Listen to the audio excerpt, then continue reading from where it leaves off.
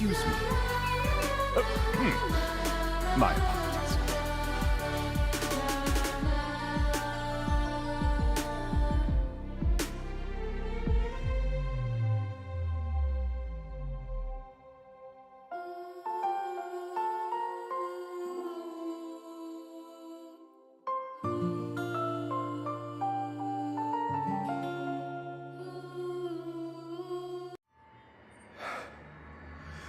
Feels like it's kicking in. Because of your gray eyes. It's all your fault! Ma vie est fade comme la poussière. Mon démon intérieur ne me laisse aucun répit. Les paroles malveillantes laissent des cicatrices profondes qui restent ouvertes. Que puis-je y faire? Ma vie se résume à subir du mépris et à survivre dans la souffrance.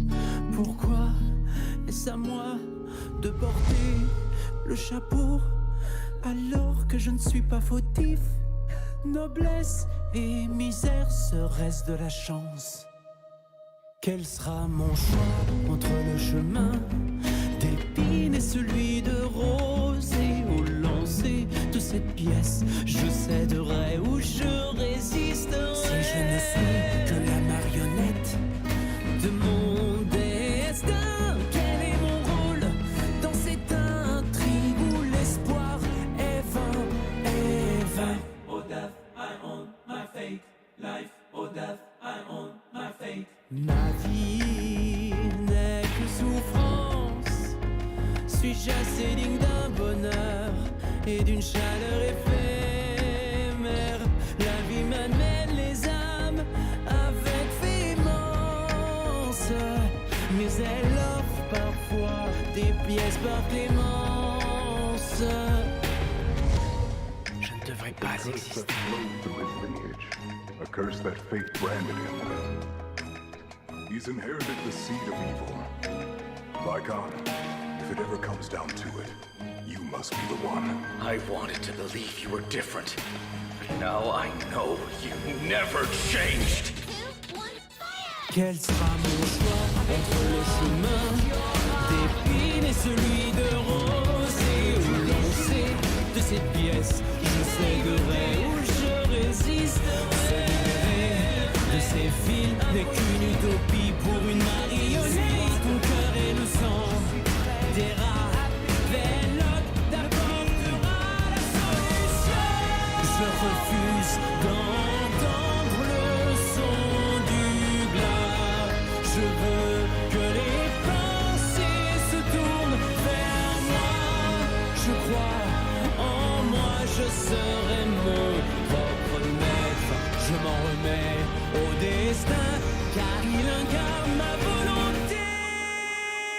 Quel sera mon choix entre le chemin d'épines et celui de rose? Et où lancer de ces pièces, je céderai ou je résisterai.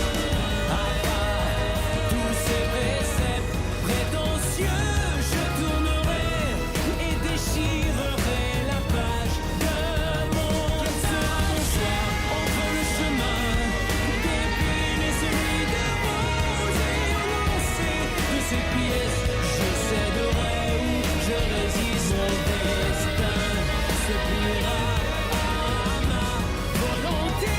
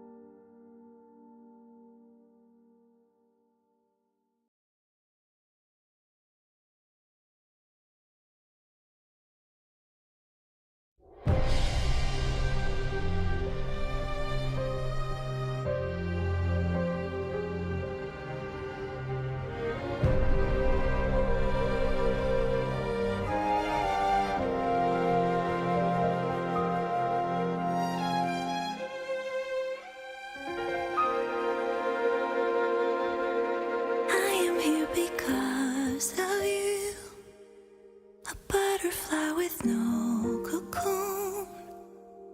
Energy we can define. Emotions from your complex mind.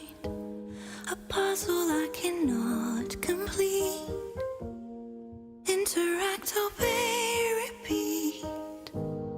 Someone help me understand. If I truly comprehend. Hello. Can I hear myself on Twitch? I can. Can I hear myself on YouTube? I'm on YouTube. Yes, I can, which means that everything is working, which means it is time for me to get flashbanged. Give me a second. Flashbang incoming. There you go. I have been flashbanged indeed. Now I need you to move to the left. There we go. Try to center myself, more or less. And we are ready and we can start. There we go. Everything is perfect. Hello. Transition indeed. There we are. What else do I need? I need that here. There we go. And I need to put this over there. There we go. Hello. And hello, Ktosh. Hello, Dan. Hello, Sparta. Hello, Mihai. How are you guys doing? Welcome to the stream. I hope you guys are doing well. Welcome in. Wait. Give me a sec. There. Where was I? Yes, Ktosh. Good that you spoke first about the new chat that you guys can see. It should be on my... No, it should be that way, right? I think. Yes, it's the other way around. The chat that you can see over there is a new chat where you can actually see YouTube's messages. Now everyone sees everyone's messages on there. You can see Twitch messages as usual, but you can also see YouTube messages, such as Dan's message earlier. Hello, Dan. Bonjour. Hello. Privyet to you as well. Well, hello, I suppose, because you do live in Germany after all. But yep. Anyway, bonjour indeed. But hello indeed. And now we can see messages from both sides, so you guys will be a bit less confused when I'm replying to YouTube side. That reminds me, let me check if things are working the way I intended them. Let me see, what should I write? Ceci est un test pour voir si la nouvelle fonctionnalité a été configurée correctement. There you go. Let me see. Come on, you can do this. No. Yes, it works. It works. Okay. The translate command works on YouTube. It works on Twitch. I know that for a fact because I tried it. But for YouTube side, I unfortunately cannot try things out when I'm not live. So this is why I'm doing this right now.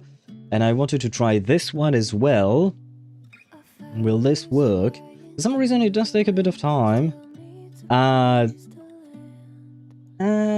know this one does not work. Okay. Unfortunate. But that one I don't know how to make it work. Because...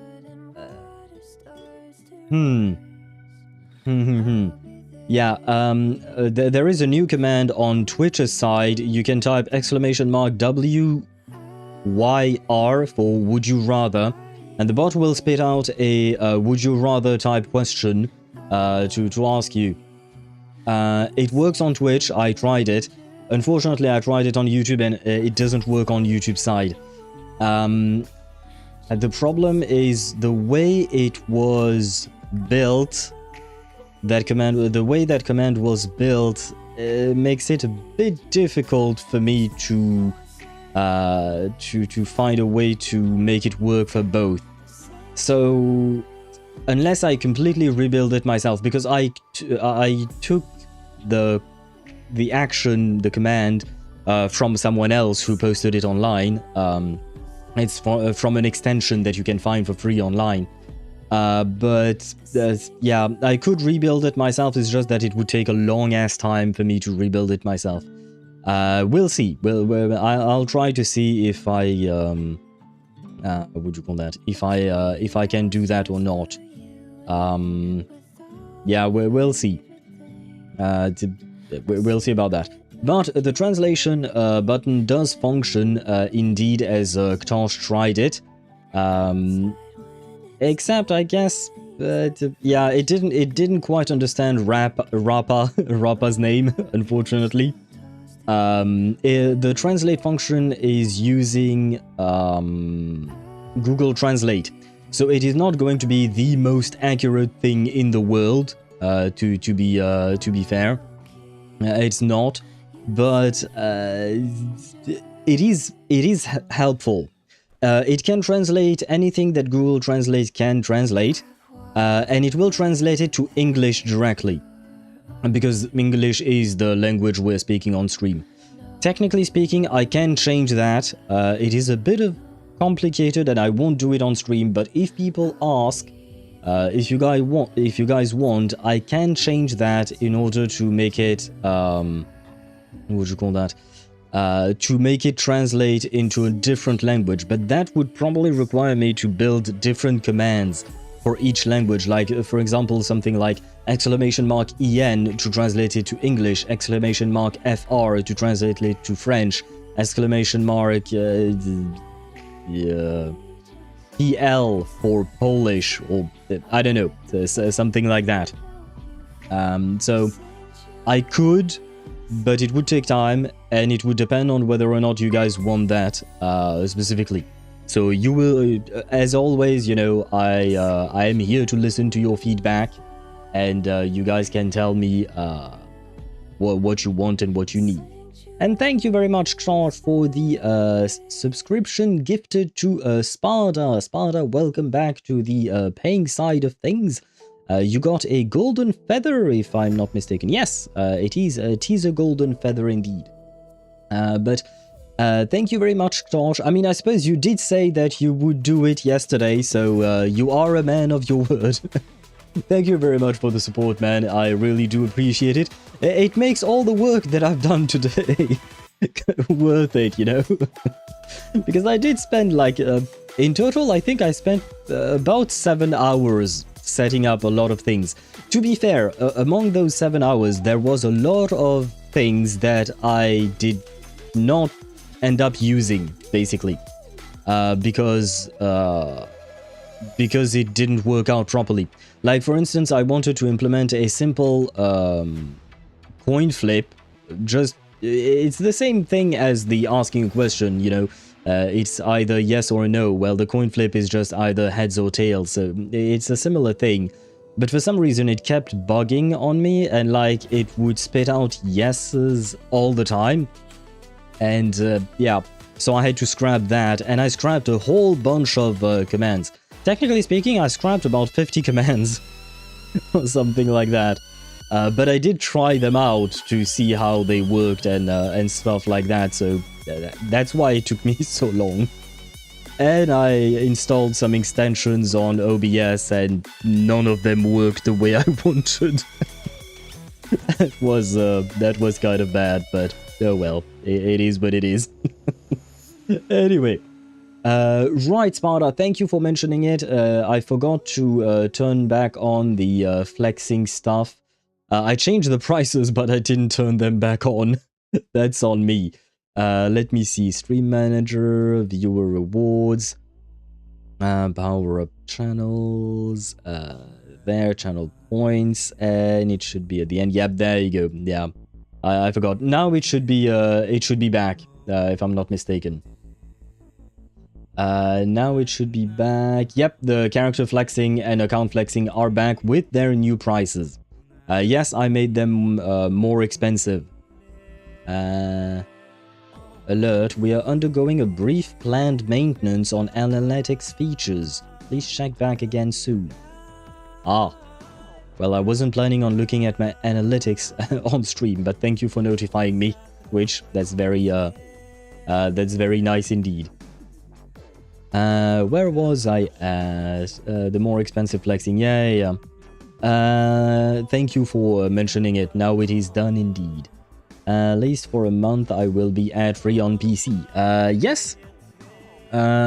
Well, shouldn't you be ad-free everywhere as long as you're connected to this specific account, I think? But speaking of ads, you guys probably saw, well, for those of you who were there at the very start of the stream, at the top left, wait, left would be that way for you guys, I think. But yes, top left corner, that way, because for me this is my right hand, this is not my left hand. But on screen it's flipped. Anyway, not the point. Top left corner of the stream, there will be a little widget announcing when there are ads. This is mostly for YouTube side if they're wondering why I may be stalling and yapping instead of continuing a story. Usually that's because ads are rolling. Most of the time I mention that ads are rolling, but sometimes I don't and I just stall by yapping. So now there is a visual indicator that ads are running.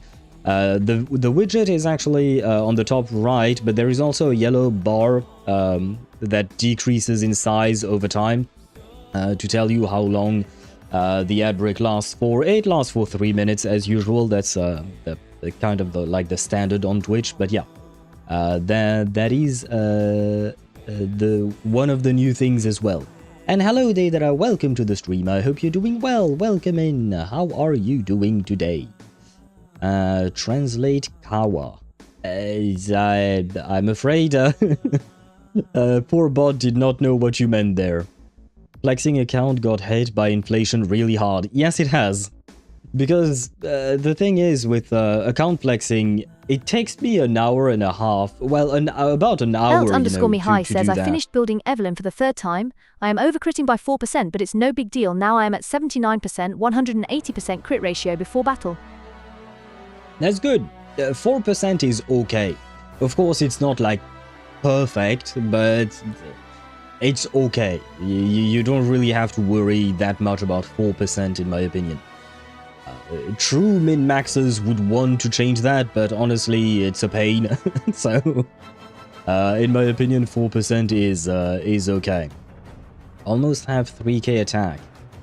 Yeah, you should be around 3.2k attack, something along those lines, I think, with Evelyn.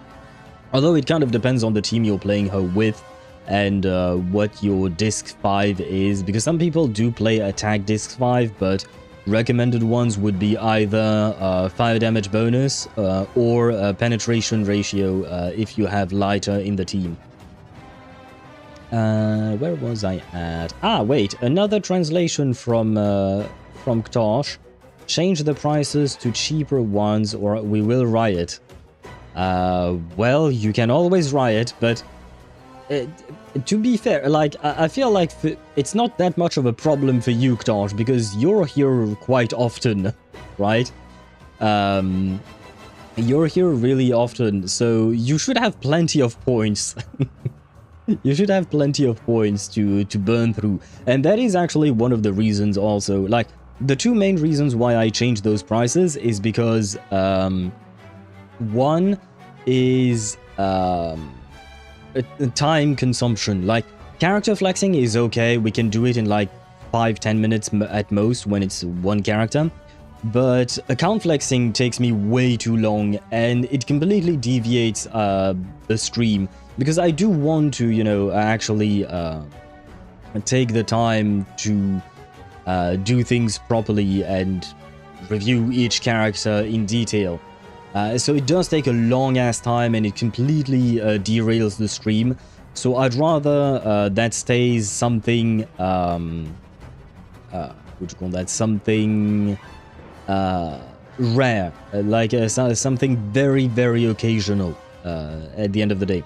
And another reason is because some of you guys are holding up a lot of points. I think Swevy is probably like at around 300,000 points at this point or something. So yeah, some of you guys have way too much points, so I have to do something for you guys to spend those points.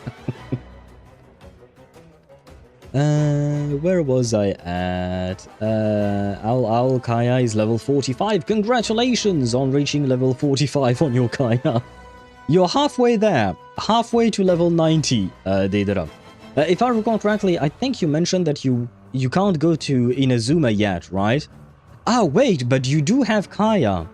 I think you could ice bridge to... Oh no, maybe there... Ah, nah, because of the storm that is surrounding Inazuma.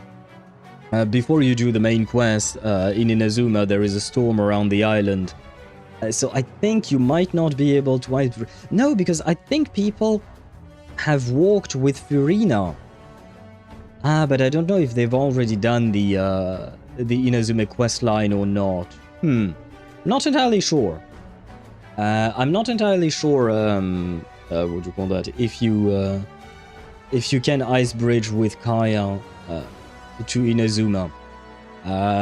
Well, if you have like 25 to 30 minutes to waste, Deidara, you can try. Ice bridging with Kaya is slow as fuck. Ice bridging with Ridsley is way better, in my opinion. But you can ice bridge with Kaya. It does work, technically speaking. Yeah, but I can't save. Gambling addiction, but without gambling. Yeah, unfortunately, there isn't much I can do with the feathers. The Twitch redemption reward point system is very much locked. Like, there are a lot of things you cannot do with it. Well, you cannot do most things. The only thing you can do with the Twitch redemption reward system is to use the points, basically. You can't gain more points aside from very specific ways, like I think when you reach certain stream streak levels, you get 450 feathers and stuff like that, right? Aside from these specific things that are implemented by Twitch themselves, there isn't much that you can do directly with those points. I have looked up how to implement a completely separate point system, but it's complicated. I will try to make it happen, and then you might be able to gamble with those points, and we would have more control over those points. We could do what do you call that? We could do more if I manage to implement it the way I want to, but it is complicated and it will require time. And not gonna lie, it's not exactly a priority for me. It's not exactly a priority, so we'll see about that later down the line. Choose your team, evil laugh. Oh god, what team are you going to choose? I think I did specify that you have to choose within the characters that I have built. You can't choose a level 1 character in the choose your team redemption reward.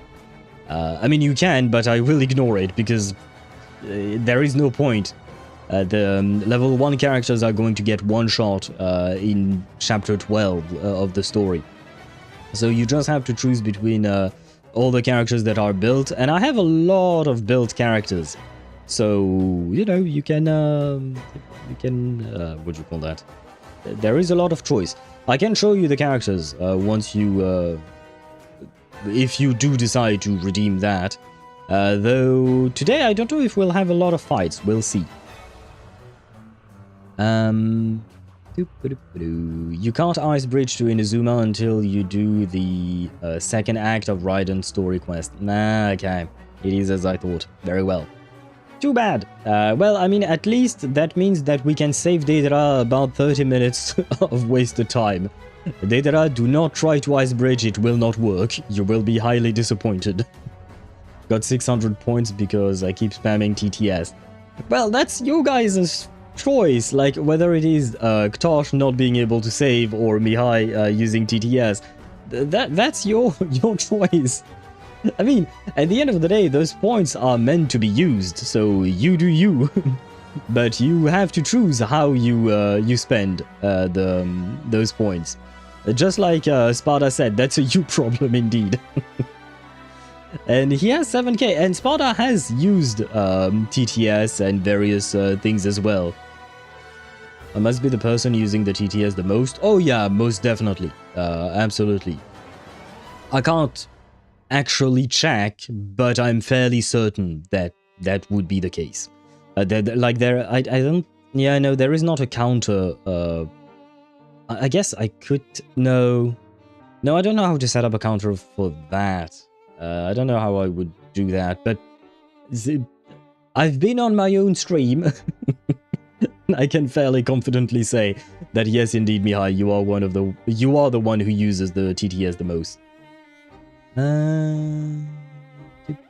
I think you could tank it. You could tank it with Furina if you have like 50k HP and enough food.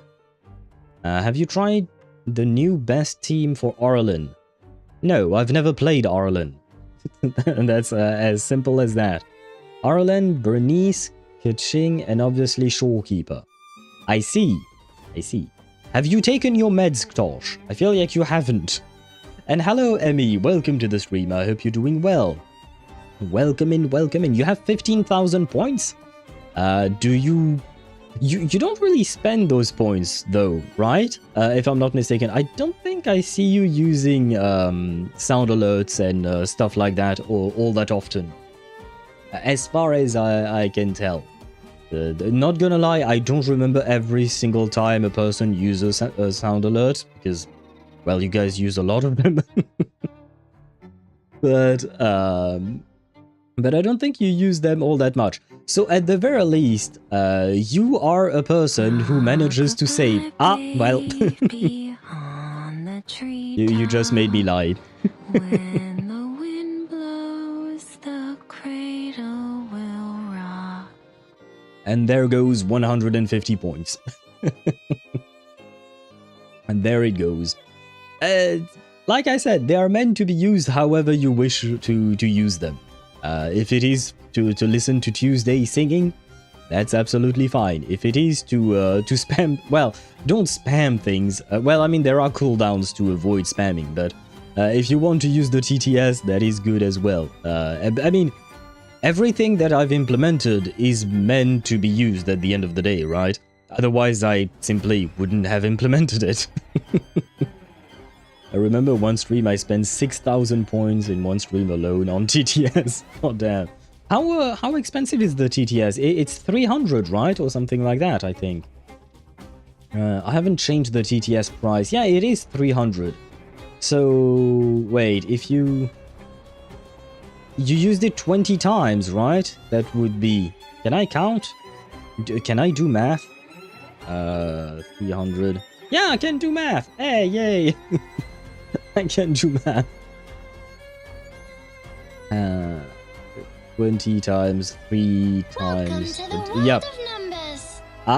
Yes. That was a good one as well, Emmy. We are doing the world of numbers indeed. Just add a 0 or 2. Yes, no, I know how to do math, Smarter. I was just joking. I know how to do math. Well, I mean, that kind of math I'm okay with. When math starts having letters, that's when you start losing me. And the worst part is I don't actually have a choice because, unfortunately, like in biology and even in geology, we do use a lot of formula to calculate various kinds of things. Like, it's a pain in the ass, man. And there are a bunch of statistics to be done as well. Although, one thing I absolutely loved when I was... you know what? I had statistical courses in both my psychology degree and my biology and geology degree. In both degrees, they gave us courses on statistics. And I loved the fact that the teachers didn't want us to learn the formula by heart. LT_Mihai says Y and X must have seen themselves real tough, leaving the alphabet to join math. Well, the thing is, Mihai, it's not just about Y and X. There are a lot more letters that are used, actually. I don't know if every single letter is used. Probably, is my guess. But yeah, a shit ton of letters are actually used in math, especially when you apply math to specific domains like biology, chemistry, and stuff like that. And the worst part is, it's not just the Latin alphabet that is being used, we also use the Greek alphabet in math. So, we have everything. Isn't that awesome? Yeah, just like Sparta said, wait until you get Greek letters into the mix. Yep, indeed.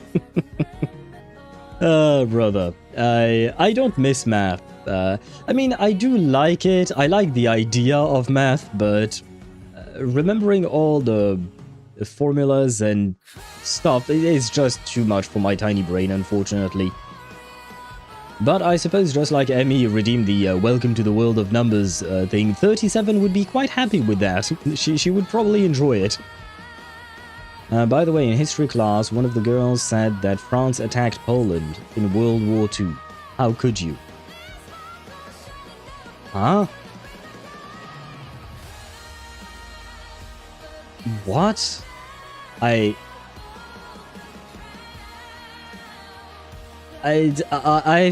genuinely have no idea, Knosh. I don't think we did, because Poland was on the Eastern Front of World War II. France was already quite busy on the Western Front. We never went to Poland. Like, we never went there. Well, not never, but during World War II, I don't see why France would send troops to Poland. Because the way World War II ended was, on the Western Front you had France, the United States, Canada, the United Kingdom, and an alliance of countries coming from west to east. And on the other side it was Russia going from east to west, and they advanced on Poland and then on Germany, and then both armies met in Berlin. So, like... yeah, I don't know why that person told you that. I don't know if it's true, to be fair. It could be true, but I have no knowledge of that whatsoever. And hello, Armane, welcome to the stream. I hope you're doing well. I know you said I have bad news. They patched Korean Vertin. Is that bad news? Is that bad news? Or is that good news? Because technically I've never heard Korean Vertin, so I don't really know. And hello gamer, welcome to the stream. I hope you're doing well. Welcome in, welcome in. Where was I at? As a former technical college student, I have PTSD from that shit. Understandable. Understandable. Also, I'll flashbang. Ah, right, sorry, I missed that message earlier. Let me check. Wait, yeah, just to make sure. Okay, that's flashbanging indeed. Okay, yes. That is very much an NSFW. Yes, that is a flashbang indeed. Thank you very much. France and UK declared war on Germany when it invaded Poland. They were allied to Poland. Yeah, yeah.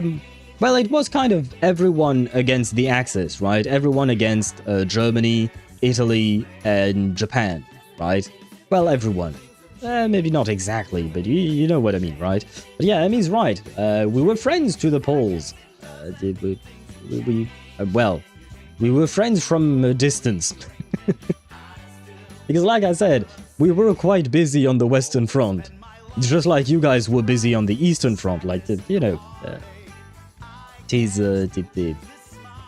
you guys are far. You're very far away. Not untrue, but inaccurate. Wait, what is not untrue but inaccurate? Yes, it is bad news. You will no longer experience Korean Vertin. Also, were you talking about World War I and World War II? Because I am too much of a nerd on that shit.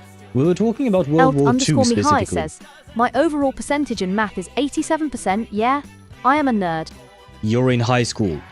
Don't forget that. Math, when you reach university, is not the same kind of math.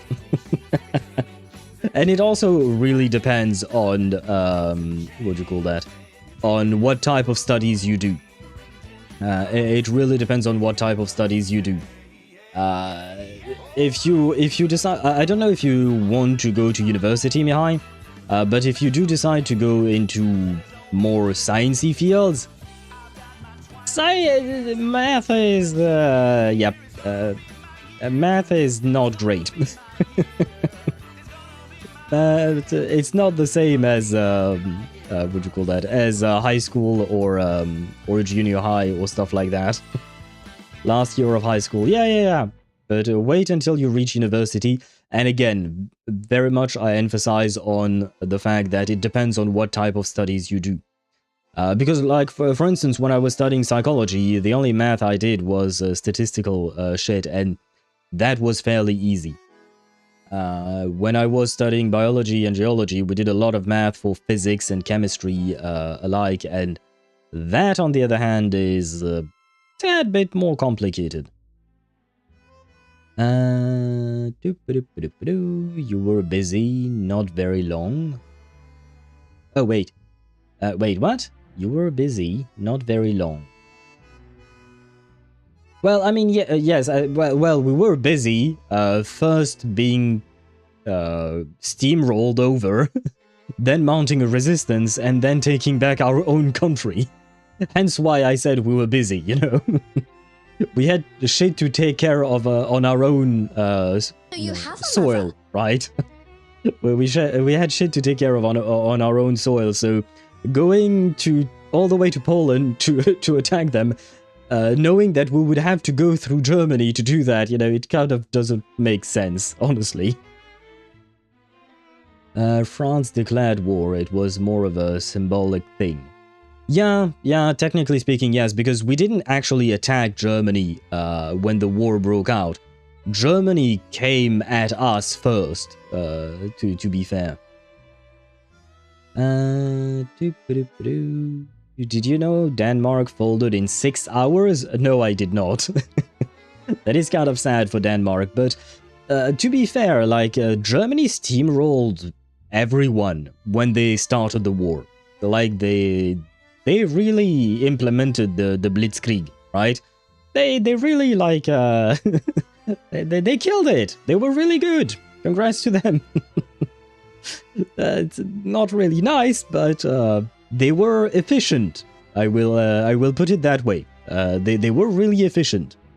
And I mean, they conquered a good chunk of Europe in the first 2 to 3 years of the war, right?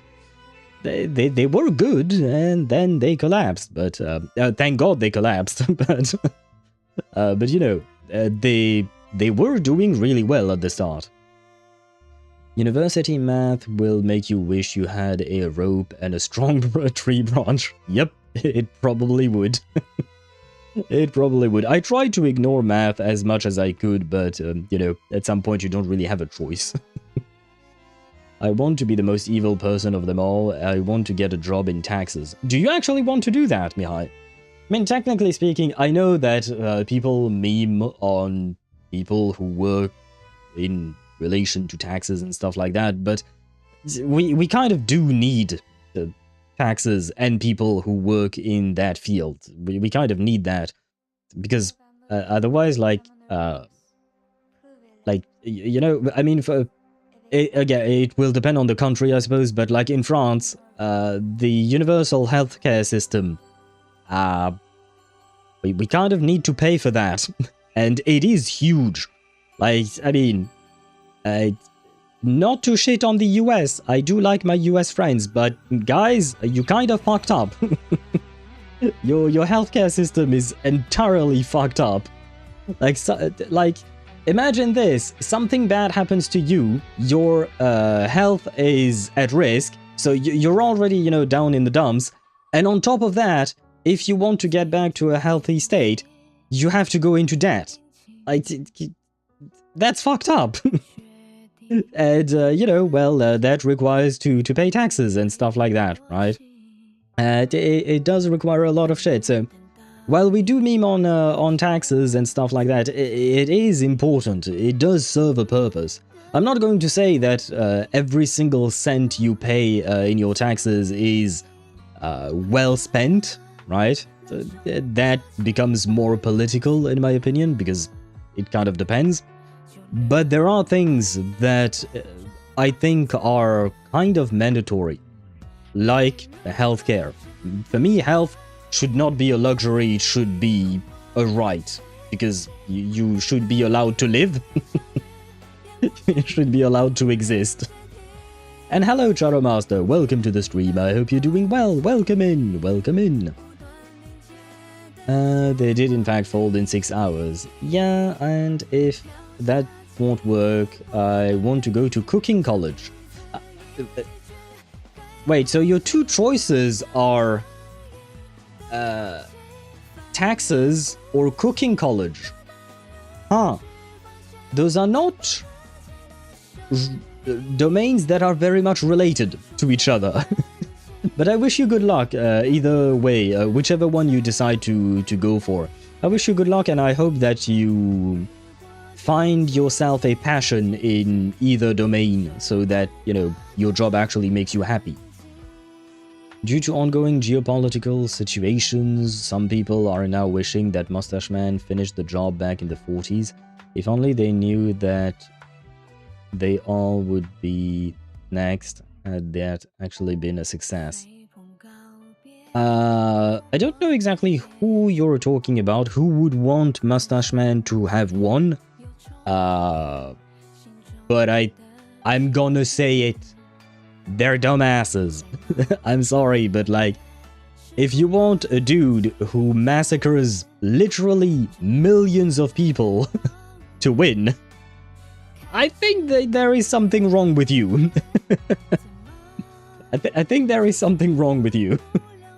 If you want that kind of guy to be your president or to win, like, yeah, you should check yourself. That you should reflect on yourself and who you are as a person.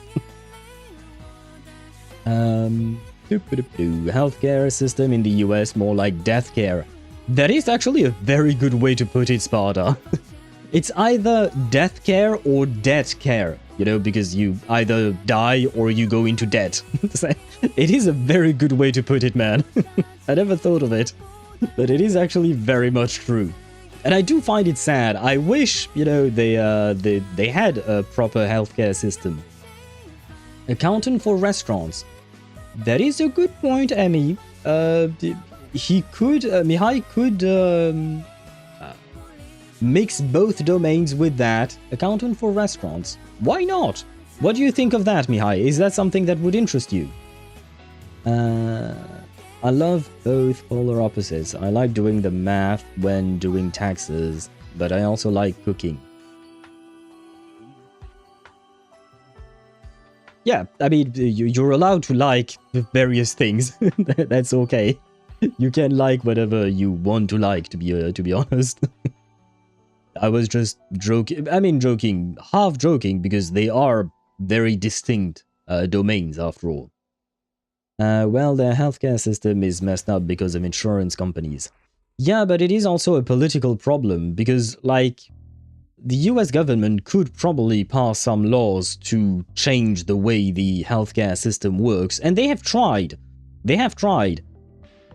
But, I mean, okay, let's speak plainly. The Democrats have tried, and every time the Republicans have fucked up everything for them, right? So at the end of the day, you're right, Charo Master, it is the insurance companies that profit like goddamn bastards. But it is also a political problem, like, the government should protect its people from greedy corporations. That should be one of the roles of the government, in my opinion. And I'm sorry, but the US government ain't doing shit. Well, I mean, they kind of try, and then they fuck up, and then they try again, and then they fuck up again. Sparta_4 says it's a straight-up constitutional issue. It's bipartisan issue. Yeah, I never liked the idea in the US that you only have two parties. Well, technically speaking, they have more, but the other parties, they don't matter, to be honest. They simply don't matter. They do exist, but they don't matter at all. And that kind of shit, yeah, I feel like it doesn't reflect all the ideas that can exist. Now, on the other hand, like in France, we have a very fragmented political system with several parties. There are some main ones, but it is way more fragmented than it is in the US. And it makes things very complicated, not gonna lie. So it is not ideal either, but I do prefer it. Just because it reflects more ideas. It allows it, because like you can't just think like easily all left or all right. It's like there are good ideas everywhere. You can kind of pick and choose, and like yeah, the US has a lot of problems, to be honest. They do have a lot of problems. I don't think they want Mustache Man to win, but they probably wished he finished a race back then. Yeah, see, well, if you want, like, if someone, not you, Arminated, but to reply to what you said, if someone says that they want a person to finish off a race, I feel like they have issues, you know. There is something wrong with you.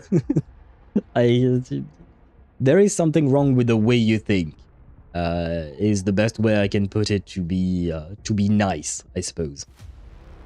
My high school profiles focuses on managerial and gastronomical work. When I finish high school, I will have a wide range of work available. Your high school has a profile? What? I don't know how it works in Romania. In France, well, I don't know exactly how it works in France either, because they've changed a lot of shit in recent years, and I'm not all caught up. But in France we do have some specialization, but it is not really based on which high school you go to. It is more like national choices that you can make. A lot of people think that, believe me, it gets potentially terms of service breaking topping on Twitch. Yeah, no, I know that a lot of people think like that. Thank God they're a minority. They're a very vocal minority, but I do believe they are a minority indeed. But still, it's a minority that exists, and people who think that other people should be massacred, I hope that they find some way to change the way they think. I highly doubt it. I feel like it will probably always exist, but you know, we can always hope. Have you heard about the guy in Poland that got 15 years because he stole a bottle worth 50 groszy, like 13 cents? I have not.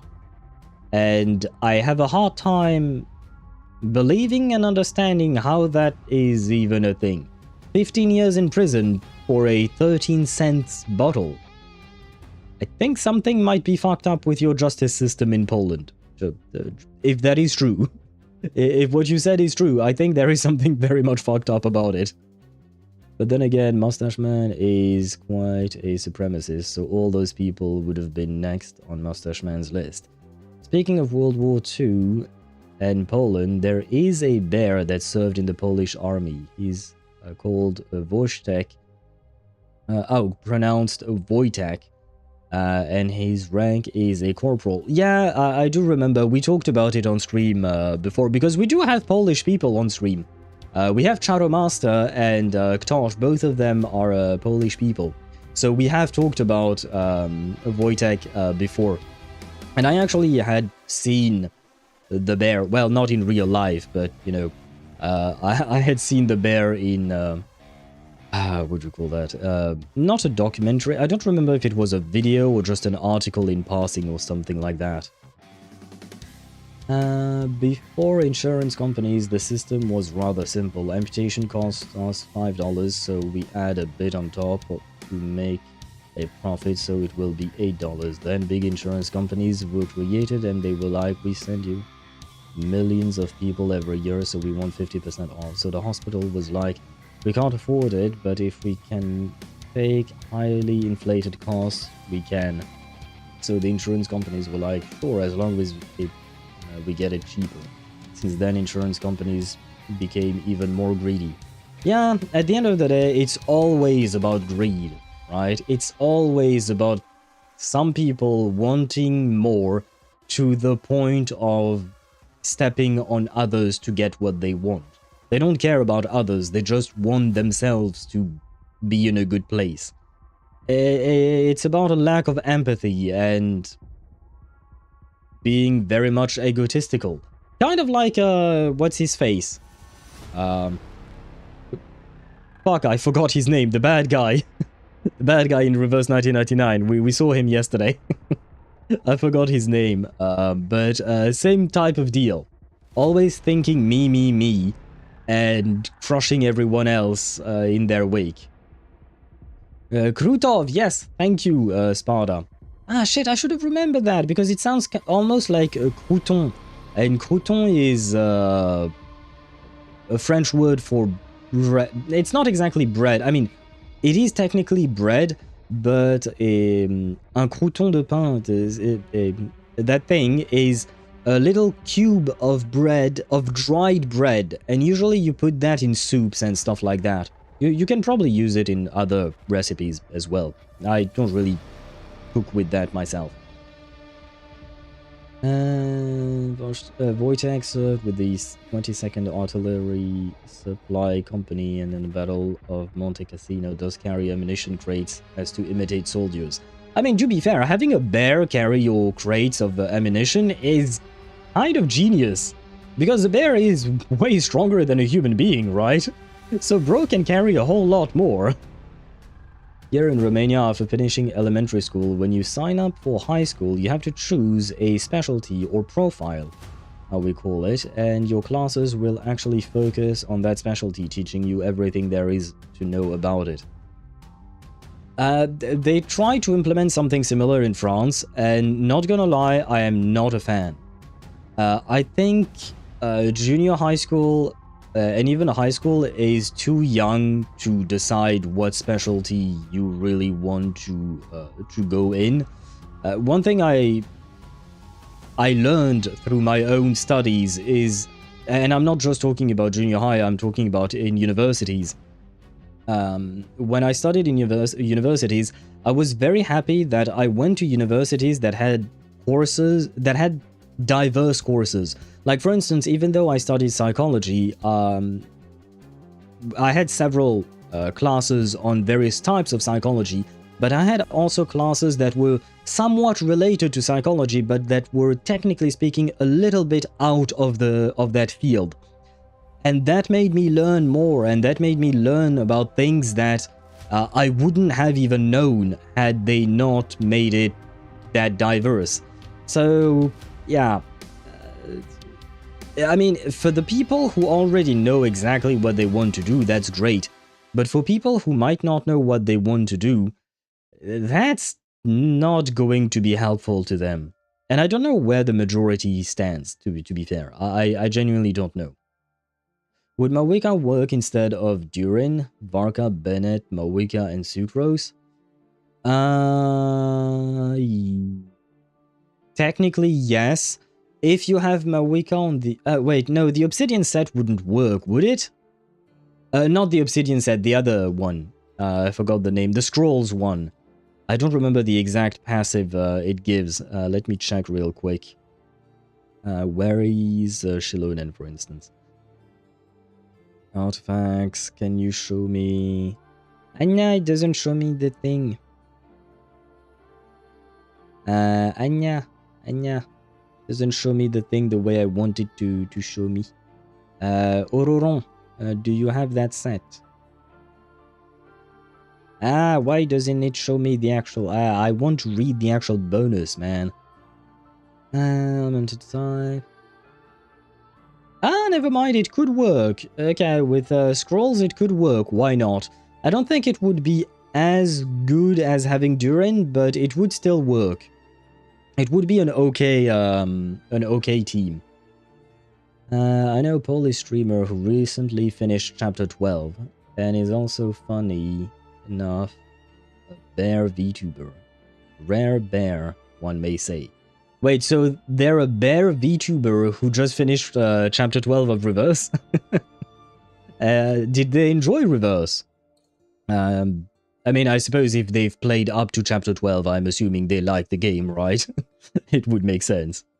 The worst thing is that if you do not have insurance, you pay these fake prices. Yeah, you have to pay out of pocket, and that's when. Well, I mean,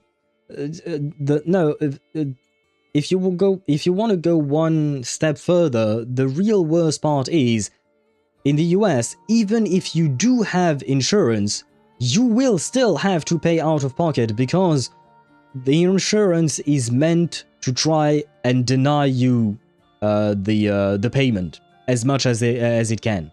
Like, they will try their best to tell you, no, we don't pay that shit. And you will still have... So, you pay like $700 a month for your insurance, and then you still don't actually have insurance.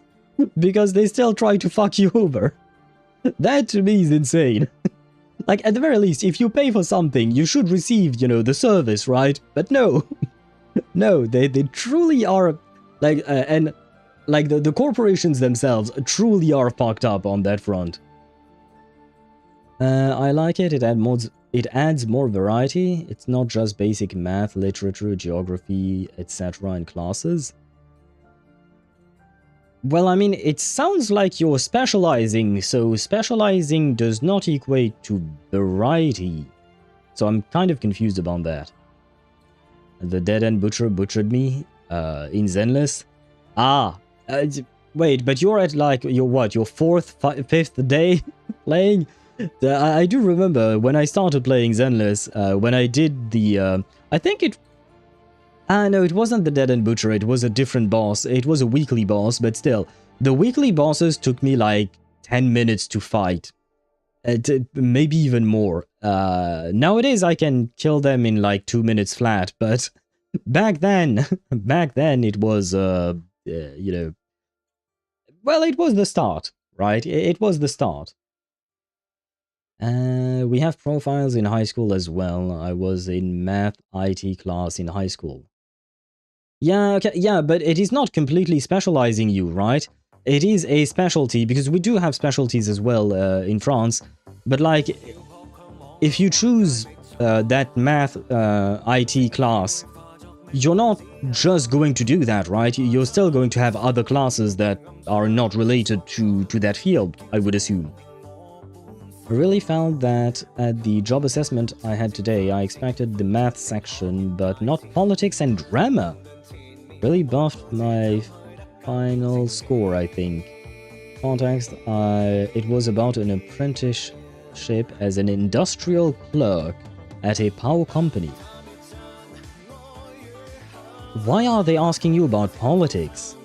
Grammar, I'm like, okay, I can understand, why not? Math, I can understand.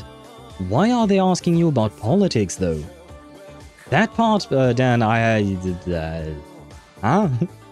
And when you said it really buffed your final score, do you mean that it was good for you, right? I hope so, at the very least. And also, I told him when he was playing Chapter 11, hey, I like Node 15, the doomed yaoi one. He called me fucked in the head for that after trying from that node. Wait, what happened in Chapter 11, Node 15? I don't remember Node specifically like that, man. What happened in that node specifically? Why was it yaoi? What are two male characters that we might have seen? Oh, Aberhart. Yep, okay. Yep, nope, yep. Yeah, okay, no. And I agree with whoever that streamer is.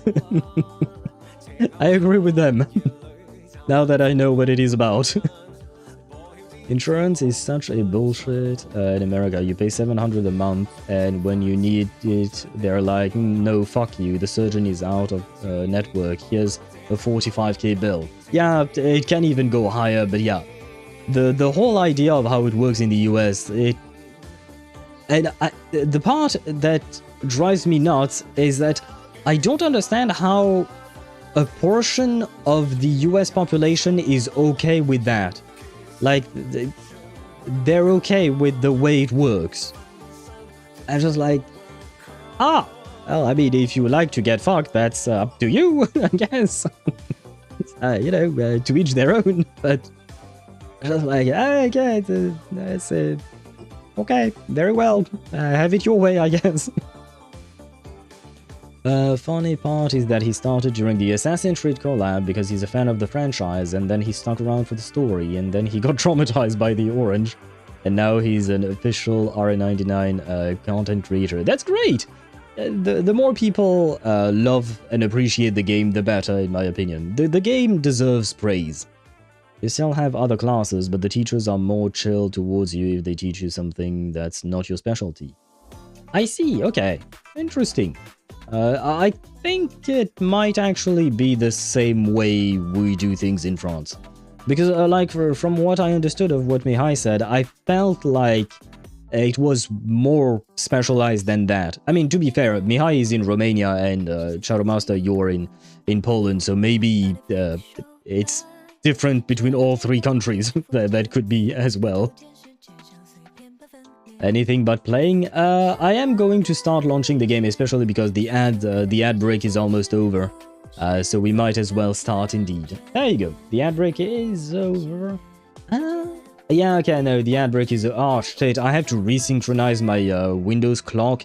Fucking hell, I don't know why I keep having that problem of the Windows clock not being properly on time. I mean, it's just a few seconds here and there, but it's still... I don't understand why it happens.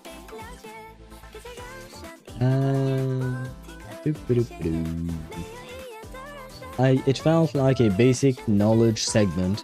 It included parts like sort of these international capitals and what's Germany's economic model. Huh. But is that relevant to the job you were applying to or the apprenticeship? Like, is that knowledge actually going to help you do the job? Because I feel like, I know they do, but I feel like an employer should not be asking questions that are unrelated to the job. They shouldn't.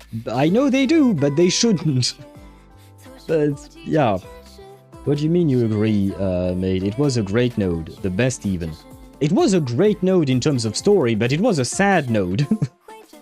I wouldn't say I like it in the sense that I was happy about it. I will say I liked it because it was well written. If you like being pinned down and ran from behind by a 25-inch, then be my guest, pay your insurance.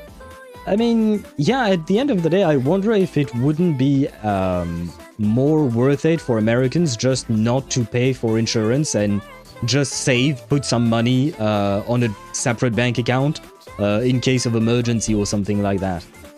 If... Like, instead of paying $700 for the insurance, just put those $700 in a separate account that you own and you control. So you have that money in case you need it.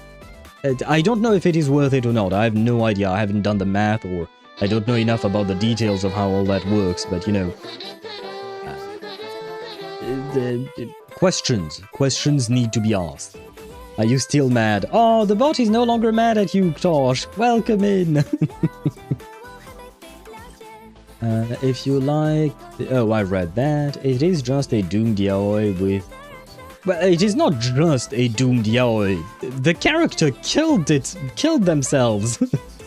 I guess.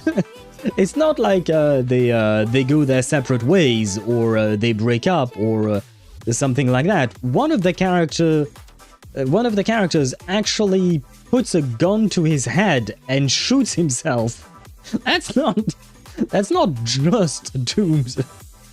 Really, it is a big deal. You'd say you'd have to save plenty of money. I mean, $700 a month. Let me do a quick math with the help of a calculator.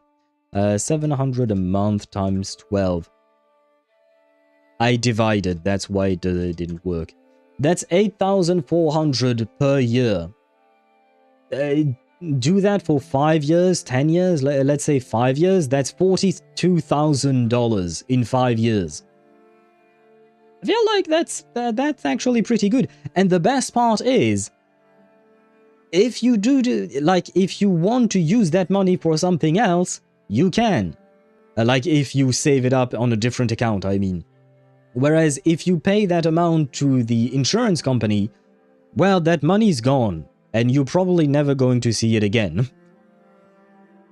I mean, that sort of thing happened 5 times in total throughout the game, 4 in the main story, 2 of those 4 in chapter 11 alone.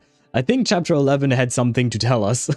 Something sad. Didara Claydragam says, "If you are mine, you will not be for anyone type relationship."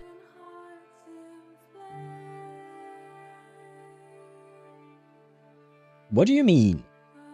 Deidara, I'm not sure I understood the question. If you are mine, you will not be for anyone type relationship. What does that mean? Oh, do you mean about Charon and his friend? Well, friend, boyfriend perhaps, but if you mean those guys, no. The guy who killed himself, it wasn't about the relationship. It was about his own guilt because of the things he has done. It had nothing to do with Charon himself. The guy shot himself because of the guilt of what he's done during the war. I mean, I read that. By the way, have you seen the Overture Bluepoch released for Meryl? That funny diary entry for Meryl's perspective. I have seen the images, but I haven't read anything. I've seen the images being posted on Reddit, but I haven't actually read what was said in the thing. I just saw that something was posted about Meryl. No, it's not pretty good for the health costs in the US. 45,000, what was it? No, I think I said 42,000. $42,000 is not enough? Ah, brother. Ah, brother. That kind of sounds awful. If $42,000 does not help you pay for basically trying to remain alive, I feel like, something is wrong indeed. And switching scenes abruptly. And there we go, we are in game. Like I said, I did launch the game while we were yapping. That is horrible. Yes, Deidara, it was really sad. Because, I mean, to be fair, he did bad things, hence why he felt guilty. It made sense that he felt guilty, but it was well written, and it was certainly unexpected. I have to admit, I did not think he would actually do it. Asking Google, I've got common major surgeries like knee replacements can range from $20,000 to $190,000, while urgent complex procedures like organ transplants can exceed $1 million. Okay, but will the insurance actually pay for that? Because I've heard, well, I suppose it's kind of the bias of what you hear versus what you don't hear, right?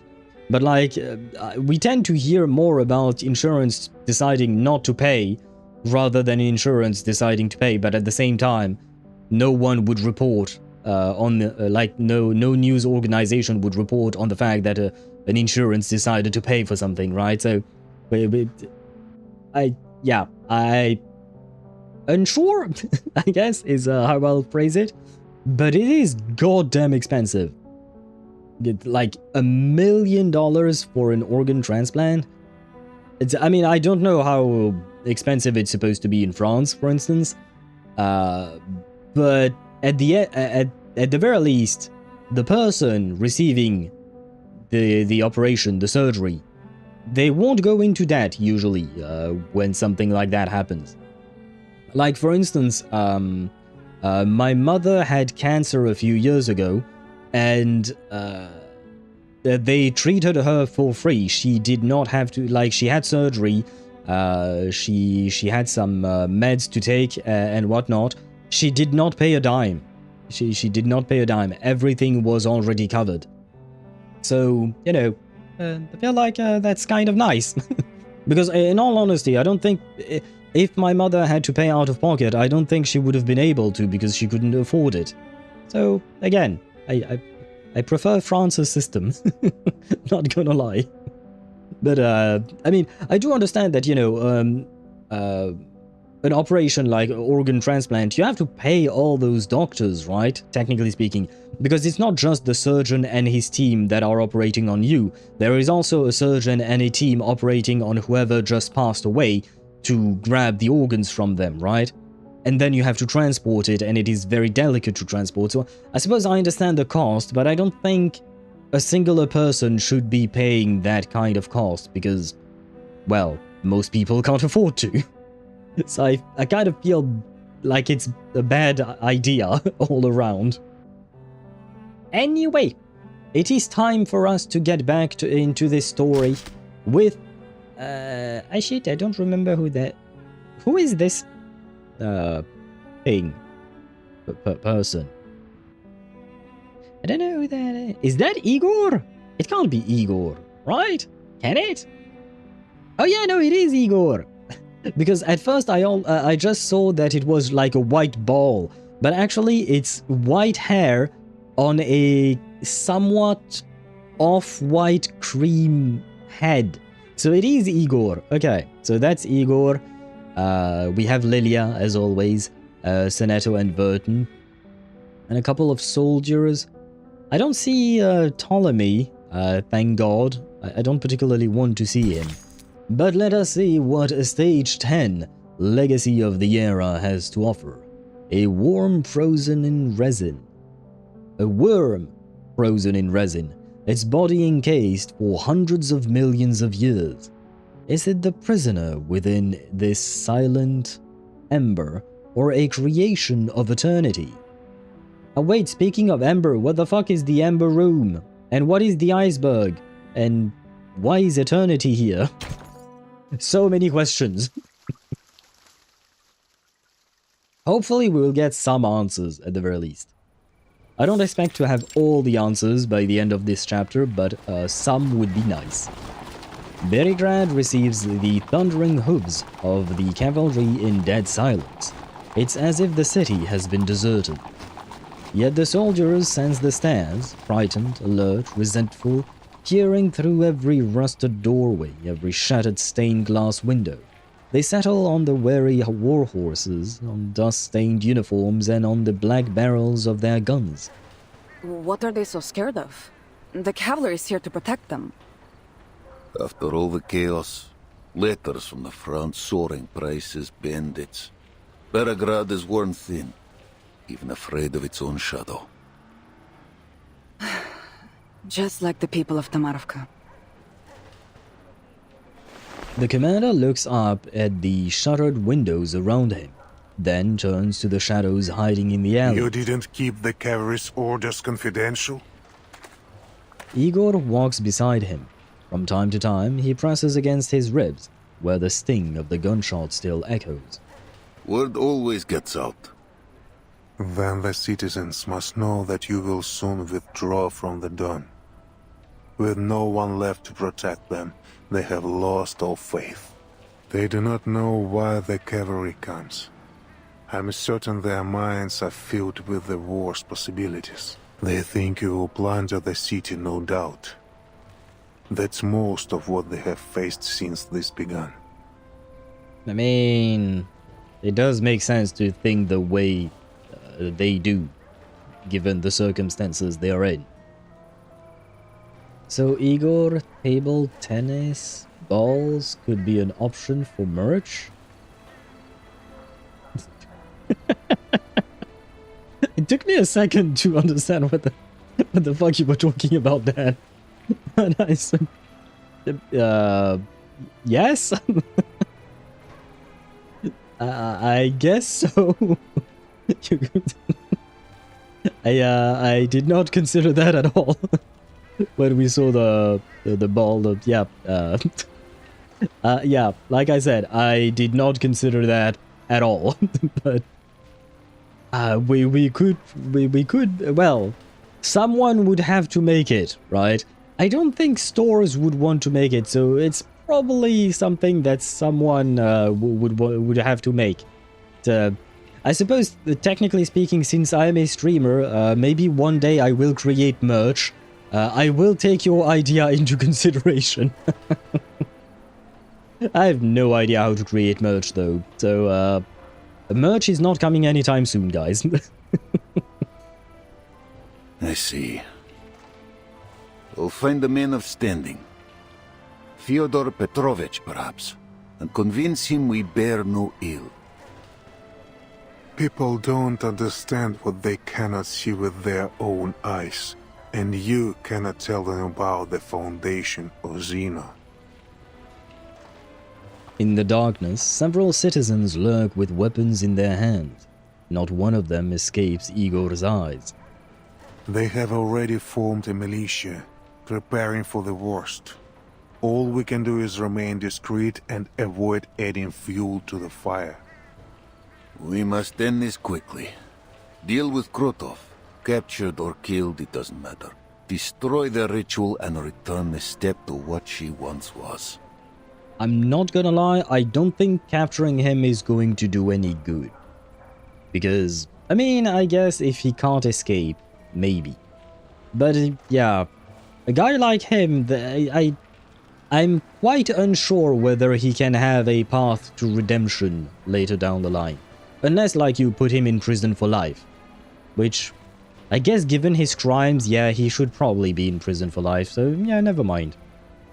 And aid the Timekeeper in her mission.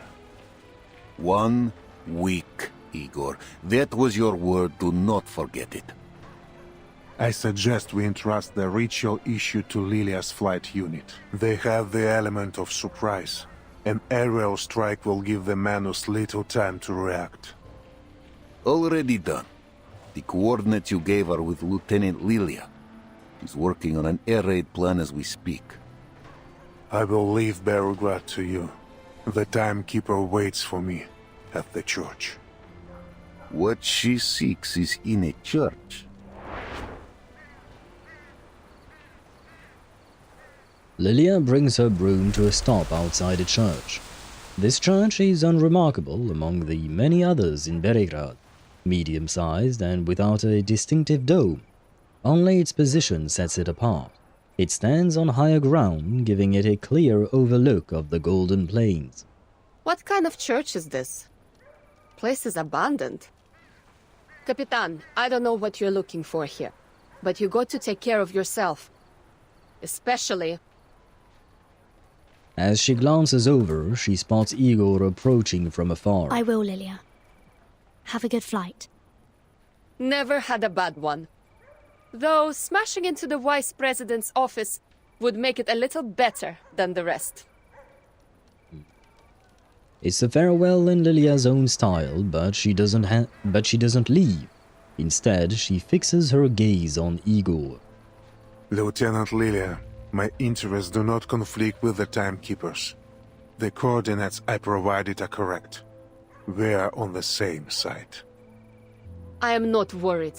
If you dare to lie about this, you're not leaving the city alive. Well, say, takes balls to to threaten a man like Igor. And well, to be fair, Lilia, she do be having big balls. she does have a lot of nerves. She has nerves of steel, we should say. Desperate times, desperate measures. Tuesday can just bring up her motel if anyone tried taking her to therapy. Oh wait, why don't we ask the baby? Why don't we ask Tuesday's baby to eat Manus Vindictae?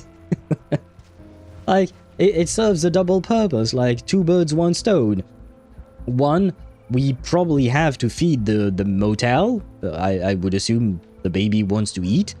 And 2, we are kind of at war, so we kind of need to do something, right? So, you know, I feel like that's kind of a solution. You let the baby roam free and eat people. Not like that's a horrible solution, but, well, like you said, desperate time, desperate measures, right?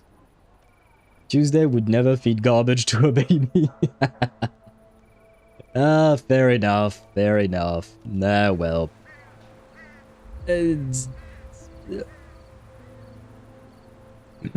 I'm trying to find a way to turn this around, but, Yeah, okay. Yeah, no. I have no solution for that issue.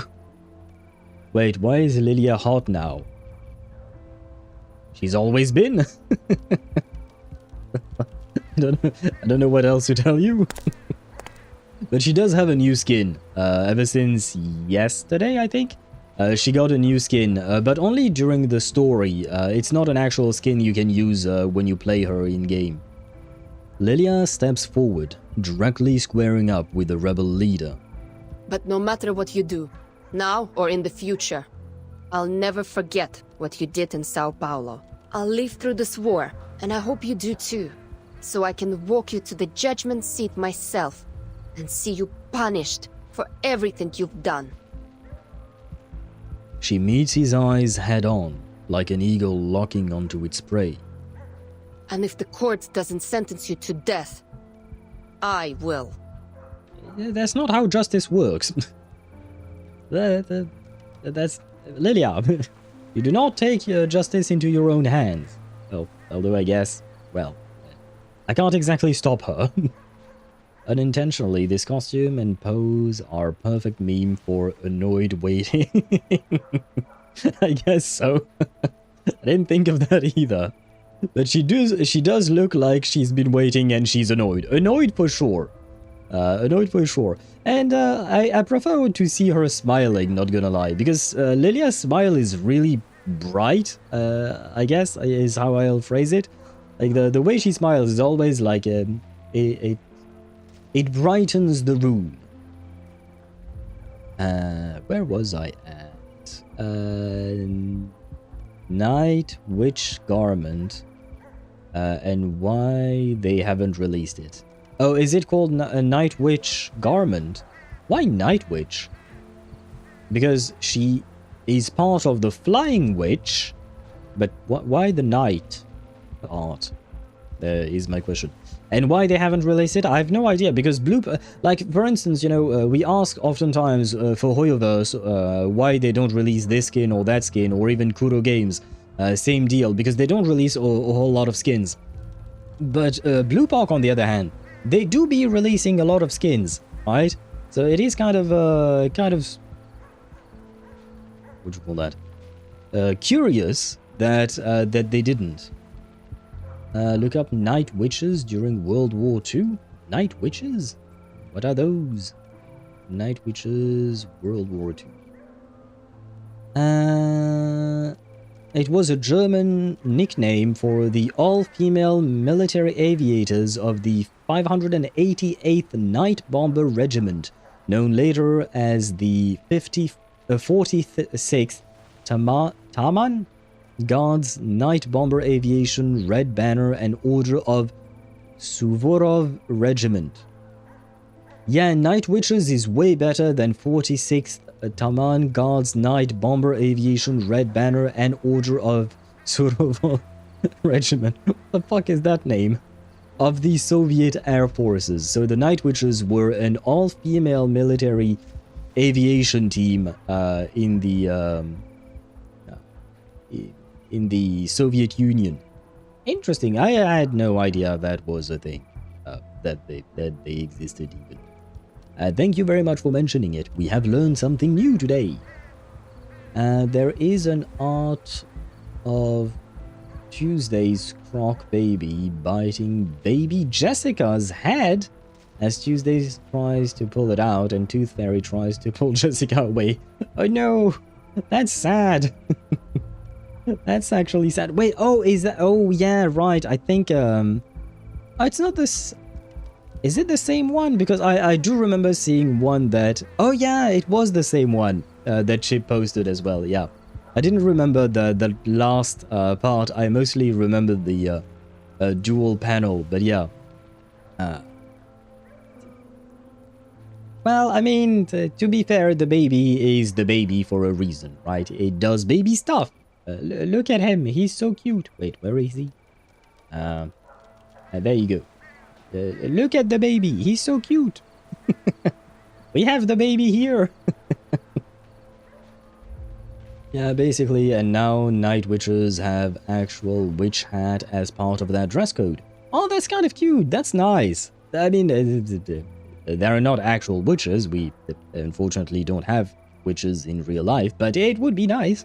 But still, it is nice that they implement the lore of their own company or regiment, however it was phrased, into their garments, like to reflect their own history. You know what I mean?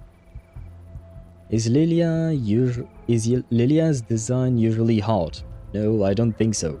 Well, I mean, to be fair, Ktosh, it is a matter of perspective.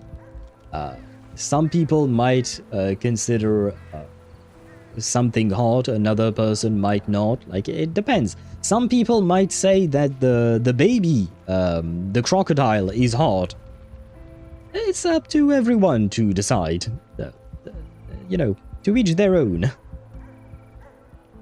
Meeting Lilia's eyes, Igor understands that this isn't a threat, but a declaration. He does not confront her, but he does not avoid her gaze either.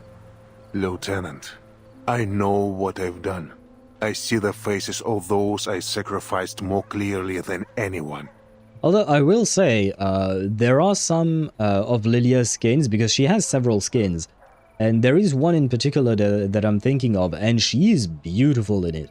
I'll try to show you. I don't have the skin myself, but you can still see it in the characters menu, if I recall correctly. So I'll try to show it to you once the stage is done. A suffocating stillness settles across his face. I look forward to my judgment day. So do I. Lilia mounts her broom and takes off. Igor watches as she rises into the sky and rejoins her squad. He lowers his head. Let's go, Timekeeper. What we search for is underneath the church. Underneath? As there is change, so do landmarks. There was a time the Amber Room was buried beneath the market even. The church's cellar is deep, near the periphery of the Amber Room. Ptolemy led the digging of the simple tunnel between them. I wonder if the Amber Room, which is apparently beneath the church, I wonder if it will be anything like the room that was in the catacombs of Paris in the previous patch. Because I feel like there has to be a reason why they chose to write that story for the Paris patch, right? There has to be a reason why they mentioned that whole mess of a place. So I wonder if it's something similar, maybe. Like a place that connects to that other world, kind of. It's not really another world, but you know what I mean, right? Just as they are about to set off, Sonata lets out her anxious hesitation. Timekeeper, are you sure you want to go down there alone? It's all right, Sentinel. Only Igor and I are allowed in the Amber Room. That was the deal. You and Marsha can just wait for me here. Vertin once again ditching Sonetto. Poor Sonetto. The road down is not long, but the darkness of the suffocating earth devours any sense of time. Lilia rocks in that dress though, but I still want her helmet. What's that light ahead? The lighting system my man built before. Before? When they dug the tunnel? Earlier than that. The light grows brighter, revealing an unexpectedly complex structure as they pass through the entryway.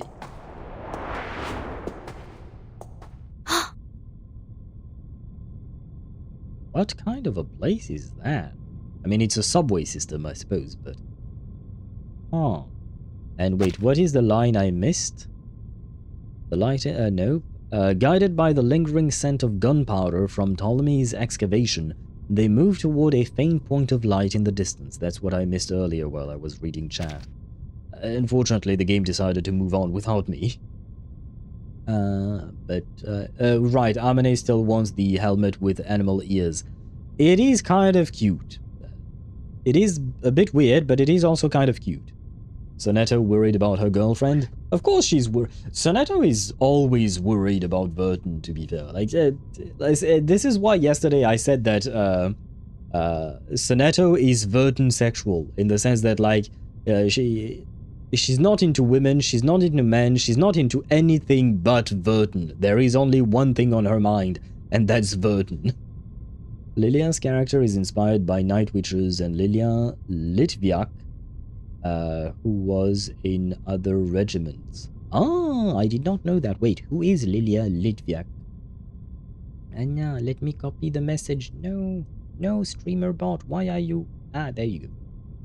Let me search up who this person is, because it is of interest to me. Lilia Litviak, également connue sous le nom de Lilia Litviak. Yeah, wait, let me read that in English. There you go. Also known as Lilia, was a fighter pilot in the Soviet Air Force during World War II. Historians estimate for her total victories range from 13 to 14 solo victories and 4 to 5 shared kills in her 66 combat sorties. Sorties? How do you pronounce that in English? Anyway. In about 2 years of operations, she was the first female fighter pilot to shoot down an enemy aircraft, the first of 2 female fighter pilots who have earned the title of Fighter Ace, and the holder of the record for the greatest number of kills by a female fighter pilot. She was shot down near Oral during the Battle of Kursk as she attacked a formation of German aircraft. I know she died. Did she die during the... Ah, yeah, okay, she died at the age of 21. Yeah, fucking hell. See, this is why war is awful. She died at... I mean, she was already quite accomplished, right? I mean, technically speaking, her accomplishment was about killing people, but, well, that is war indeed. But still, you know, the fact that she died at 21, man, that's kind of sad. Some people in chat haven't even reached 21 years old yet, you know? It's, well. But, I mean, she did accomplish much. I mean, that animal ear could technically be the Soviet-Russian Air Force propaganda to get more pilots. Would that work? Giving a cute animal ear hat to recruit people? Is that a thing?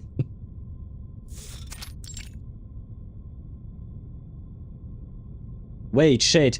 Does that mean that Lilia is also going to die at the age of 21?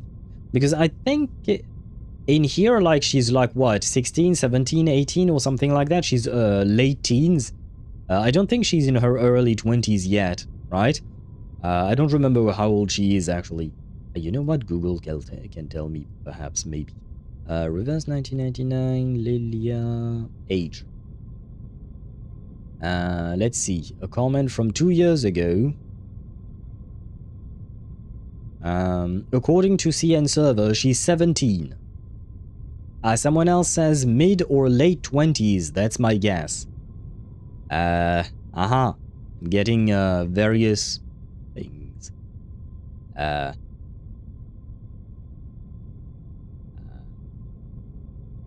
Yeah. There is a bunch of people saying 17, so I guess 17 might be the real number. But does that... Do you guys think that in 4 years... Because I feel like the game is popular enough, even though it's not like the biggest in terms of revenue and whatnot, I feel like the game is doing quite well for itself. So honestly, if it keeps going the way it does, I don't see why it would have an end of service in the next few years. So I feel like the game would probably continue at least for the next 4 years. Do you think they would have the balls to actually kill Lilia in 4 years so that she dies at the age of 21? I don't want that to happen. Just let it be known. I don't want it to happen, but it would fit the character, or it would fit the person she's been inspired from, right? I sincerely hope that's not the case, though. Would you want to fly a jet with a normal helmet when there is one with animal ears? Me personally, yes, I'm not actually fond of animal ears in general. I do find them cute, but I wouldn't wear them myself. The only time I've had animal ears on myself was when I was at Disney, and I was with a bunch of friends, and I don't remember if it was one of my exes or one of my friends. They grabbed one of those, you know, headband with Mickey Mouse's ears on it, and they put that on my head. That's the only time I've ever worn something like that. And I feel like that's probably going to be the only time. It's not going to happen again. Remember Regulus mentioning the 27 Club? I hope that she and Lilia won't join it at the end of the story. I don't remember that she did, but she probably did. It would make sense for her character, Regulus, to actually mention it, but... Yep, yeah, you have a good point. Well, how old is Regulus? I'm just trying to see how many years we have with those characters before they die.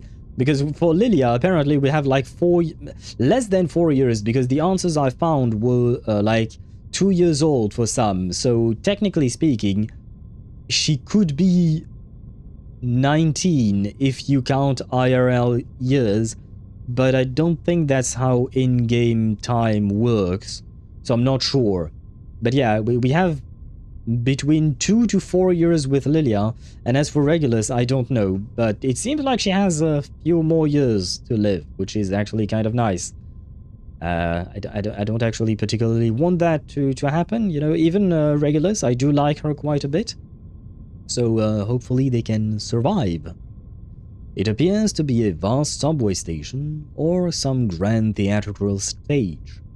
Whether or not an ode has ever been sung here, this is clearly not something that could have been built in this era. A metro station. Looks like Cold War period. What's it doing here? It's because of the Ember Room. The range of its storm immunity expanded, covering the station. The immunity range expanded? So this isn't the center of the Amber Room? Does the Amber Room have anything to do with the cube that Arcana gave Igor? I'm not entirely sure I understand what's going on here. Of course not. There was a metro station here when the Foundation and Xeno built the laboratory. A laboratory built in collaboration between the Foundation and Xeno? There is still some distance to the Amber Room. Let's talk on the way. Much remains to explain. Now they've entered the subway station. The aged Xeno traitor finally seems to shed the veiled wording in his speech. The Foundation and Xeno have worked on many projects together, of many security levels. I am now free to talk of them. After the second storm, several Xeno generals and committee members requested my military support for a research project on the storm. At first, I thought it was similar to the Changeling project. Shady perhaps, but not too harmful. Wait, the Changeling project, that was Jessica, right? Because Jessica, she used to be called, well, she is a Changeling, but I think in the game files she used to be called a Changeling or something like that, like because I do remember, like, even on Pridewin her name changed. When the game first came out in Global, her name was not Jessica, it was something else, but I think it was Changeling. And then when she hit Global, she was actually called Jessica when she came out. But anyway, well, I mean, that project was not great, so I'm assuming whatever project Igor was a part of was, you know, not great either. I mean, he said shady himself, so shady perhaps, but not too harmful. Wait, he said not too harmful, which means it was somewhat harmful. Oh god. The game bio states that Regulus is 15. Okay. Do we know how many years have passed since the launch of the game? Not the launch of the game, but since the game started? Because she was like the profile does not update with time, right? It just states when we meet the character they are 15, and then it remains the number 15 remains there pretty much forever, right? Oh, and Amane says 1 year. So that would mean that Regulus would be 16 and Lilia would be 18, I guess, if the information I found about Lilia was true. So we have 3 more years for Lilia and 11 more years with Regulus. I see. Well, at least we'll have Regulus for a while. 4 years for 3 years for Lilia, it ain't that much. Well, no, 4 years. 17, 18. Oh no, 3 years. I did the math right. My bad. Yeah, no, 3 years with that it ain't that much, man. That project still caused harm to tourists at the Green Lake campsite and the surrounding residents. Yeah, that is true. But I will say, because of that project, you know, Jessica was there, and that is how Jessica and Jennifer found their love. You know, she found herself a girlfriend. She was kind of a yandere about it, and she was a bit stalkery, but, you know, they found each other nonetheless. This is nothing compared to what the Ember Room did. After I joined the project, my orders were to station on the outskirts of Belgrade and build a military zone to protect the underground site. At the same time, the Foundation asked for a thorough review of all soldiers who served Xeno after the first storm, but did not appear in any 1999 records at headquarters. At the same time, Were they not registered? No, their records were flawless in each branch across the world. But compared to headquarters records from 1999, anomalies were found. Some had similar resumes and ranks, but different photos from those filed in headquarters, as if their identities were stolen or replaced. Would it be a similar situation to Jay's sister? My memories of Jay's sister are kind of vague, but I think there was some kind of confusion about her identity when Jay went to the Foundation to try and find information about her, I think. Given that around Chapter 10, Regulus has been with Laplace for 11 months by that point, Chapter 11 was 1 month long. Right now we should be in the year 2008. Okay, it hasn't been that long then, huh? Because for us, in real life, it's been almost 3 years. Well, 2.5 for now. But I see. Thank you for the information, because it does help. Like, keeping track of time in reverse 1999 is kind of hard, not gonna lie. Xena also encountered people whose faces matched their archive, but whose names were different, with no connection to Xeno at all. Sound familiar, Timekeeper? Yes, it does. Yes. Mr. Duncan in Sao Paulo. His appearance matched an acquaintance of mine. A man I saw dissolve in the storm. Oh, right, I suppose Vertin wouldn't talk about Jay. She hasn't met him, right? Yeah, I know, because the whole story with Jay, the connection we had was with Liang Yue and... Has Liang Yue ever met Vertin? Huh. I don't remember. I was tasked with locating these abnormalities and bringing them to the Amber Room. For what purpose, I did not know. I would assume is to experiment on them, because I feel like these people were stormed away, and that would give us answers as to what happens to the people who get, well, stormed away. The guard there confided to me that people look different after leaving, as if no longer themselves. Did you ever consider finding out what was going on? No.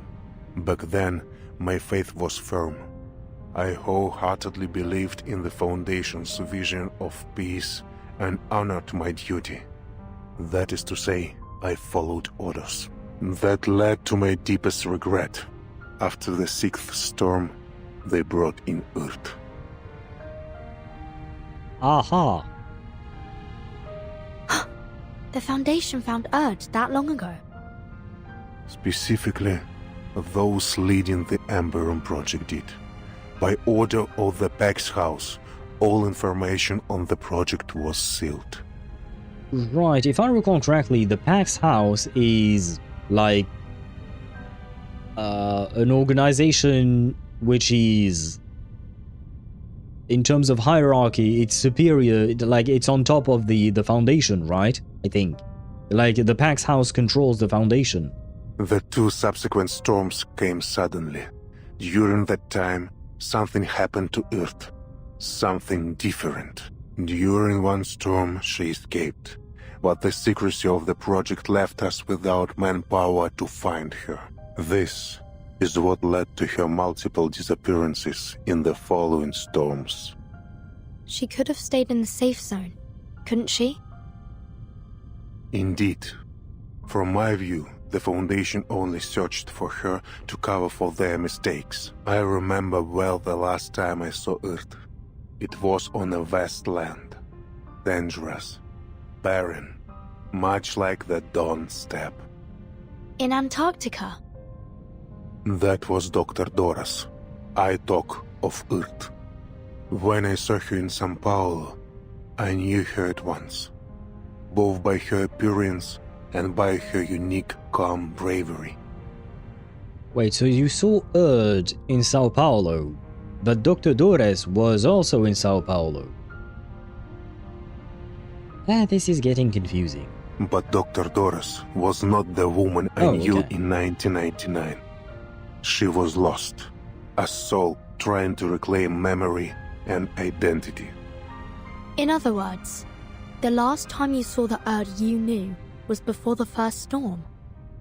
Correct. In 1999, the year the first storm rose rain from the earth. This is the second event I want to tell you about. At that time, our army stood ready in Kazakhstan for a war none had ever seen before. You said it was the second event. What is the first one? The army is combat ready. Thank you for letting me know, Admiral. At the moment they start the ritual, they'll be their most vulnerable. I need to be close to its center at that time. Understood. You know what you are doing. I believe in you. So she was working directly with Zeno. Their defenses are weak. There is no need to worry, Miss Earth. Everything will go smoothly. Well, those are famous last words. I'm not worried about myself. I'm worried about her. Are you talking about Vertin? You mean your daughter? Are you talking about Vertin? Yes. She's still too young to understand all this. Okay, this has to be confirmation that Erd is Vertin's mother, right? It has to be. The SPDM will take good care of her. It has to be Vertin. Who else is in the SPDM and looks exactly like Erd? The Foundation made the same promise. I suppose it's the only way.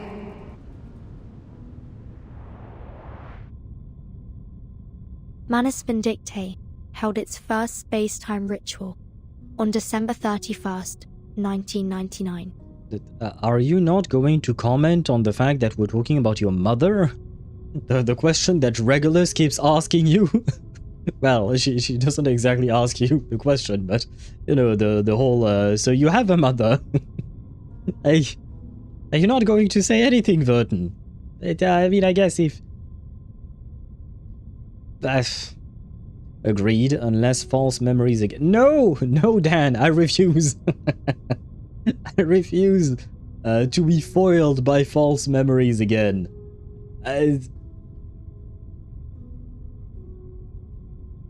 I understand why writers use false memories and stuff like that in their storytelling. It can make sense, but it is time, in my opinion. After 2.5 years, it is time for us to have some kind of breadcrumb about Vertin, because we know literally nothing about her.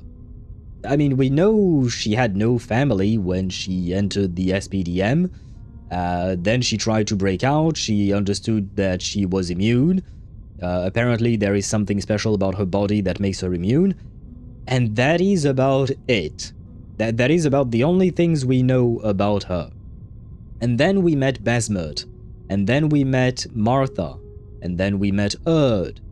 And, Dr. Dores. And they all, strangely enough, look exactly like older Vertin, basically. But, like, there is so much we don't know about her. I need answers, you know? I mean, I don't want all the answers straight up, but, no, some answers would be nice. So much lore bombs in this chapter, only for people with media literacy issue to drop it, only because Igor exists in the story? Wait. People drop the story because they have media literacy issues and because Igor exists. I'm not sure I understand the connection between the fact that people have media literacy issues and Igor existing. What's the problem with Igor? I'm not the most literate person in general. I do learn a lot of things, very many useless things, but like, what's the problem with Igor? He's great. I mean, he's great. He's made some mistakes, for sure. People hate Igor too much to get why and how Igor was written in this version specifically. Because, you know, Sao Paulo. They really hate him that much? Huh. I guess maybe I'm biased because I think he's hot. So I have to acknowledge my own biases. But like, I understand the idea of hating him, but and it's the same thing. Like for instance, Nala. I don't hate her, but I still remember what she did to Jay's friend, whose name I always forget. But I still remember him. The fact that she just straight up murdered Jay's friend, right? So like, oh, I feel like it's kind of sad that people hate Igor. I mean, if that's the case, they should hate Nala as well. Which I don't want them to hate anyone, to be fair. Like, at the end of the day, even if you do hate a character, I feel like it's still important to have characters that you feel either negatively about or maybe a bit of an in-between. Like, I think one of the greatest examples I have in recent years for me specifically would be Lygus. Lygus being a character from Honkai Star Rail. He was the antagonist throughout the entire Emphorius arc last year, and I loved to hate him. I absolutely despised him, but I loved the way he was written. He made for such a compelling antagonist. He was an amazing villain, basically. And like, I think someone probably said somewhere at some point in time that a great hero is only as good as his villain or something like that in terms of storytelling. Like, you need to have good villains, but it doesn't just have to be villains. It can be ambiguous characters who are morally gray and not really all black or all white. They are kind of like in between. They do bad things, but sometimes they do good things as well, right? Like, it makes, for me at the very least, it makes for much more compelling stories. Because people are complex in general. People are people, right? They do be complicated. They're not just all good or all bad. Most of the time. We all do good things, and we all do things that we may or may not regret, actually. Some people don't really regret their bad choices. But the point is, I don't know. The fact that people would actually drop the story just because Igor is there, I just find it sad. I mean, Arcana is a leader of a terrorist organization that also is extremely racist. Miss Grace literally ended Nukuteo, but nope, no, Igor killed a dozen people in Sao Paulo, so he's evil. We must hate Igor fully. They see Igor being playable and thought Bluepoch is trying to have us forgive Igor or something. Huh. I see. I mean... wait, let's... are there other examples? Nala killed one guy. Didn't she kill more than one guy? I just remember specifically Jay's friend, but technically speaking, she killed a bunch of people as well before that, right? Like, I mean, when she was working as a spy, if I recall correctly, didn't she also kill people at the time? I know she wasn't in control. Well, I suppose, yeah, that is a good excuse. In the sense that, like, she literally has to do whatever the person holding her totem thingy does, right? Isolde, I guess? Yeah, Isolde, well... I suppose Isolde is kind of complicated about her brother, I mean, because the whole mess with her brother is one thing, but she did help Manus Vindictae start World War I, which is kind of a big deal. Igor helped resurrect the big bad. That is true, Igor helped resurrect Arcana. Although I feel like if it weren't for Igor, someone else would have probably made it happen. I feel like Arcana was never meant to stay dead. Almost caused the end of the world and doomed Vertin's mother. Fair point. Fair points, you know what, Emmy? Fair points.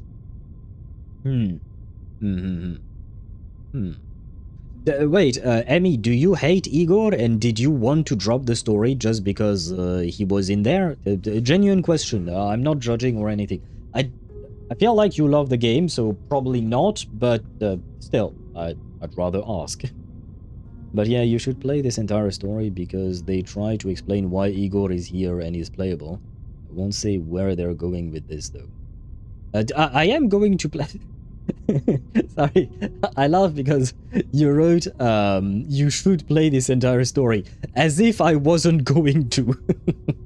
Of course I'm going to play the whole story. I love Reverse 1999 and its story. And like I said, for me, Igor, well, I do have conflicting feelings about him. I will say that much. I definitely do have conflicting feelings about him, because I don't agree with the choices he made. I do find him interesting as a character.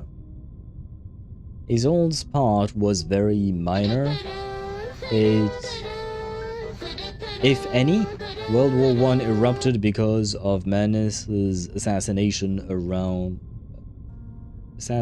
assassination around Europe. Yes.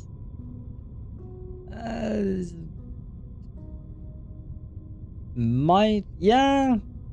If you were to compare it to Igor's role in resurrecting Arcana, I suppose you could say, if you're comparing Igor versus Isolde directly, I suppose you could say that Isolde had a minor role compared to him. Sure. Do we have anyone that is as bad as Igor? I guess we have Ptolemy, but he's not playable, to be fair. But who else? Do we have? Do we actually have hateable characters in Reverse 1999? I mean, we had Heinrich, but he died, and that's good. Well, I shall never forgive Heinrich for what he's done. But he wasn't playable, to be fair. Tuesday? True. We don't know exactly how many... Do we know how many people she's fed to her baby crocodile motel? Because she probably has fed a bunch of them, right? It's not on the same scale as reviving basically public enemy number 1, right? Arcana is the the biggest bad of them all, I suppose. But it is still, she is an accomplice to multiple murders, for sure. The thing is, Igor hate is acceptable. I hate him as a character as much as I hate what Arcana did, but holy fuck, the surprising amount of people with media literacy issue when they found out a complex and morally grey character is insane. Enough to keep it alive, plus she tells horror stories to kids for the love of the game. To be fair, Tuesday has psychological issues. Let's be fair. Tuesday has psychological issues, but yeah, I mean that about the telling stories to kids, horror stories and whatnot. But yeah, she did give it enough to keep it alive, but that means she most likely led multiple people to their deaths in that hotel.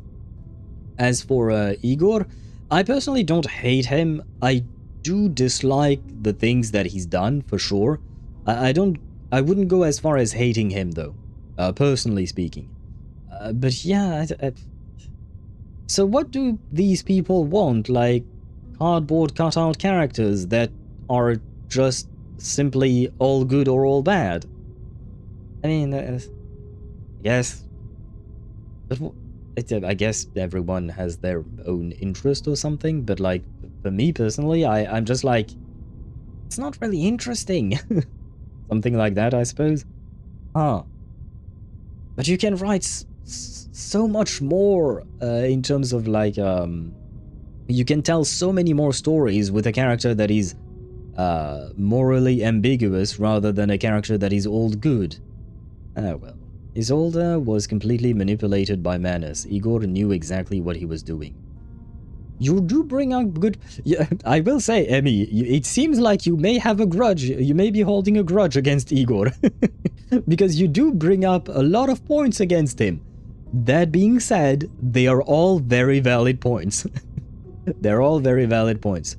Isolde is...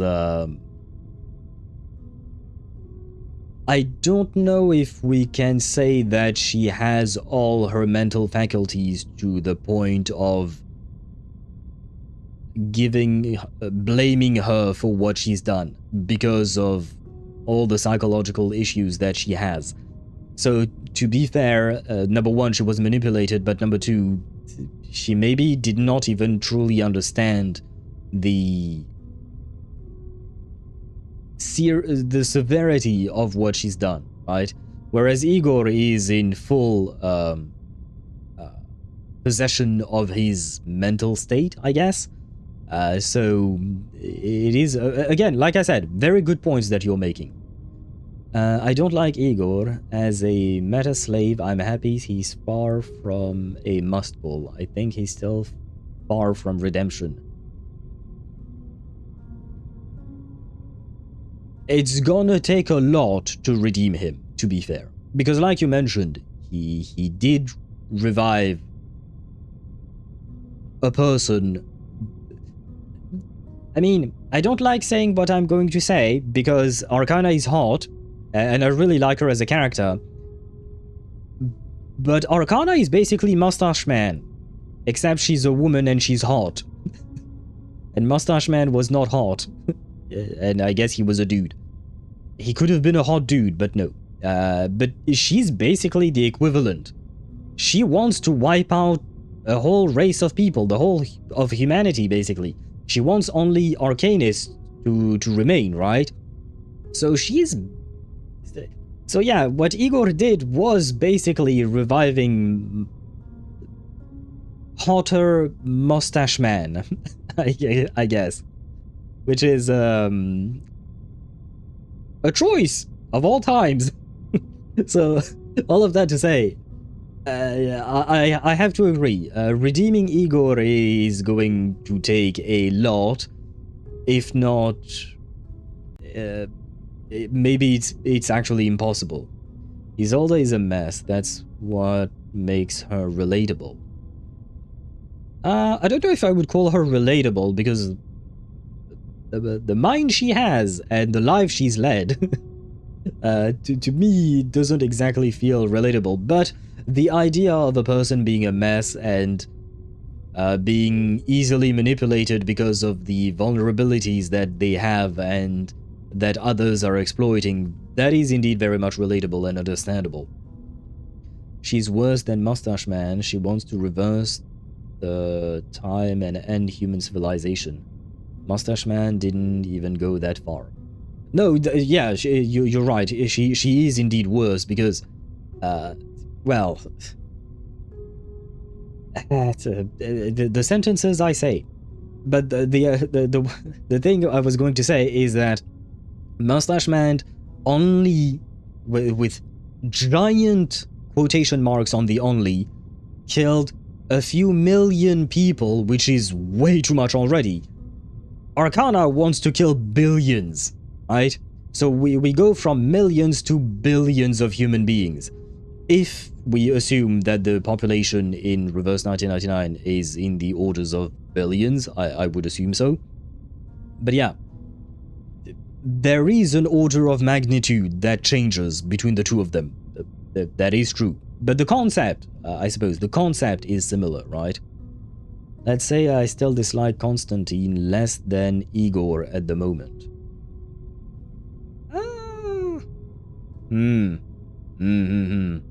Understandable.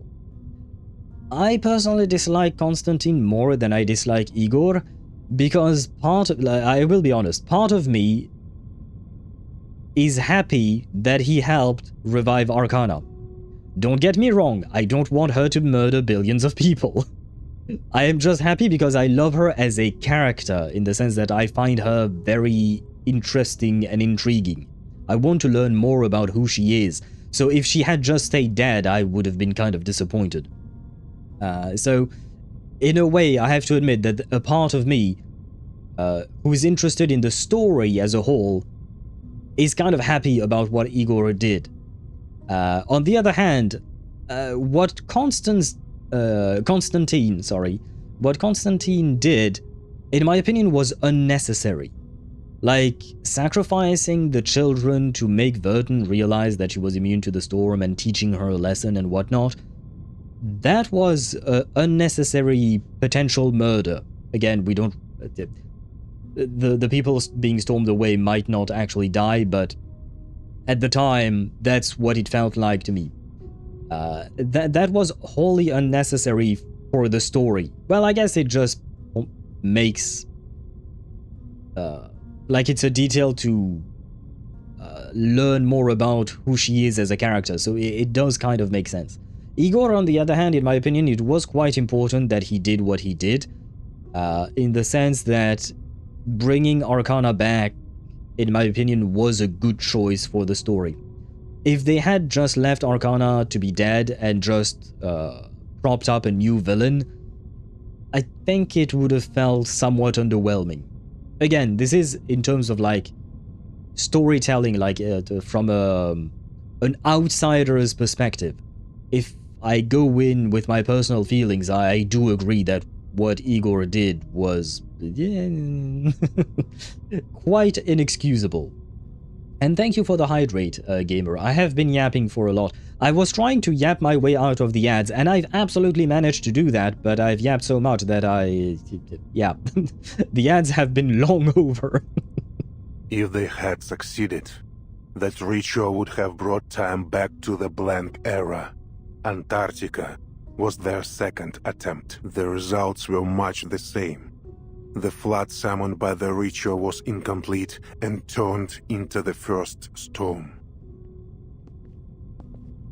Footsteps echo through the long sealed subway station, drawing them ever closer to the heart of the secret. I promised Earth the operation would go smoothly, but I lied. Neither Xeno nor the Foundation had any idea how powerful the Manos' defensive ritual was. Ah, yeah, see, I said famous last words when he was like really confident and all of that. Overconfidence in a war is terrible. Well, in any kind of battle, it doesn't even have to be a full-blown war, but in any kind of battle, do not underestimate your opponent. That is how you raise death flags and you lose your fight.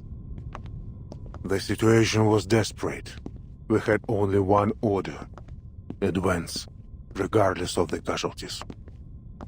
I understand the order of advancing, regardless of the casualties. I mean, I guess I understand the idea, in the sense that however many soldiers die, it is more important to stop the ritual because way more people would die if they don't stop the ritual.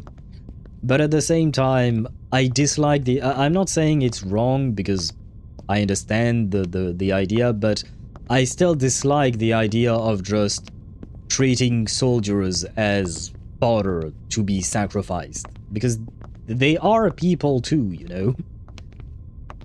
But it is complicated. I knew Arcana was coming back the moment she blew up. I had a feeling too, yes. I did not believe that they would leave her dead. Because she's too important of a character to be just left dead and just die after one bombing. She needs to take more bombs before she actually dies for good. When the storm rose, it swallowed the details of the war. Yet the weight of it haunts me still. The grief of sending my soldiers to die. Like the flame of a candle, they were extinguished in an instant. If it weren't for the storm blurring my memories, I would have left Xeno and the Foundation far sooner. The subway station ends, and ahead of them lies a broader space where white light and air pour in. Then what ultimately led to your betrayal? Igor halts and turns toward an obscure door at the corner of the hall. We've arrived. That is not an answer to her question. It's carved from the same smooth marble as the surrounding wall, its outline only perceptible on close inspection. Unobtrusive, unremarkable even, but ever so mysterious. It was the Ember Room project. It showed me the Pax House's arrogance. Okay, let's hear it. What were they doing? By now, I don't know which shows less respect for life, the Foundation or Manus Vindicta. Based on the information I have at this very moment, I would still say Manus Vindicta has less respect for life, because they literally want to wipe out all humans. At the very least, the Foundation, they might kill some, that is true, they might sacrifice some, a lot, but they are trying to make it so that both humans and arcanists can still live. So for right now, I will still say Manus is worse. I once thought that we fought and sacrificed for a firm conviction, to bring a bright and peaceful future. But I can fool myself no longer.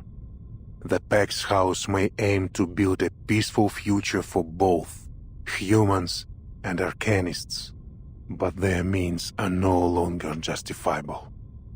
What are their means exactly? And with Arcana as she is, this is a war for gods. How can we stand, let alone claim victory, as mere mortals? How I wish to have a god on my side, Timekeeper.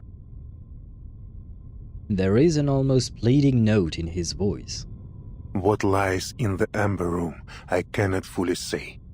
Data fragments, Miss Earth's words. Whatever it is, she wants you to have it. Destiny has seen it survive several storms, waiting for this hour, for you. This is a door only you and Miss Earth may open. Go. Walk through it. I'm still not sure if you're telling the truth. But thank you for bringing me here, Igor. To be continued, of course. Wait, we only did one stage? Like, it took us an hour to do one stage. God damn.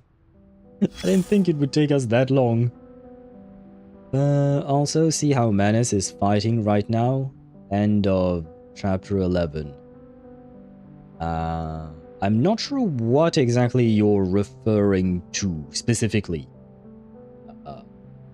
Like, They are fighting like a war, like it's a full-blown, well, they completely, well, they joined World War One, but kind of turned everyone against them, I guess, but they have the means to apparently stand against everyone. Oh, the Zerg Rush armies, yes, you guys mentioned it yesterday as well. Yeah, oh, right, about the point about respect for life. There is that point as well, yes, I see what you mean now. And thank you, Amane, for the hydrate. We were yapping indeed. We were yapping quite a bit. Probably when Manus was just throwing men to death. French raid, except there is not even a plan or anything. Yeah, you know, it goes back to what I was saying about I don't like the idea of using soldiers as just fodder to be sacrificed. Manus does exactly that all the time. Just throwing men like you're Soviet or China. Yeah, I suppose so. A similar issue, to be sure. Wait, I don't have to read, I think. I think this is an audio. Where does the skylark rest? Winter is coming. Yet under the golden famine, the long river runs pale and weak. Listen quietly. Shit, I still have to read. Well.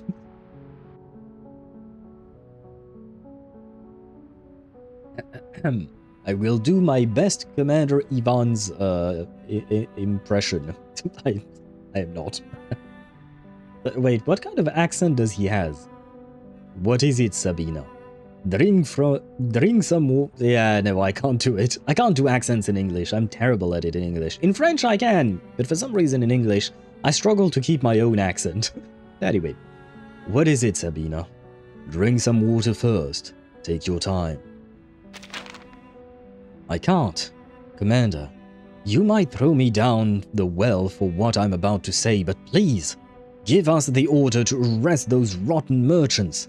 They must be punished. This is unlike you. Weren't you the one who told the quartermaster to keep the well clean because you'll drink from it again? But I have to do something. Those lying bastards are running the markets into the ground. Banknotes are nothing more than worthless scraps now. You need solid gold just to buy a bucket of moldy, rotten potatoes. It's outrageous. Hoarding goods and profiteering from the war are nothing new. The prices here have been sky high for ages. Didn't see that coming, did you? Didn't see what coming? Wait, what? What did I not see coming? The price of potatoes? No. I did not know. Wait, what did you guys write? They'll run out of bullets eventually, communist countries, for some reason. True. Even though I feel like you would probably run out of men before you would run out of bullets, so it's kind of a stupid thing to think, right? And translate, occupation. Occupatia? I don't know how you would pronounce it, but the bot did well, apparently. How would you make a German accent in French? In English, I don't recognize that accent at all. In French, wait. Wait, I don't know what to say. Wait.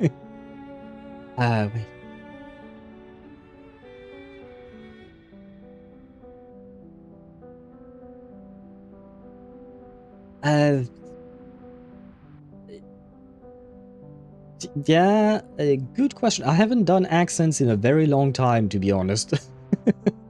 I just realized, I think the last time I did accents was like 3 years ago. Oh, fuck me. But even in English, wait.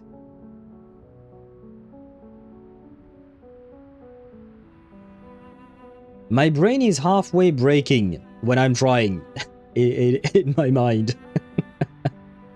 My brain is somewhat breaking because of your request. I didn't think it would be... wait.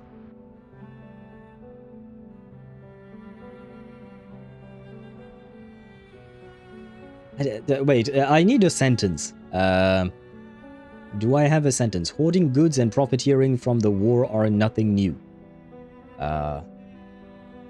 Wait, how would I even translate that? Don't even know how to translate that. Holding. Yeah, I am all confused. The prices have been sky high for ages. Wait, that I could translate. Les prix sont beaucoup trop élevés depuis très longtemps. Okay. That would be the normal way of saying it in French. Les prix ont été... oui, les prix ont été... Les prix sont trop élevés depuis bien longtemps. Les prix sont... Yana... Ah? I know, I'm struggling, man. Yana... It's a good question. Wait, do we have German something? Do you have German a German sentence, and then we could use it in the TTS and listen to how the TTS says those words? Because I don't know if my TTS could speak German. Because I realized my TTS somehow can speak French. When you guys write in English in my TTS, she does manage to pronounce words properly in French. But I don't know if she would do it in German as well.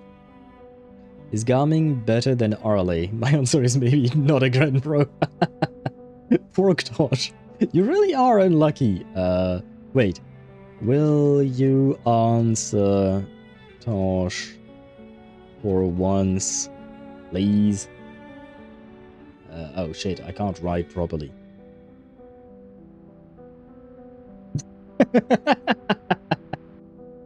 I asked, will you answer oh shit, I misspelled your name, sorry Ktosh.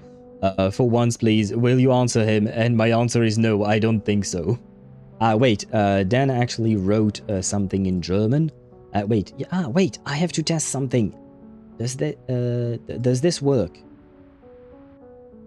Oh yes, it does. But it sends the message in even though it did translate it, it sends the message in Twitch instead of YouTube. Well, at the very least you can still see it, but okay, let me put that into the TTS to see. Wait, where is it? Where is my TTS? There it is. There, let's hear it. Happy Owl TV says, das können wir versuchen. That sounded pretty German to me. I feel like she said it pretty well. Dan, you tell me how because you speak German, I don't.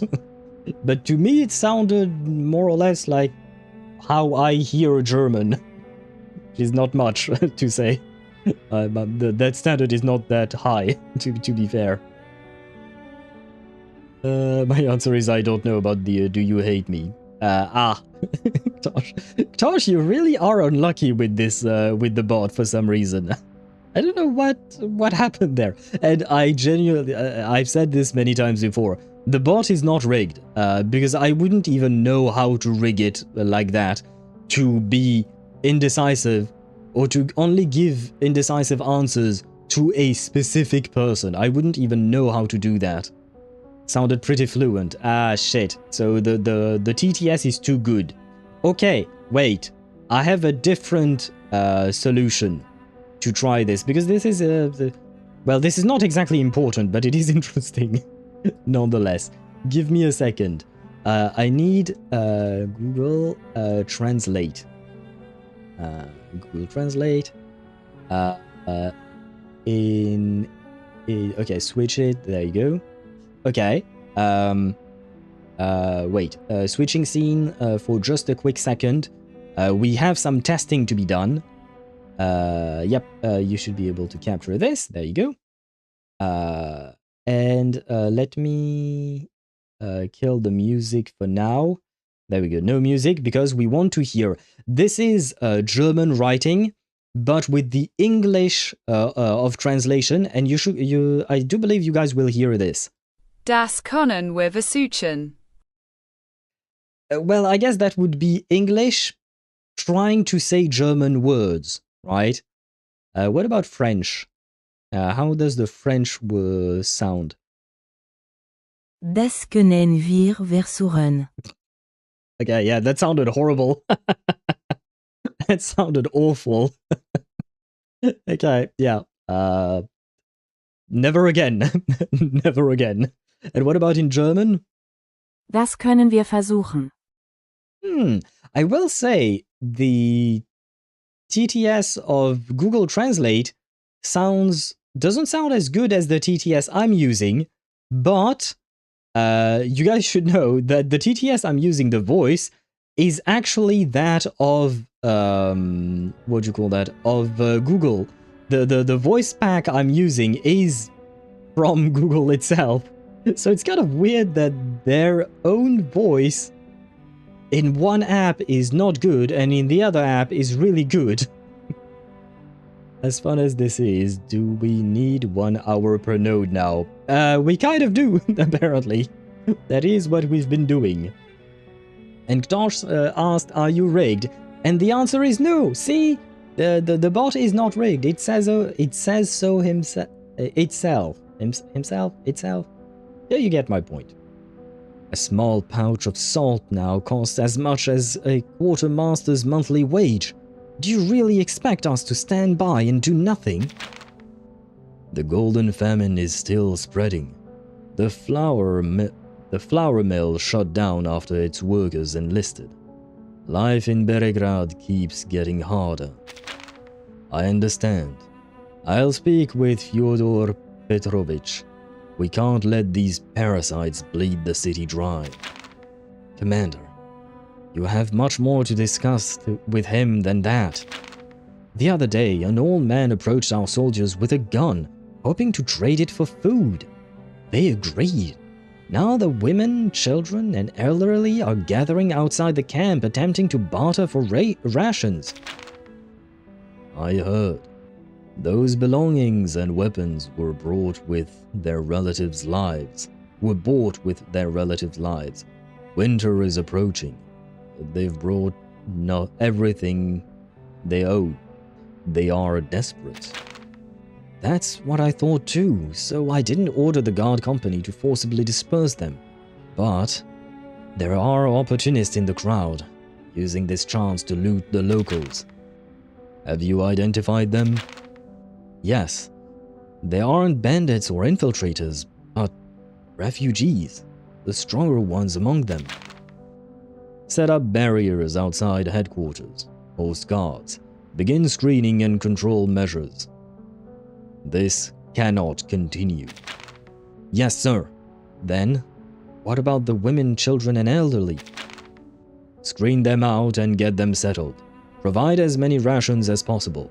I won't have these poor people getting caught in the conflict. Well, as always, war. A terrible thing, I suppose. In the sense that, like, usually, I mean, technically soldiers suffer, but, civilian population suffers just as much, right? Will it be good for my kitchen? Answer is maybe. And welcome back, Sparta. What did I miss? Had some issues. List a bullet to the lungs is quicker suffering. Well, the thing is, a lot of soldiers won't get a bullet to the lung or to anywhere at first, right? They are going to, They are going to just live and watch their brothers and sisters in arms die alongside them, right? Or next to them, or stuff like that.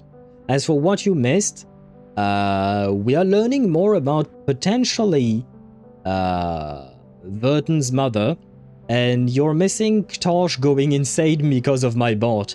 Ktosh keeps asking my bot questions, and for some reason my bot keeps telling him either maybe or I don't know. It just doesn't want to give him answers. Even though I've tried myself, and when I try it, usually the bot says something else. But for some reason, Ktosh really is unlucky with that. I like the start and end of node 11, but not the middle, Amani. Not the middle one. Not the middle part, I mean. I've been overcapped on crate for catching for like 2 months. Oh, and you finally got a better feather? Congratulations to you, Ktosh. Now then, Stage 11. The Defender's Oath. An ancient proclamation arrives at a foreign city's gate, clad in blood and dust. Wait, who are these people? Well, I do recognize now our tennis ball man, Igor, but I don't recognize these two people. Who are they? Well, I suppose only one way to find out. And we'll have a fight, apparently. Are you screwing with Ktosh? My answer is yes, I think so. How are you feeling, Miss Erd? Just as I have the many other times I've sat on this chair. And must you insist on calling me by my pen name? Wait, this is Mother. Erd is your real name. If you want to find the true you need to accept it. But I'm just a journalist. An occasional writer on hippies. Erd is simply a pseudonym for my submissions to a certain magazine. I still don't understand the purpose of this experiment. Your claims of world peace sound no different from many of my interviewees on the street. She's ready. Vessel ensoulment, test number 13. Begin.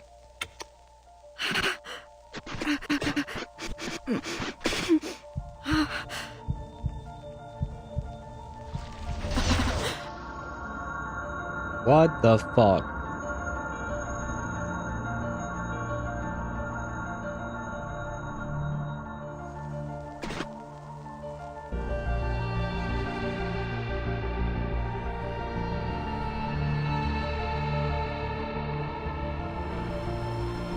Are they trying to forcibly storm her away? Like without the storm, but... Mom? It is Mother! It really is you, my child. It's been so very long. You're slighter than I'd imagined, but how wonderful it is to see how you've grown. Why are you here? This isn't reality. I can feel it. Where are you really? Where can I find you? Don't cry, my child. This is but a moment from the past. I can only tell you what has already happened. It was Mother, and they finally confirmed. Was the ensoulment successful?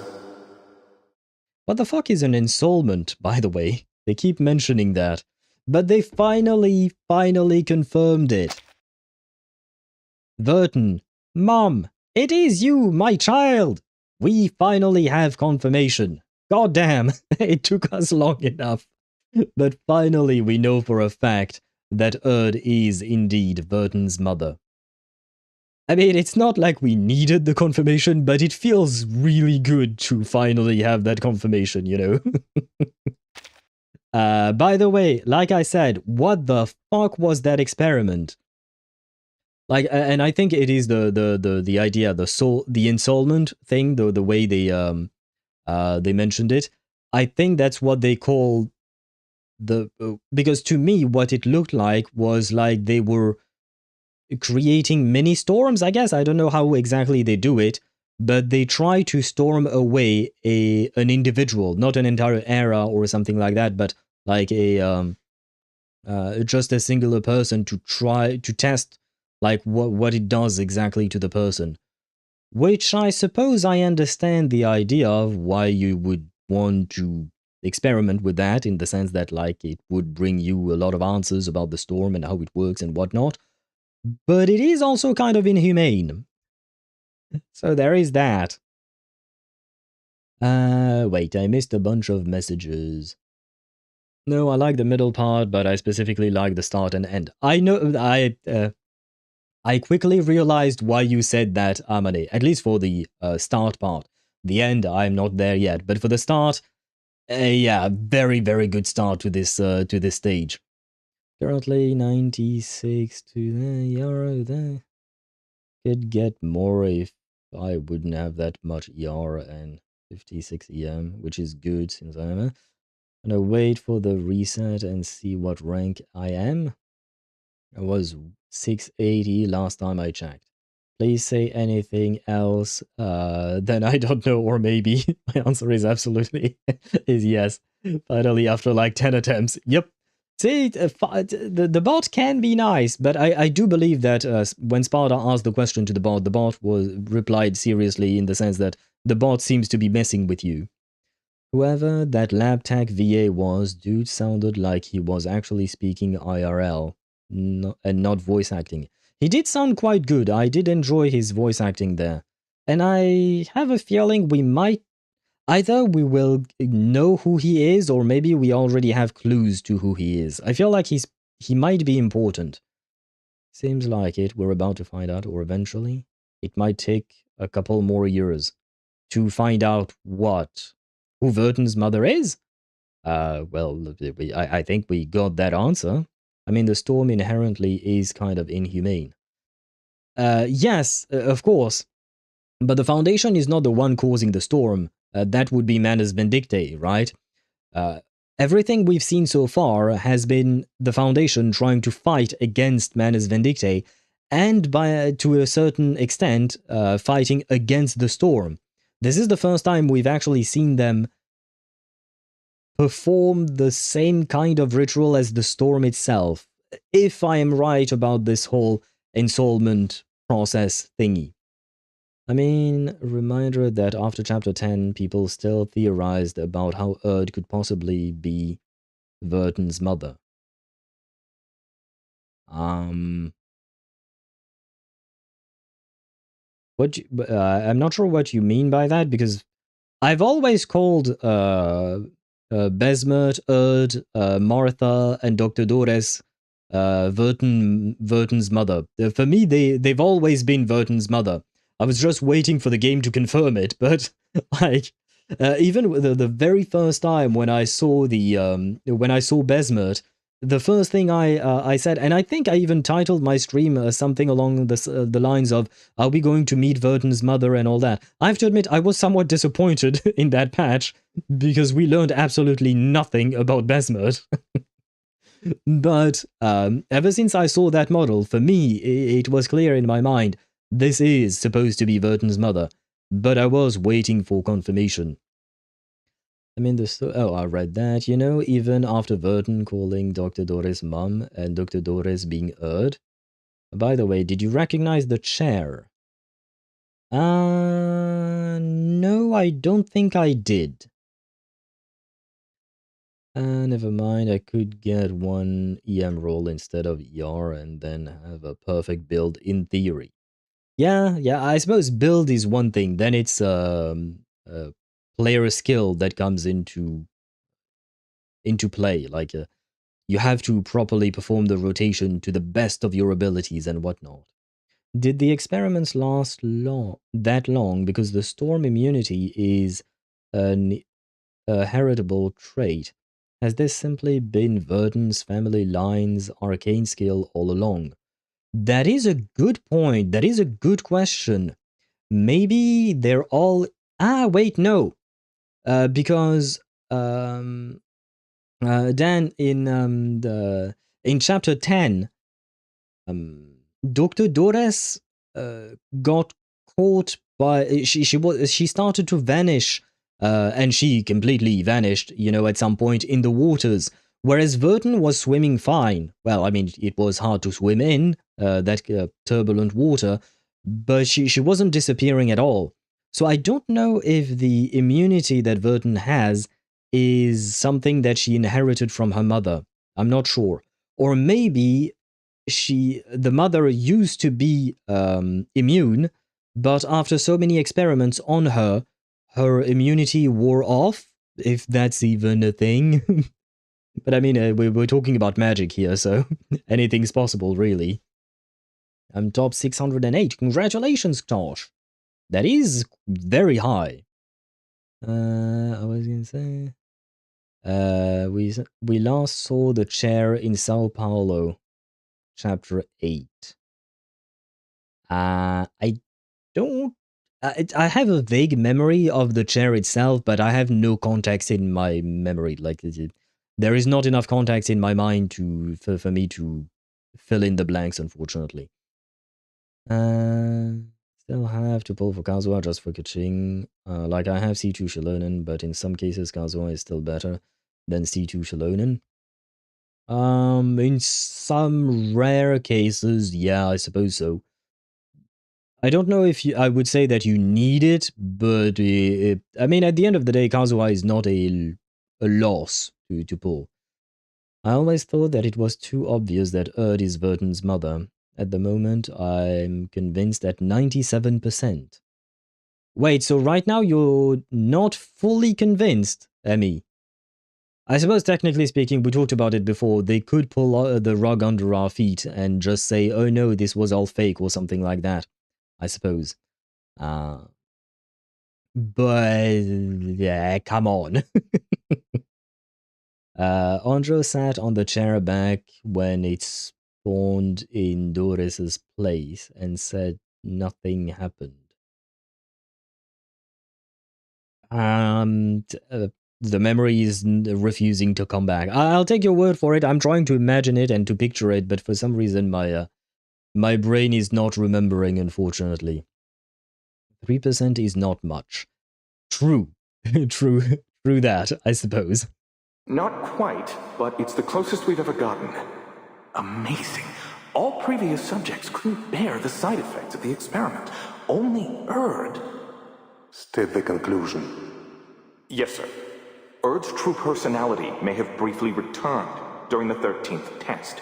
Wait, Dan, you might have been onto something.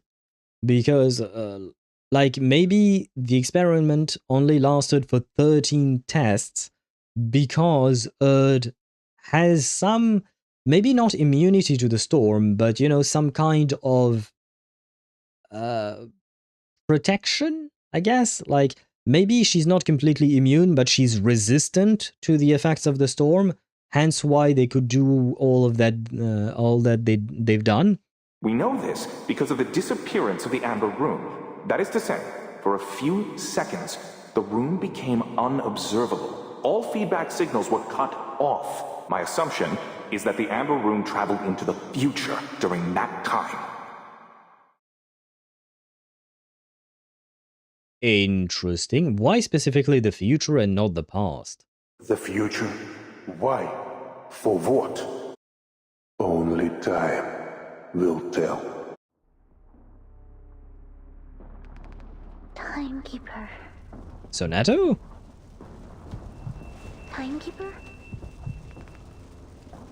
Wait, are we in the future now? Timekeeper, are you awake? Whether it's the ground beneath her or herself that is shaking, she can't tell. With the clamor of noises around her, it is as tough. It says, wait, I didn't finish reading. Is the Timekeeper alright? She's awake. Senator? Marsha? Her mind still lingers in another time while her eyes struggle to grasp where she truly is. What's happening? Is Belgrade under attack? Krutov launched a surprise attack on Belgrade an hour ago. Some bandits have broken into the city under the cover of their air force. The cavalry and the militia have formed a defense. Igor went to contact his people for reinforcements. We need to get you to safety as soon as possible. How long was I down there? 15 minutes, right? 50 minutes? Timekeeper, you've been gone for almost 12 hours. I just brought you back above ground. That was a long-ass 12... Well, that was a short-ass 12 hours for us, or Vertin's perspective, I guess. Huh? Timekeeper, sorry for asking so soon, but are you able to move? Shit, right after they said that, they called her Timekeeper, and... It is kind of ironic that the Timekeeper lost track of time. Can we still call her the Timekeeper? Did Vertin just lose her title? I'm sorry, this is very stupid. Yes, I'm fine. Just give me one more minute. Where was I at? The chair was in Doris's house. Why would there be a chair like that inside of her house, though? And nothing happened. Epic music while standing covered in blood. In her defense, she got knocked the fuck out. Well, we don't exactly know what happened when she entered the room. Like, she had some visions of her mother, I think. Or wait, let me read what Amane wrote, because I think I just had the same idea as him, maybe. My assumption is that the supposed future is Earth from that experiment, and the Ember Room as a whole went into when Vertin entered the room in 1920, 2008. Okay, yes, I had the same thought as you did. That could be a good, what do you call that? That could be a good assumption or a good hypothesis, Amane. I feel like it is likely. Is it the truth 100%? I don't know, but I think you might be onto something there. I think there is a trail in chapter 8 that explains why the chair was there. I certainly read it, because I do read all the trails, but I have to admit I do not remember. A friend, Igor, sent it? Oh, wait. Igor sent the chair to Erd? Well, to Dr. Dores? Now that you guys mention it, I have some less vague memories that are coming up. But they're still vague as fuck. I wish my mind was better at remembering shit, but well. Alright, here's the situation. Krutov's vanguard has occupied part of the outskirts. Though this church is currently within the safe zone, it won't be for long. We need to retreat a few streets back. 10 minutes ago, a small force cut off our retreat. I'll attempt to break through a route connecting us to the militia stronghold. Wait for my signal, Timekeeper. Time to fight? Yes, time to fight indeed. I kind of wish we had Igor already so that I could fight with him, but well, we'll fight with what we have. Wait, no, my bad. Can you? No, can you play Marsha with Sentinel? Is that a team that works? Because I don't fully grasp how Marsha works exactly, but for instance, I know that you could play a Blood Tithe team with what's her name? With what's their name? Sorry, Medicine Pocket. Me? Is everyone else dead? I know you can play it with them because Medicine Pocket sacrifices health for shields, which is considered blood loss, and it works for the team. Not really? Oh man. Oh man. Oh man. Oh well. Fine. We'll go with Marsha. She's here after all. It still makes sense to play with Marsha because she's literally there in the story, right? I shall sleep. Good night. Enjoy the story. Good night to you, Amane. Thank you for being here. I hope you rest well, and I hope you have sweet dreams of well, why not Marsha, right? Have sweet dreams of Marsha. May the night protect you. The night on duty, as Dan said.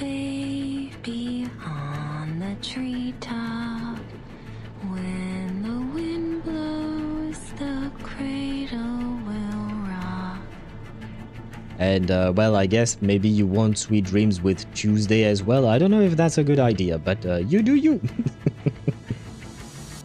Technically, it is possible to some degree. They have anti-synergies, but Marsha still protects and Sentinel still shoots. True, but at the same time, I do feel like it kind of doesn't really work, because the problem would be that, I mean, it's, yeah, I feel like it just... I want it to work, but I don't feel like it will.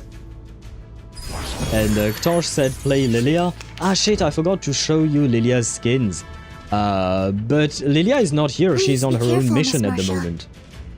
Don't worry, Senator. I can handle these enemies myself. Just take care of the Timekeeper. And I have learned, guys, I am using the purple crystals now. What I'm good at. Comme la soleil le destin.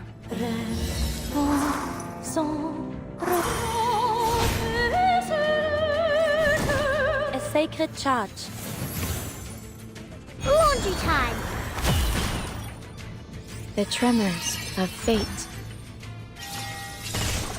Ah, yes. That The woman one with even her has helped us crystals, waken up an always old factory the man. strongest one. Blood Tithe and Lingering Glow are incompatible, and Blood Tithe likes heals much more than shields. Yeah. No, it does make sense. It does make sense. That it doesn't work, unfortunately. Well, like Dan mentioned, there are anti-synergies. I suppose it still works in the sense that, like, like he said, Marsha will still keep the people alive, and Sentinel will still keep killing the enemies. But yeah, sad. Why? Why would they not give me my Yuri team? Ah, well.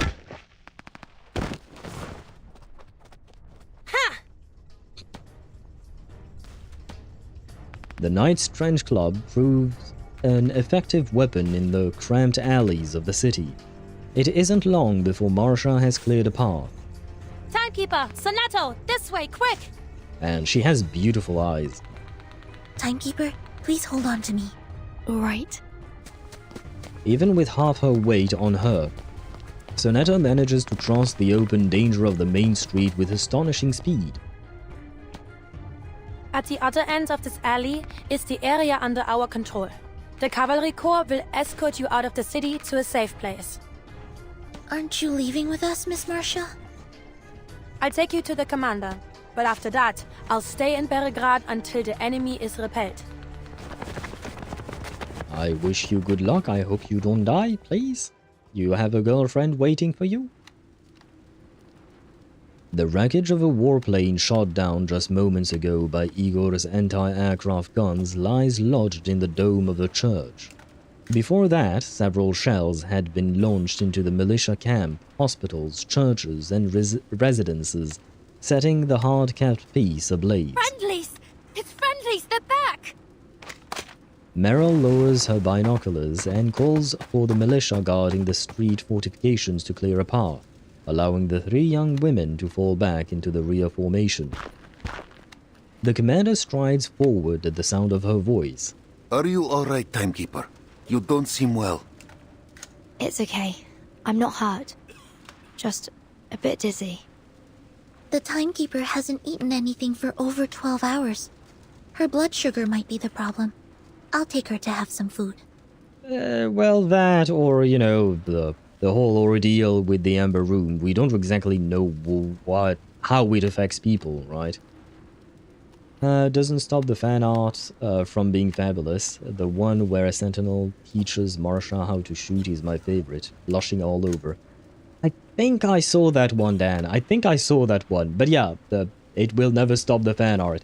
Gameplay, I suppose, is one thing, right? It would be nice if, in gameplay, the two of them could be played together.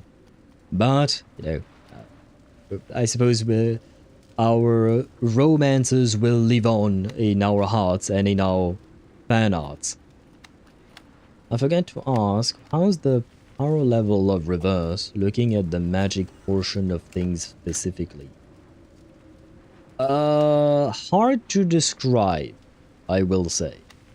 Very hard to describe.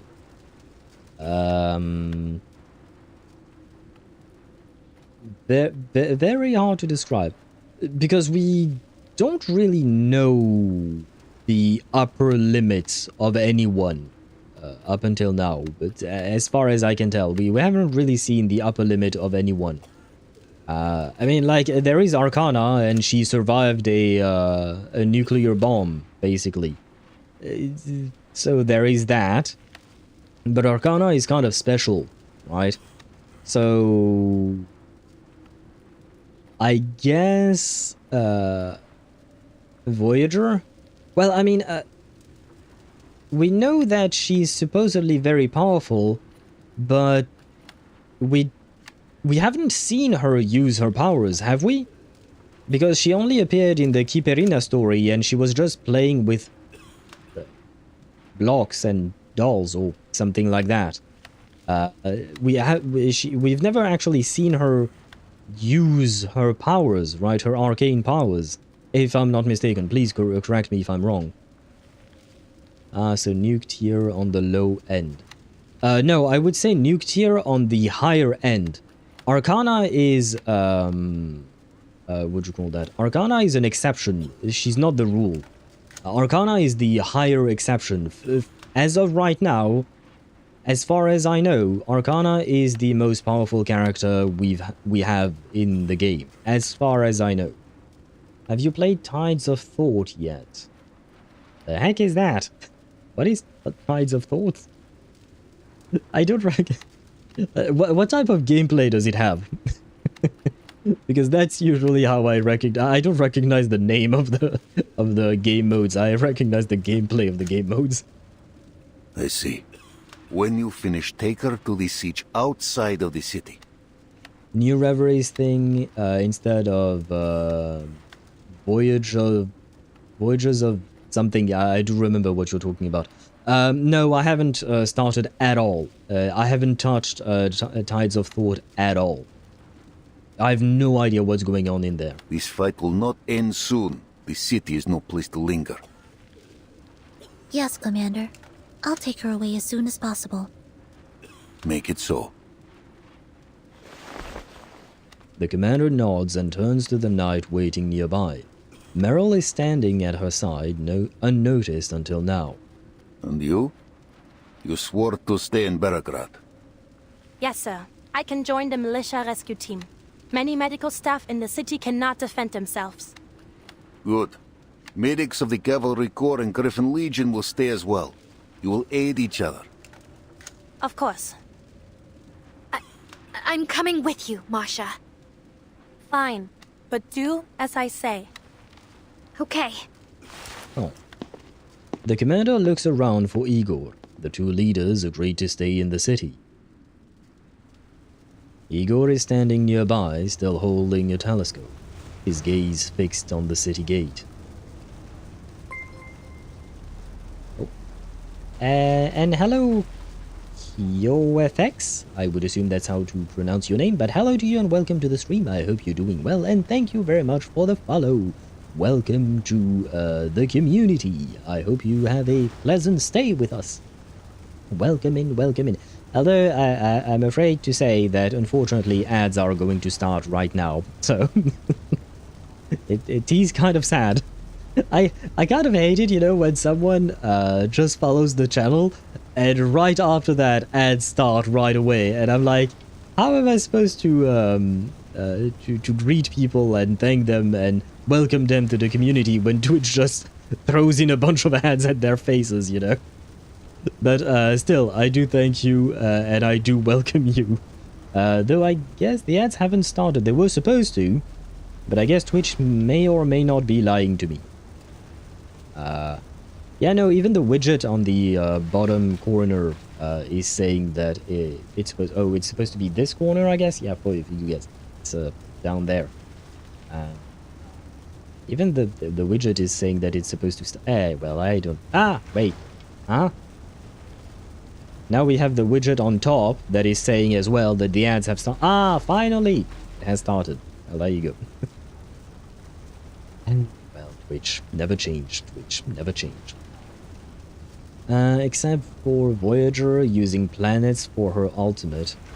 Though sometimes we have dissonance between characters and their gameplay. I mean, isn't Calabuana also using planets in her ultimate, I think? I don't have her, and I've very rarely played her, but I vaguely remember that there were planets in her gameplay.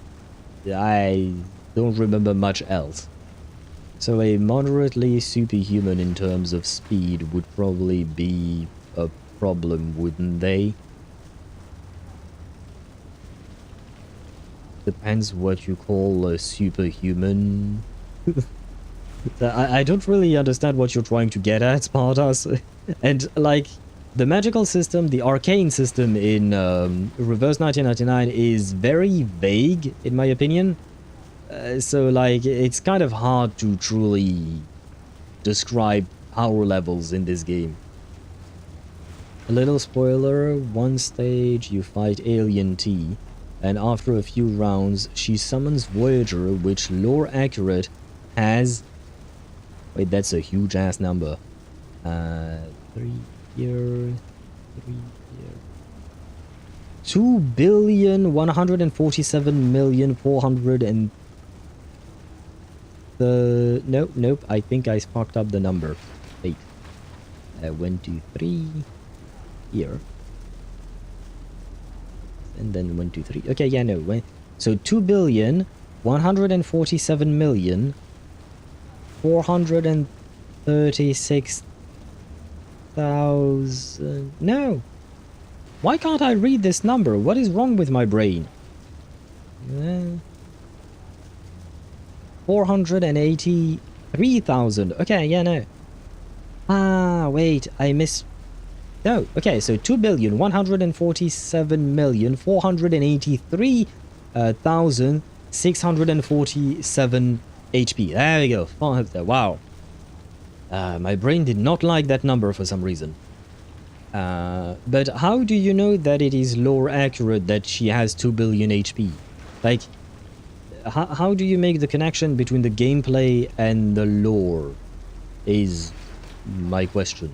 I'm not doubting you. I'm not saying that you're lying or something like that. I don't see why you would.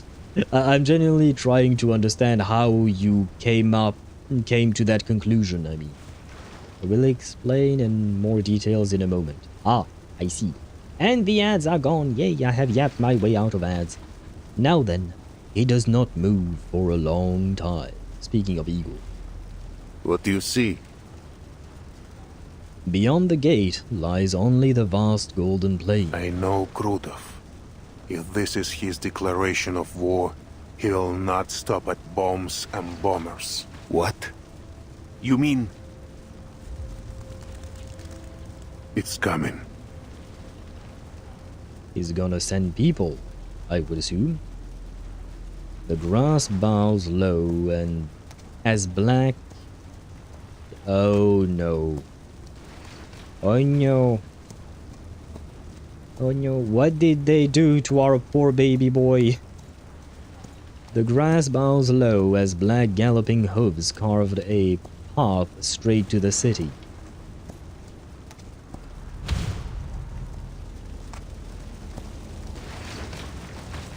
A cloth-covered rider bounces limply on the horse's back. He carries a blood-smeared javelin, like a Roman priest riding toward Carthage? Carthage? I don't know how to pronounce that in English. In French we say it Carthage.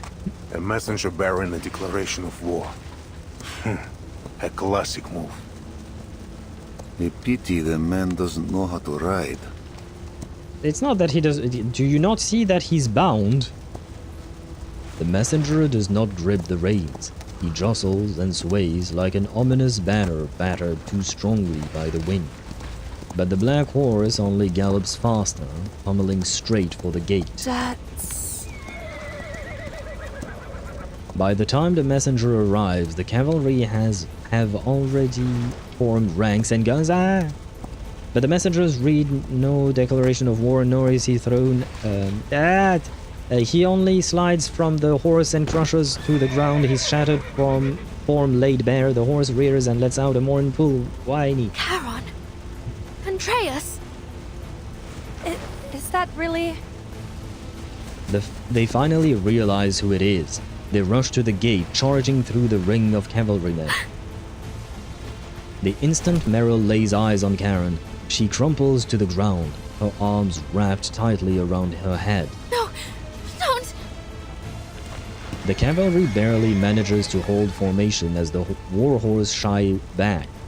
Champing and stamping their feet, they too can smell the stench of death. Something isn't right. Don't get close, understood?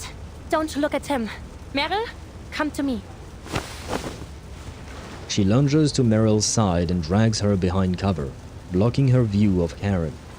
The cavalrymen scatter as wave after wave of nauseating howling washes over them. The guards at the city gate have no choice but to fall back.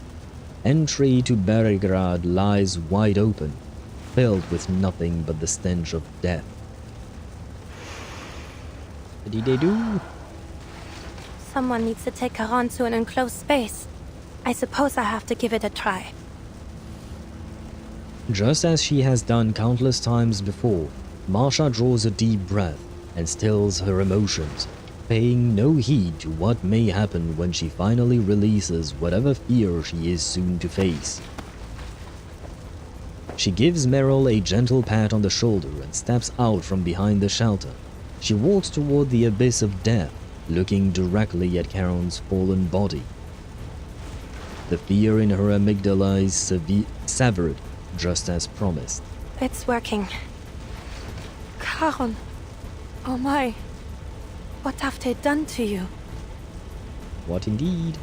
What lies before her is barely recognizable. It isn't a body. It is a shattered, indescribable shell. It is only by virtue of the blood-soaked ropes that he has managed to maintain any semblance of a human form. With his coverings gone, and freed from the constraints of a complete form, death seeps out from beneath Karen's clothes. The soil beneath him visibly darkens, the air around it swallowed in a heavy fog. Krutov has brought a declaration of death to Berigrad.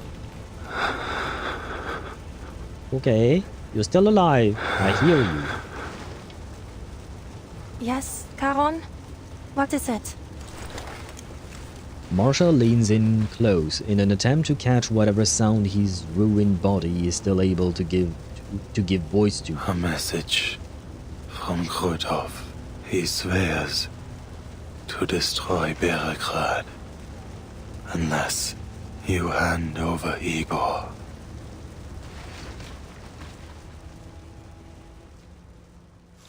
Anya! Not that to be continued. What have they done to my poor boy? Like, of all people, you know, of all the people, of all the characters, Karen is probably the one guy who doesn't deserve to be treated like that. Poor guy has already lost enough. He's already lost his life. Does he really need to lose more? Like, seriously. Yeah, man. Poor man. Yeah. Because she is an eldritch entity that makes space empires leave entire galaxy when she arrives. Is that so? Because I don't remember the whole lore about her. I don't think I've ever read it, but I've read it in the sense that I haven't read it in game, but I've read comments about it online. So again, I'll take your word for it on there. Hey, Tosh, that's not nice. Don't ask that kind of question to the poor bot. Do you think you would be a better president than Trump?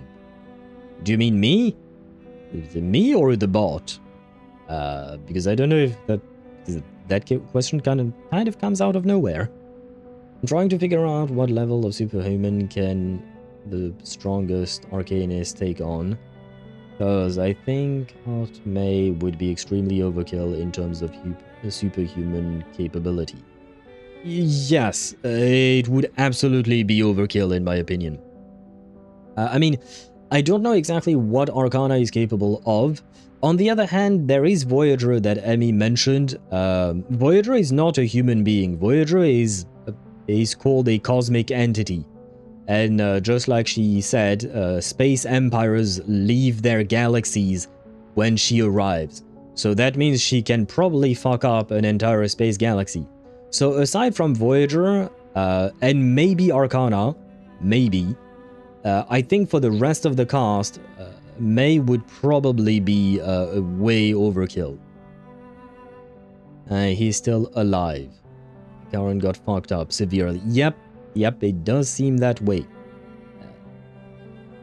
Yes. I don't know if it was just just torture, or like if... I mean, no, it wasn't just torture, in the sense of like, it's not torture for the sake of gathering information. I think that Krutov just wanted to break him because he could do it. Which is all kinds of fucked up, and that just reminds us how much of a piece of shit he is. Says Ktosh. Yes, probably. Not in the sense that I have more knowledge than him in terms of how to run a country. But I am not as arrogant as he is, in the sense that I would actually listen to my advisors, and I would definitely ask for a lot of advice. And more importantly, I have way more empathy than he does. And in my opinion, again, I guess it's a matter of perspective, but in my opinion, a good leader should have some empathy. A good leader should think of their people and how to best help the people, not how to best help themselves. Because for me, the current US president is nothing but selfish. There is nothing else than pure selfishness in what he does. And that to me is a horrible leader. In the lore, Voyager is a whole galaxy that gained consciousness when she heard the music from NASA's Golden Record. Ah, she's an awakened galaxy. That's something. That's something. So endgame is Cocoon, Kianat here, everything below is easily crushed by Hershers. Yes, probably. I mean, endgame, the Voyager in general, again, the thing is, I think Voyager and Arcana are exceptions. Arcana, again, I don't know how she measures up to Voyager, I have no idea. But Arcana is a bit special, from everything we've seen. And Voyager is a beast, if she truly wants to be a beast. But she seems so nice. She seems so adorable and so cute, you know? Now, he's not... Oh, God. I don't even want to laugh at these jokes that both Espada and Ktosh made. Because, like, I very much dislike that person, is how I'll say it. I very, very much dislike that person. He's a matter that does not make me laugh most of the time. Or rather, it makes me laugh, but out of sadness and nervousness, I suppose. Because she likes Earth music. Would she just destroy things if she didn't like Earth's music? Like, is she only calm and non-hostile because she likes the music? Or would she still be neutral and just go on her merry way? Like, if I see her in the street and I don't offer her up music, would she murder me? Probably she wouldn't care. Okay, yeah. Okay, so she is neutral, right? Overall. And she's positive when it comes to music, I guess, or something like that. She doesn't care, it seems. Yeah, it is more or less how I would have answered as well, because it is the vibe she gave me, on top of the adorableness, I suppose. But like, she's basically only interested in music, and I guess she also cares about Kiperina, right? I feel like she does care about Kiperina. Other than that, we haven't really seen her show any kind of interest to really anything. She only is just passive because she loves music in general. Yeah. No, I think she just is generally very passive. And what makes her a tiny bit less passive is the music. I'd say it's the other way around. She doesn't care means she can casually destroy things because it's more convenient. That too, I suppose. But to me, it feels like she wouldn't unless, like, she needed to for some reason, right? But if she doesn't need to, I don't think she would expend the effort to do it. At least that's how I see the character. My friend uses Farina on the Wanderer's troop set. Whoa. Why would your friend do that, though? Seems you've got some iron beneath that calm surface. Not everyone would sleep so soundly in a stranger's house. Honestly, you could have just made yourself at home and stayed the night. When I take out the trash later, I'll be sure to toss you out along with it. Well, that's kind of mean. I had a dream. Oh, spare me the details. You're kind of an asshole. I'm sure it was full of enviable warmth and radiance, just enough to scorch my miserable frozen heart. No, I saw my potentially dead mother. I don't know. What the fuck is wrong with you? What?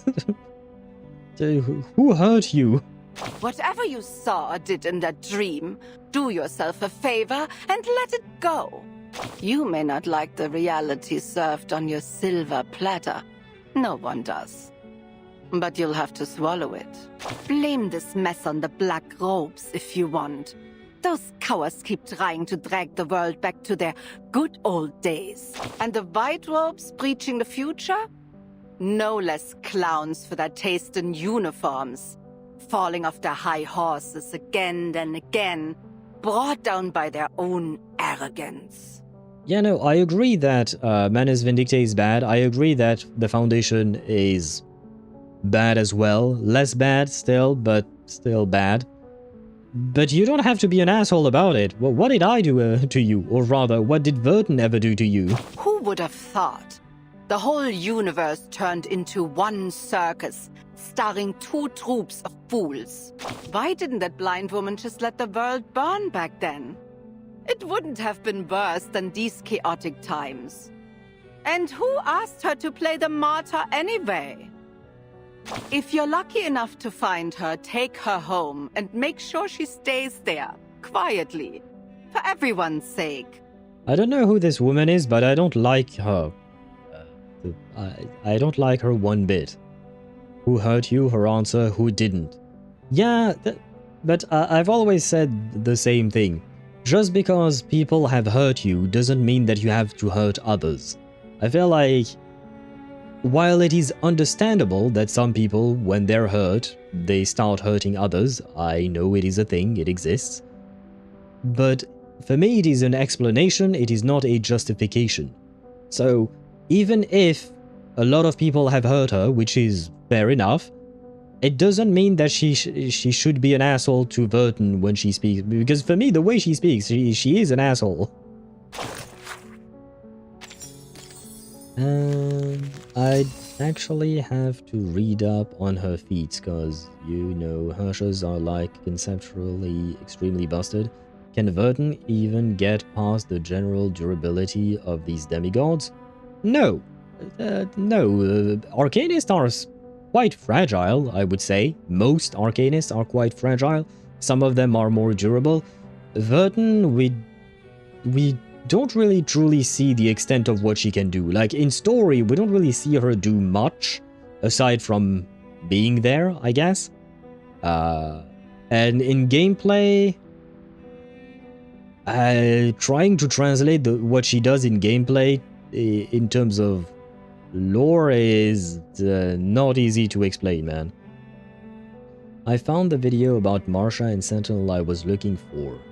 Unfortunately, Emmy, links are not allowed on my chat, because I used to have a slew of bots coming from time to time and posting weird links. If you want to send links, you can do it either on the Discord server, which is preferable, I suppose, or the or Twitch. What'd you call that? Twitch. What's the word for it? There is a word.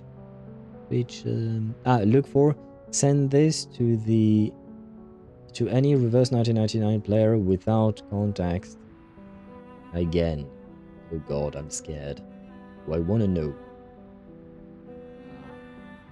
Is it something we should watch now, or is it something we should watch later? Because that much I don't know. By Orangey. I see two videos, one 3 days ago, from 3 days ago, and the other one from January 8th. Yes, January 8th. I think we can watch now. Okay. Let me check. It's on YouTube. Yeah. But what is this? I see Meryl, I see Marsha, I see someone I don't recognize, I think. Wait.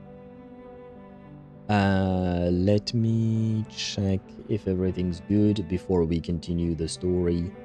There. Did we capture that? Yes. Okay, we're good. There you go. No music. Okay, good. What is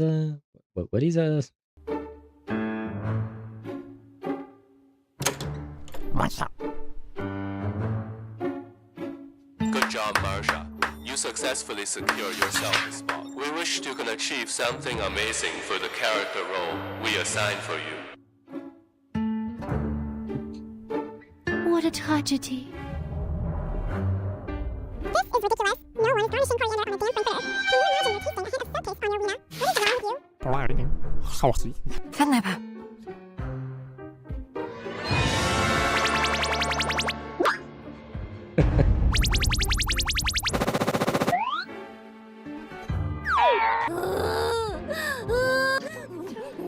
What on earth have I done wrong? Why would you forgive me?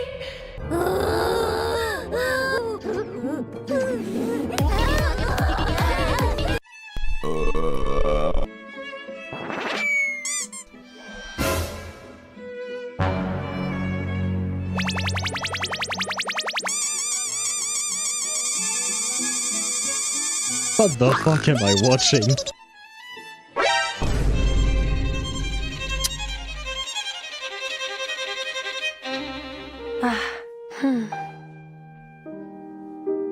Maria, I'm not sure how to put it. My God's grace. Oh, that would be a nice skin. Why not? Okay, this is the Sentinel's fantasies. Hey. Yo, what's up, bro? Fuck. The fuck did I just watch? What on earth did you just send me? Oh my god. What? What? What? Why? How? Again, why? I have so many questions. What was this whole thing about? I guess it was about Marsha joining Team Timekeeper and then all hell breaks loose, I guess. It was a funny video, I will give you that, but also my mind is just like, huh? Basically, that's how my mind felt, more or less. I guess gacha humor is something else. It is indeed. Marsha was devastated by being the lingering glow archetype, so was different team from Sentinel. Oh, okay. Oh, right, and that's why we saw Beryl and Flutterpage in the team. Okay, I see. I didn't catch on to that one, I have to say. But, I mean, the person's name was Orangi, you said? Daedara Clay Dragon says, peek, peek, peek, peek, peek, peek, peek, peek, peek, peek, peek, peek, peek, peek. No, there weren't as many as I thought there was, but it was funny indeed. Oh, and hello Zenny, welcome to the stream. I hope you're doing well, and thank you for the hydrate. I shall do just that. Welcome in, welcome in.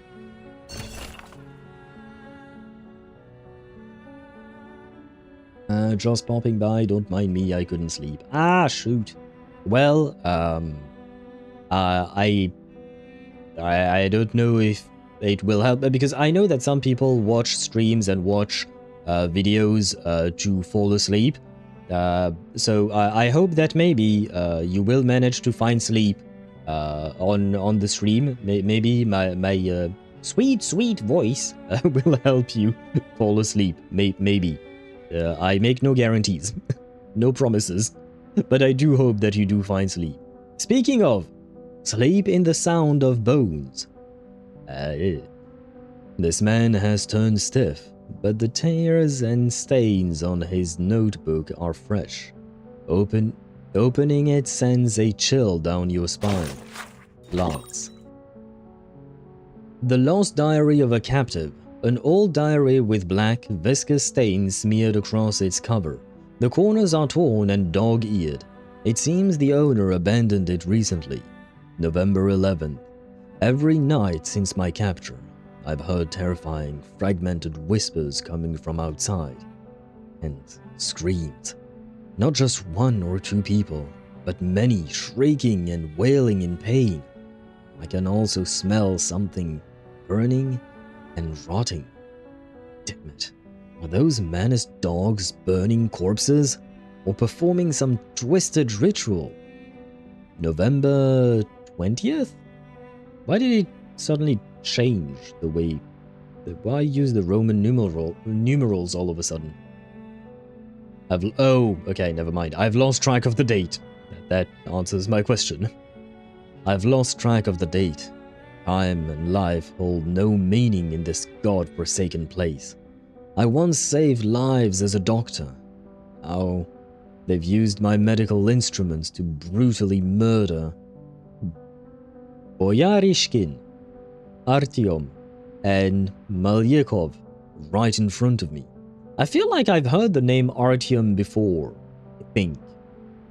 I don't care anymore. If they're going to come for me eventually, they might as well hurry and end it now.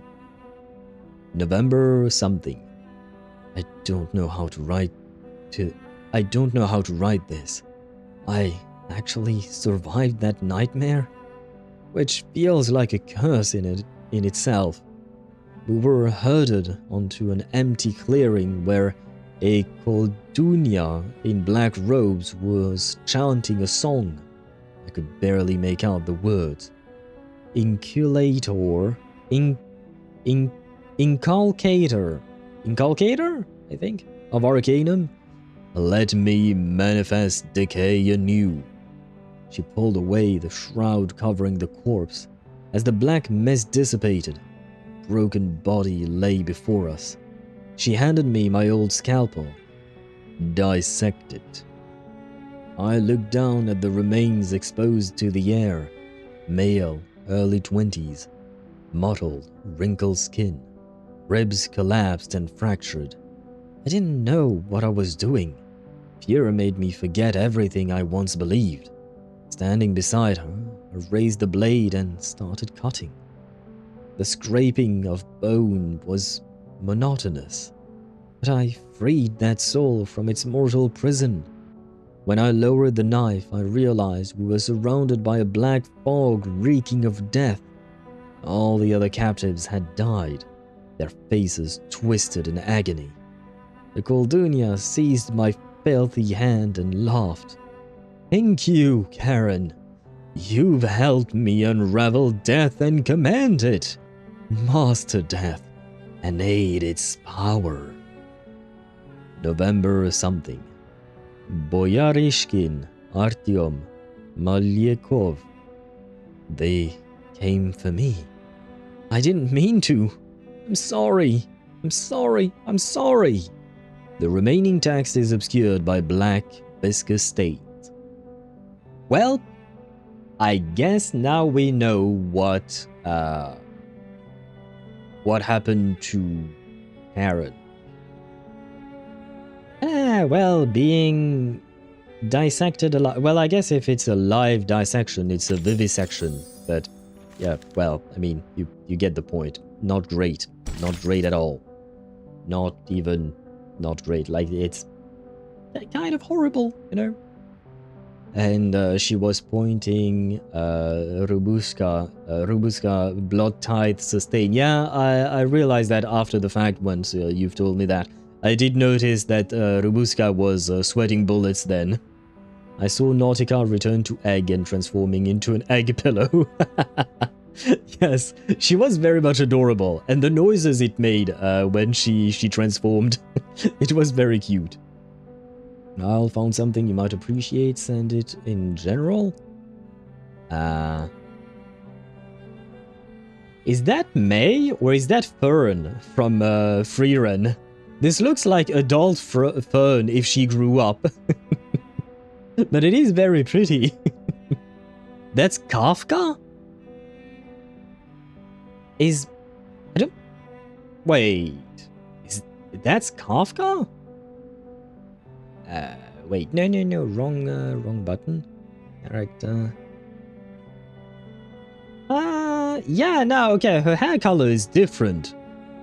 I just checked the actual splash art. Yeah, the hair color here looks way more like Fern's hair color rather than Kafka. But yeah, how is that Kafka? Because, well, I mean, the Kafka we know looks nothing like that. So why would you say that this is Kafka? For me, this looks more like Fern, but taller, and I guess with smaller boobs or something. That's my kind of Kafka. I'm sorry to say, brother, but your kind of Kafka does not exist, because for me, this does not look like Kafka at all.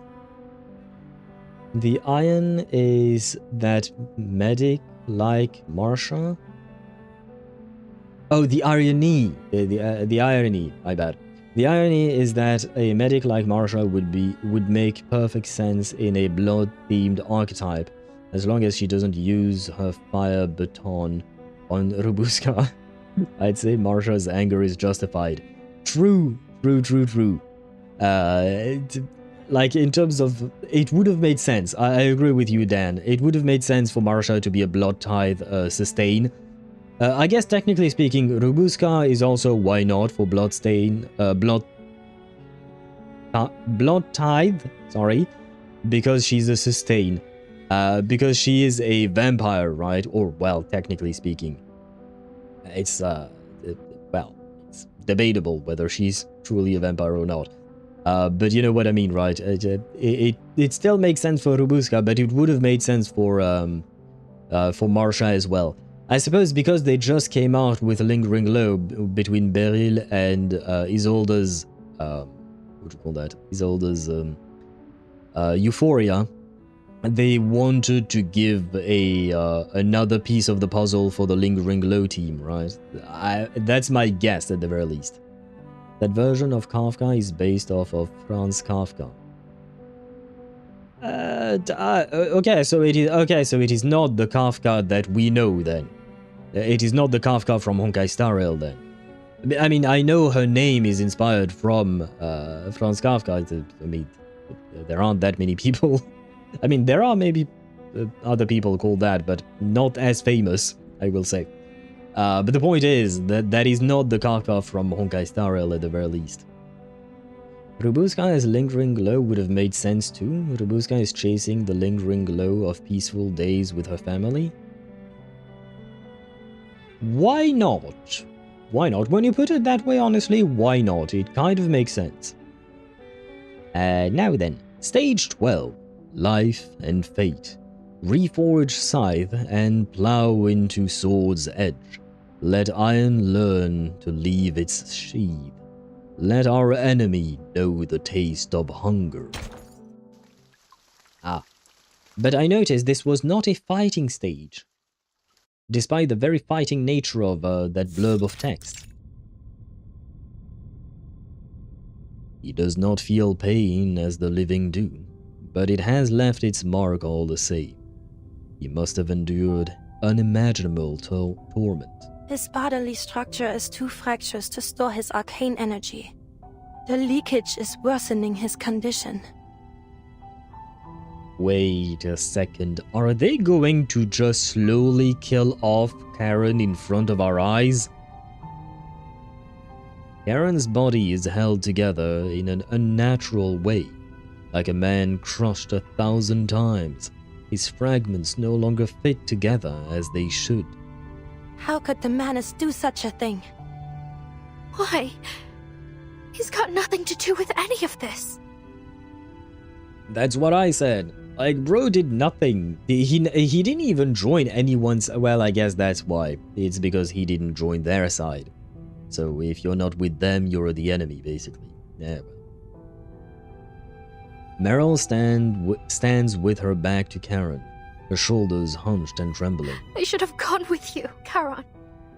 You probably would have died. Let's be honest, you probably would have been killed as well. Karen now lies on a stretcher, silent and contained, like a black wall behind them. Meryl finally saw Karen's arcane skill for the first time, vast and hollow, like death itself. No. Meryl. Meryl. Marsha. She instinctively turns to her, but Marsha grips her shoulders firmly, holding her back in place. Don't turn around. I think Karen wants to tell you something. What is it, Karen? Meryl. Karen, I'm sorry, it's all my fault. Well, no, you didn't, capture him, torture him, close to death. You didn't do all of those things. With a single word, Meryl's words come rushing like a river breaking its banks. You protected me, walked with me all this way, hid me, kept me safe, and after all that, after everything you've done for me, I left you there, all alone. If only I weren't such a weakling. If only I were brave like the others. I could have taken you with me. Saved you for once. But it's all my fault. I'm useless. I should never have left you behind. If it weren't for me, you could have...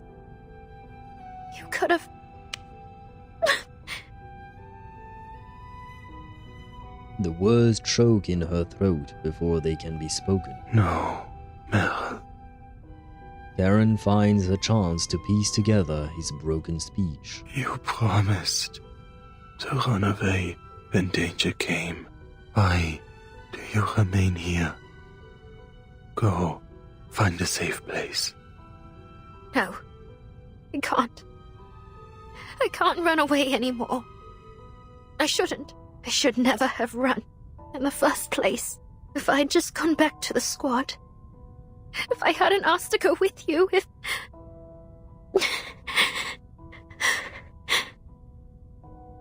Meryl is too overwhelmed to speak. A pair of hands gently wipes the tears from her face. Hush, now. How are you supposed to help me fix Karen up if you keep crying like this? Can we fix him up? Don't forget what we need to do. Karen will be fine. As long as we can restore the vessel of his consciousness, he'll recover. Okay. And how exactly do we do that? We can patch him up? That's a lot of confidence, man. That's a lot of confidence. I don't know how to do that. We can... Even if we can't, we will. That's not how life works, but sure. I mean, I don't know if there is genuinely a way or not to actually save him. She sounds very confident, but I don't know if she sounds confident because she knows something that I don't, or if she sounds confident, or rather she projects confidence in order to reassure Meryl. I don't know which one. But you're so pretty. Yes, but Deidara, unfortunately, I don't think that being pretty helps in times of war.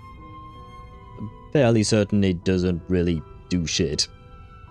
Dude's a zombie, he's got better odds. This is marginally better, I guess. Sure. Yeah. I don't really see it that way personally. Like, I'm just like, bro is on death's door, quite literally. And again, I have no idea how to fix a broken, awakened arcanist, to be fair. That marginally is all you need? That's a lot of hope. You're being very optimistic for once, Sparta. That is actually quite surprising. And for once, I'm the one not being as optimistic because, like, I don't see those odds as being very good. I'm the only one who can look at him right now, and I need a reliable assistant. Only the two of us can help him. Do you understand? Yes. Right, I understand. Then take a moment and wipe your tears. It won't be an easy task, but it'll soon be over. Just follow my instructions and give me what I need when I ask for it. Can you do that, Mere? Is this some kind of procedure that Marsha has already performed? Because I know she's a doctor, she is a medic, right? So I'm sure she has had to perform some kind of surgeries or field medicine in war times and whatnot. Sure. But it is one thing to treat an arcanist that has a more or less human body, and it is a completely different matter to treat an awakened arcanist. Because awakened arcanists are essentially objects, right? Although I guess in Karen's case, he is a corpse. Like the very thing that he is his corpse, I think. It's Arcanum. Going against all odds is part of the program. Sure, yes. I mean, yeah, at the end of the day, you can just say, it's magic. Shut the fuck up, don't ask questions. But, like, I wish that we had an idea of how it worked. Because dude's basically a corpse, we can stitch up a corpse. Yeah, but how exactly do you stitch up... Like, for instance... like actual stitches, you know, you close a wound so that blood does not seep out. What is the equivalent for someone's arcane consciousness? What kind of stitch do you use for that? That's my question. I want the details on the logistics of how it works. I mean, if it is possible, that's great. I don't want to see Karen die. Like I said, bro has already died once. I don't think he deserves to die again. A boy steps onto a fallen stone pillar, the wreckage of the warplane in the church behind him. It's been shot down, yet it still seems to posture in defiance, a grim reminder of how fragile this city is. We will not be victims. One by one, people gather around Fyodor Petrovich, quickly forming a tight circle. Ah, well, they want to hand over Igor. I mean, it is one life against the lives, you know, as Spock said, the needs of the many outweigh the needs of the few, or something along those lines. I don't want Igor to die either, but, you know, I suppose in a way it could be his redemption to sacrifice himself for the sacrifices he made earlier. Well, not in the sense that he sacrificed something himself, but in the sense that he sacrificed other people on his behalf. Like, I think you guys understand probably what I'm trying to say. Normal stitches might just work, and arcane shit just transforms it into what he needs. Karen is extremely hard to put down, as you can see. I wouldn't say extremely hard to put down, no. I mean, he is more difficult to put down than a regular human being, that's for sure. But I wouldn't say that he's extremely hard to put down. I'd say, like, Voyager is extremely hard to put down. Because if you say that Karen is extremely hard to put down, then Voyager is nigh unkillable, I suppose. Although, technically speaking, I mean, she is a galaxy, so I guess you can't really kill a galaxy, maybe? Who knows? But see, this is what I'm saying. I want to learn more about how it all works. Compared to regular mortal, dude is a tank. I wouldn't go as far as calling him a tank. He's definitely way stronger, I guess, more durable than a human being, but still. We are making a lot of assumptions as if like we can solve anything and everything. Yes, I guess if you just go by the idea it's magic, shut the fuck up, sure. But I don't like that. I need more something concrete to explain away how to save him. More and more voices join the chanting. The rest of the residents linger at a distance. Some whisper behind covered mouths. Others lift anxious eyes to the sky, searching for bombs that may yet fall. The chanting crowd clambers over the street barricades, only to be halted by gun barrels before the fortifications of the city defense headquarters. Stop! Don't go any further! Ah shit, I forgot about you. Stand aside, kid. I need to talk to your commander. You can tell me. I'll pass it on. Sergei feels a shove from the side. Hey, I know this man. Let me talk to him. The Belgrade militiaman climbs onto the fortifications, standing taller. Fyodor, take your people and turn back. Or are you here just to cause trouble? Still standing strong with the cavalry, are we, Dima? Don't you know how many have sided with us? Them? Just little sheep following any dog that barks at them. You war-crazed duraki! All we have to do is hand over that Igor and Krutov will leave us be. The choice is obvious. You're the Durak. They're bandits. You can't trust a word they say. Aha, a Durak is an idiot in Russian. And... You war-crazed duraki! You war-crazed duraki. Wait, it's missing the war-crazed, I think. Maybe. No? You war-crazed duraki! Yeah, you war-crazed duraki. So duraki would be the plural of durak. And both mean idiot/idiots. I see. We do be learning Russian today. We do be learning Russian. They attacked. I would not hand over Igor. Technically speaking, if there was a... Like, if it was guaranteed that handing over Igor would actually save them, I would understand that why they would. But given what we've seen of Krutov, I don't actually trust him. I feel like even if they do hand Igor over, he will still kill them because he can. Given what he just did to Charon, because it was done under his orders. It might have been the ritualist who did that, but at the end of the day, it was done under his orders. And he just broke the guy because he could. Not because he needed to, not because he had to, just because he could do it. You cannot trust the word of an attacking party, period. I don't quite agree with that blanket statement. I feel like it's way too generalistic for a situation that, or for situations, plural, that can be way more complex than that. But in this specific case, I do agree.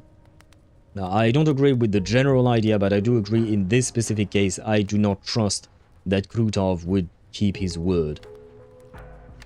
And this Igor, who is he? No one here has ever even heard of him. It's no skin of our back to hand him over. You cavalry said you wanted to protect the city.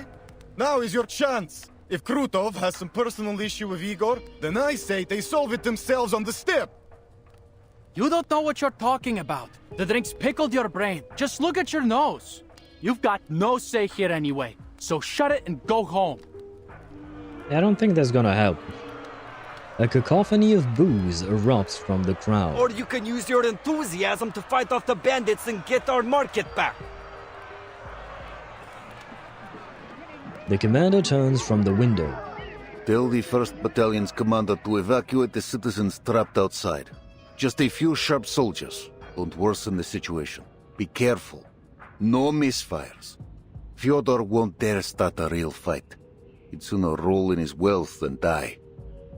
Plus, honestly, you know, having, what do you call that?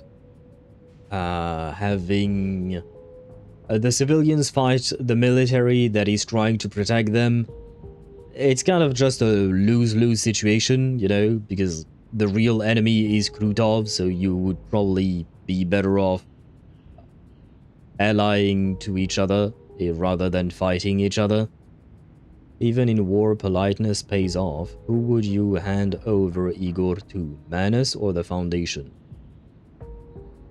If I have to choose, I think the Foundation. Because, again, the Foundation is definitely not like the good guys of the story. I consider Vertin to be the good guy of the story, or good girl, I suppose. But the Foundation is definitely grey. And it is a dark grey, I would say. But Manus Vindictae is all black. We haven't seen an ounce of good, I guess, if you want to put it in very simple terms. We haven't seen an ounce of good in Manus Vindictae at all. The Foundation, they are very dark grey, but they do some good. Some. Which is slightly better than Manus Vindictae. I punch you in the face and promised not to punch you in the face again. Would you believe me? Keep in mind I punched you out of nowhere. Yeah, but here's the thing. Usually there is a reason why people punch each other, right? There is a context. So without knowing the context, I can't answer the question. Hence why I don't agree with the generalistic nature of the statement. Because context matter, and without context you can't make a proper decision. In the in this specific story, we know some of the context, and we also know the person behind it. What do you call that? We know what kind of person Krutov is, but the rest, I just did it. Krutov is no different individual. I disagree. Krutov has his own reasons, but there is a lot more that is being shown about him compared to what the analogy you're trying to draw. The analogy you're trying to draw makes it way too simple when these types of situations are usually way more complicated and there are way more factors to take into account. Arguably some good in our playable Manus girl Coppelia in the current roguelike, but she is very turncoat coded. I don't know who Coppelia is, because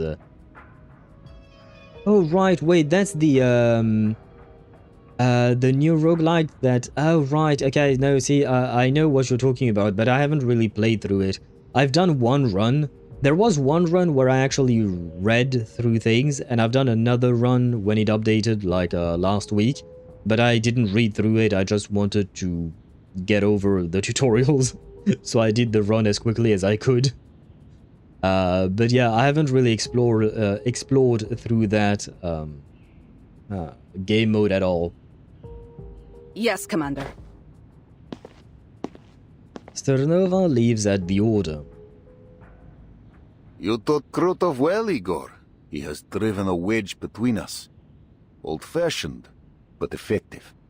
He knows we need both the militia and the citizens to hold Peregrad. One whisper deal and half turn against us. He will do anything to bring me a humiliating death. Why? I never warmed to him, true, but I had no inkling his hatred ran so deep. Igor falls silent, as if fishing his thoughts from the depths of a dark pond. Like me, there was no turning back for him after San Paulo. He can only continue down the path he has laid. Since the deal with Manus Vindictae, he has resented me. He claims I shot at him for his sacrifice. What do you mean by that? He also believes our break from the Manus was a grave mistake. He wishes to wrest more power from them, but I never promised him power. I promised him a chance at survival. Still, he calls the boon a sacred thing that will grant him the power of a god. Krutov took my choice as weakness. Now, he is obsessed with proving that his path is the right one. Well, yeah, usually people, when they are confronted with the fact that they might have been wrong, they sometimes, you know, they just double down on that road so that they don't admit that they were wrong. He wants Very to kill stupid. me, to take the boon, to prove his worth to the Manus. I mean, what prevents Igor from giving the boon to someone else? And, like, even if we do hand over Igor to Krutov, he won't get the boon, so, like, the cube, basically. So, like, or is the cube, does it only work thanks to Igor, or something like that, maybe? I don't know. We're gonna have some ads again. Oh my god, it's already 10 PM. Fucking hell, we've done, like, what, 4 stages? 3? This is the 4th stage that we've done today, right? I think. God damn it. I mean, if the motherfucker has no problem torturing for all intents an NPC in Karen? Karen is not an NPC. Karen is a playable character. If you're talking, because I didn't quite understand that sentence about NPCs and Karen there. Karen is not an NPC. He's an actual playable character. Dude is not above attacking after getting Igor. Yeah, I know. Again, I agree that what you said is true in this specific context, that we should not trust Krutov's word. I agree with that part. The part I disagree with is generalizing it to every single other type of situation that would have an attacker and them promising not to attack again.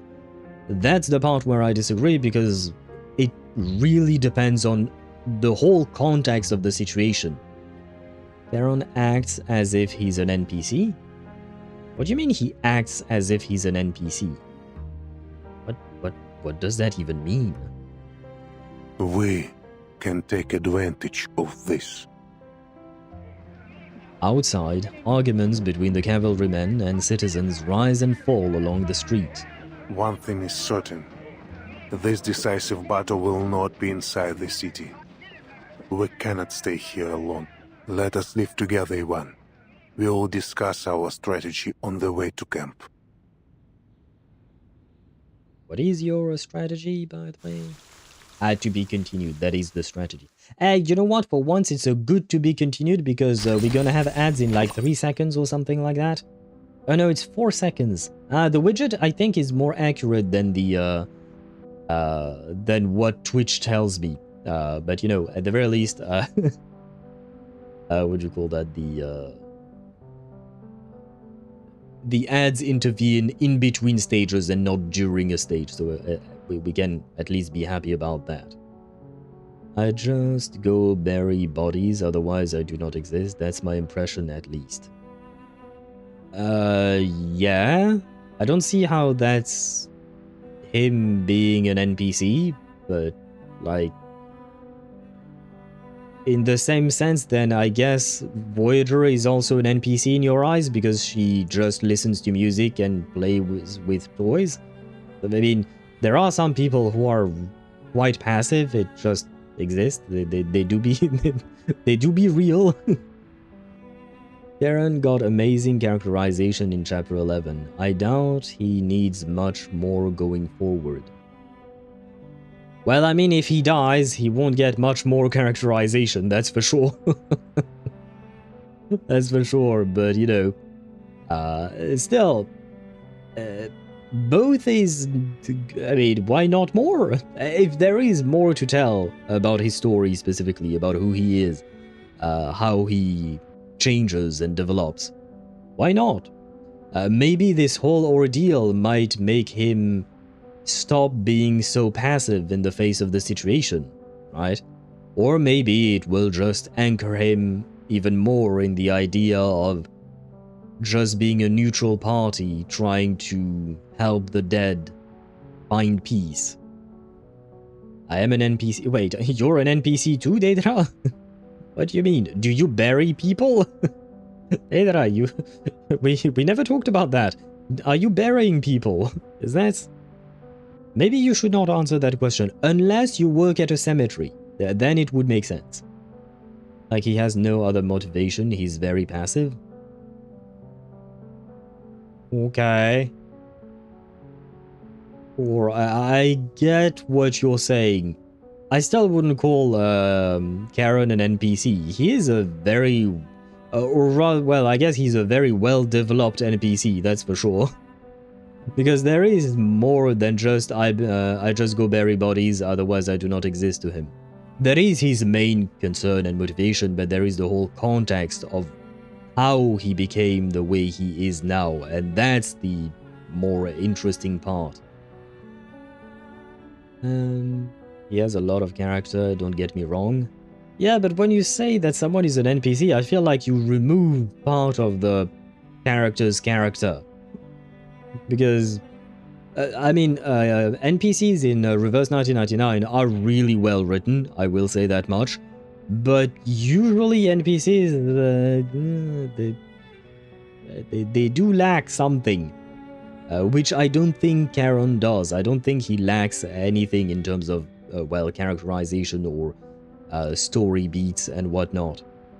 Whereas NPCs, they, well, some of them don't even have a backstory. So that's why I feel like it's just, you know, a bit reductive to call him an NPC. But his whole shtick reduces him a lot to me. Well, you should maybe stop focusing on the shtick and focus on everything else that he has to offer. Because there is everything else. Like, you're choosing to focus on one specific part of the character, when in fact the character has way more to offer than that one shtick. That's kind of a you problem. That's, you have to shift your own perspective in order to see the character as a whole, and not as a singular trait. Because, yes, you can reduce a lot of characters to a singular trait, but the truth is that they are not actually just that singular trait. There is a lot of context to them. So it's all a matter of how you choose to see the situation.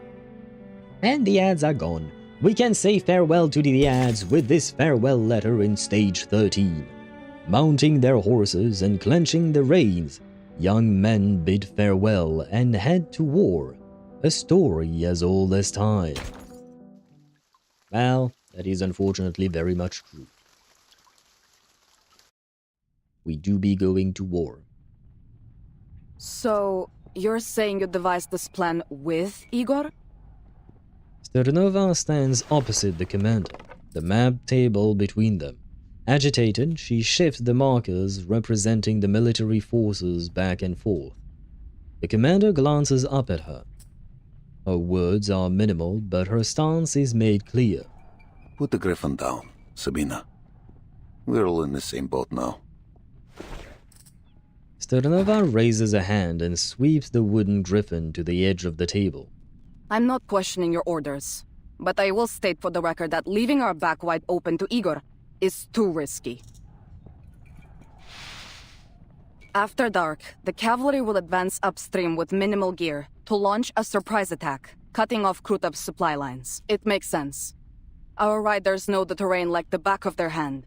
This will allow us to capitalize on our superior mobility. But we would be leaving the right bank, the forest, the siege, and even Beregrad exposed. We're throwing ourselves into the old lion's mouth and praying he won't bite. You're right, we'd be exposed. But a coalition without trust wins nothing. He does have a point. I mean, both have good points, but if you have to work with the idea that Igor might betray you, which is technically speaking a possibility indeed, then you can't truly work out a proper plan, because you would have to spread your forces too thin in order to cover both a potential attack from Igor and the attack on Krutov. So you won't be making any kind of progress at all. You will just end up losing. So you have to count on the fact that Igor is not going to betray you, because otherwise you are going to lose either way. You've seen Krutov and his army. Neither the cavalry corps nor the militia can meet his air power or artillery. Belgrade would be rubble if not for Igor's anti-air guns. Her thoughts drift to the poorhouse, its dome half destroyed in a bomb dropped during the withdrawal from Belgrade. The Griffin Legion is well equipped, but they're thin on numbers and supplies. They will hold cities and forests best. Let them guard the city. Our riders will flank the enemy by night. Both Igor and I agree on this. I mean, honestly, the plan sounds like a pretty good plan. I mean, best we can do, I guess. I know just his singular trait is super on the nose, to his apparent detriment. I disagree. I think this is again a matter of perspective here. I disagree that it is to his detriment, in the sense that his whole shtick, as you put it, is the crystallization of everything he's gone through, basically. And removing that context from the shtick, yes, it is to his detriment, but that is because you're removing the context, and the context, again, matters, because the context is what gives sense to what he does. This tactic is actually a Hussar tactic. I will take your word for it. I mean, for me, the tactic just makes sense. You don't keep cavalry within walls. Cavalry is meant to flank. That's the whole point of the cavalry. They are fast and they can hit from places that infantrymen can't. And same thing, you won't move your anti-aircraft guns to attack. It doesn't make sense, right? Their plan sounds like the best they can do with the resources they have. My Wi-Fi died, but I'm back. Welcome back, Deidra. We are talking war plans and trying to fight off Krutov. Wait, am I in the wrong window? I think I am in the wrong window. Yes, there we go. But... She knows the commander has reasons, yet the smoke of South America still hangs heavy in her memory, casting an inescapable shadow over this coalition. I understand her point of view as well. I sincerely do. But, like I said, if they try to do it by themselves, they are going to lose. As far as I can tell, they do not have the manpower to do it by themselves. Hence why they need the coalition with Igor's forces. So, like, it's either you take a chance and hopefully Igor does not betray you and maybe you can win, or you don't trust him and you kind of automatically lose. Unless you have some kind of magic plan, I don't see how, doubting Igor is going to help. Like, you can keep the doubt in the back of your mind for sure, but you still have to move forward with something. I hear your concern, Sabina. He picks up the wooden griffin and sets it down to the sitch. When the operation begins, Igor will come to our siege. All his communication will be monitored. How? I doubt our operators can tap his line so effectively. There will be no such need. On our return from the city, I asked Igor to use only our lines for the operation. He agreed. Sternova nods hesitantly. I see. Still, I'll be keeping an eye on him. Your scrutiny is welcome, Colonel Sternova. The rebel leader enters the tent, his presence tightening the already frayed nerves of the chief of staff. Under Sternova's piercing gaze, he places a document on the table. What's this? All the information I have on Krutov. His background, academic record, military experience, psychological profile, and a registered list of his arcane skills. Quite useful. The information comes like rain upon a desert. Such clear proof of good faith silences Terranova's worries. She silently agrees to allow the collaboration to continue. I mean, she doesn't exactly have a choice, does she? No offense. I love Terranova, but she's not the one in charge. Ivan is, right? Ivan is her superior, like in the hierarchy, and like in the military, you don't really discuss or debate over the orders that your superior gives you. You kind of just obey the orders. You don't really get a choice.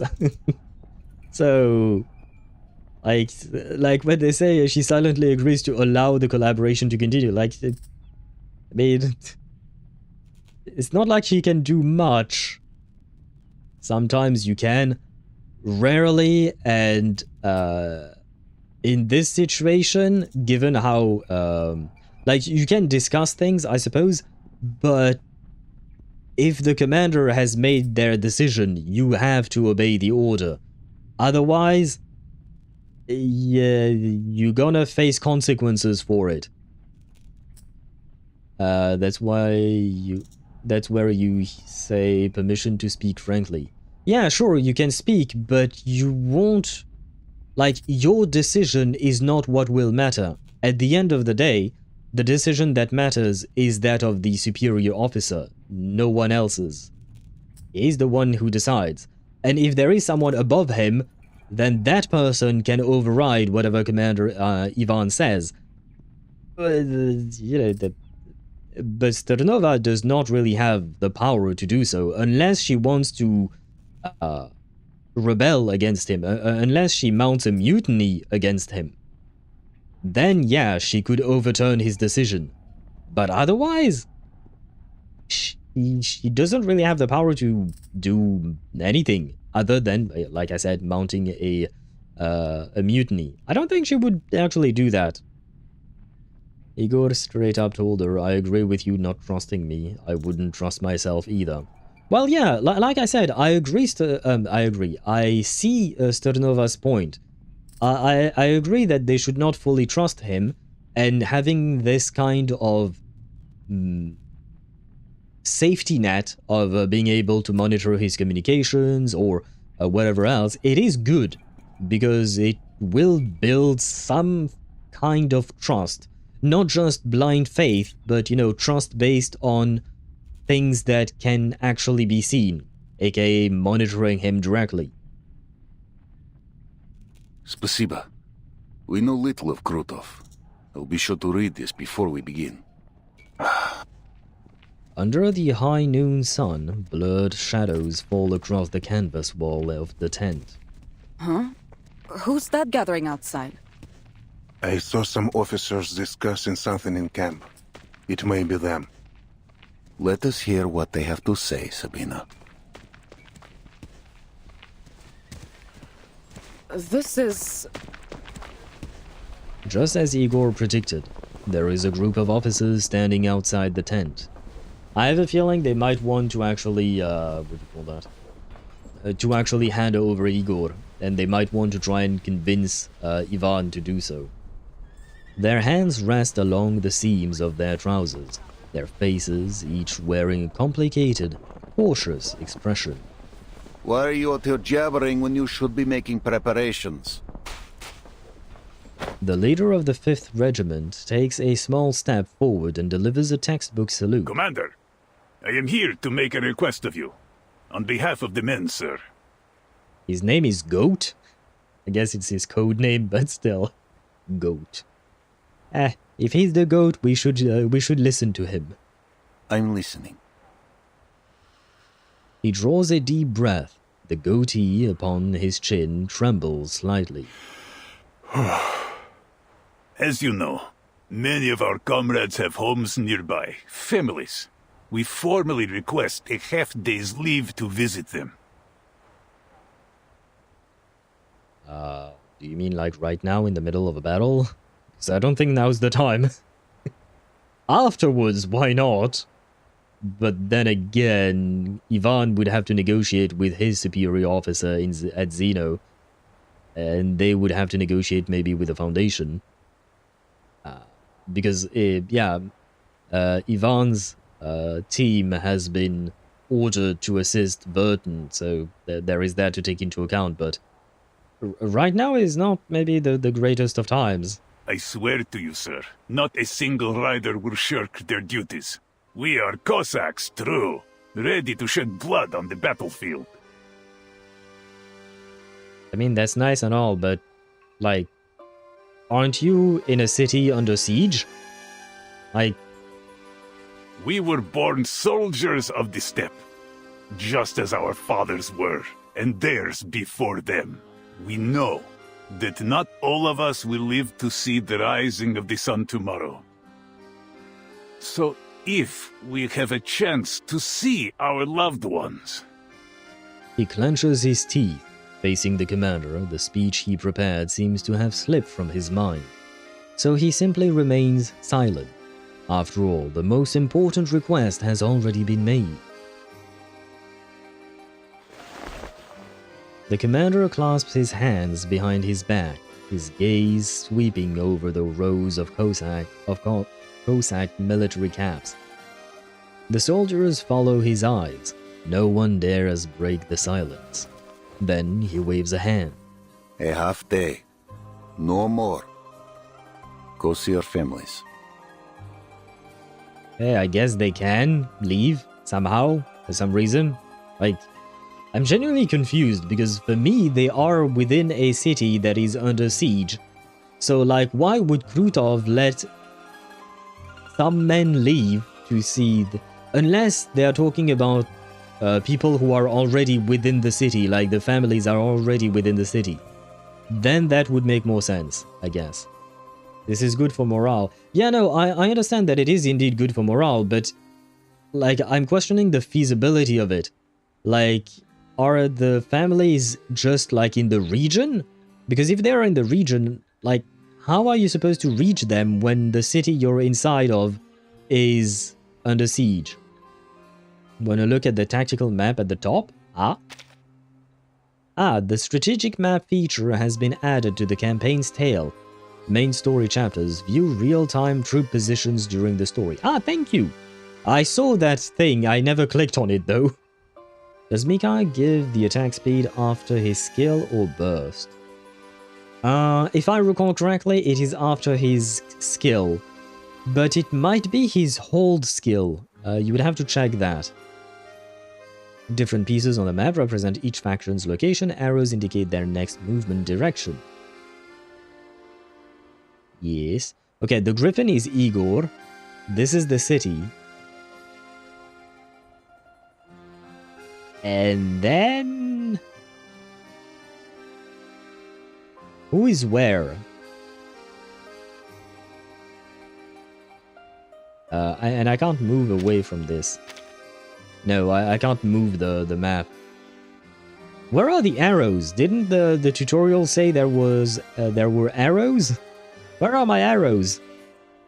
Xeno, Ivan is red. So this is... Okay. So they are outside the city. I'm guessing then that maybe Krutov is in that direction? Like on the other side of the bridge? I think this is a bridge. I assume this is some kind of bridge. So, but who would be yellow then? Nobody is moving this stage, so no arrows. Okay, so I'm assuming it will move next stage then. Okay. But who's yellow? Or is this Igor, and is this Igor's forces in yellow? Because they do be yellow both, the Griffin and the this. Okay, so yeah, but then that's still my question is still, where are the families exactly to be seen? You know, Igor is yellow. Okay, so this part now, because there is the totem part, I guess, of the Griffin, which I assume this is Igor as an individual, and the yellow camp is his men and troops. That's my assumption here.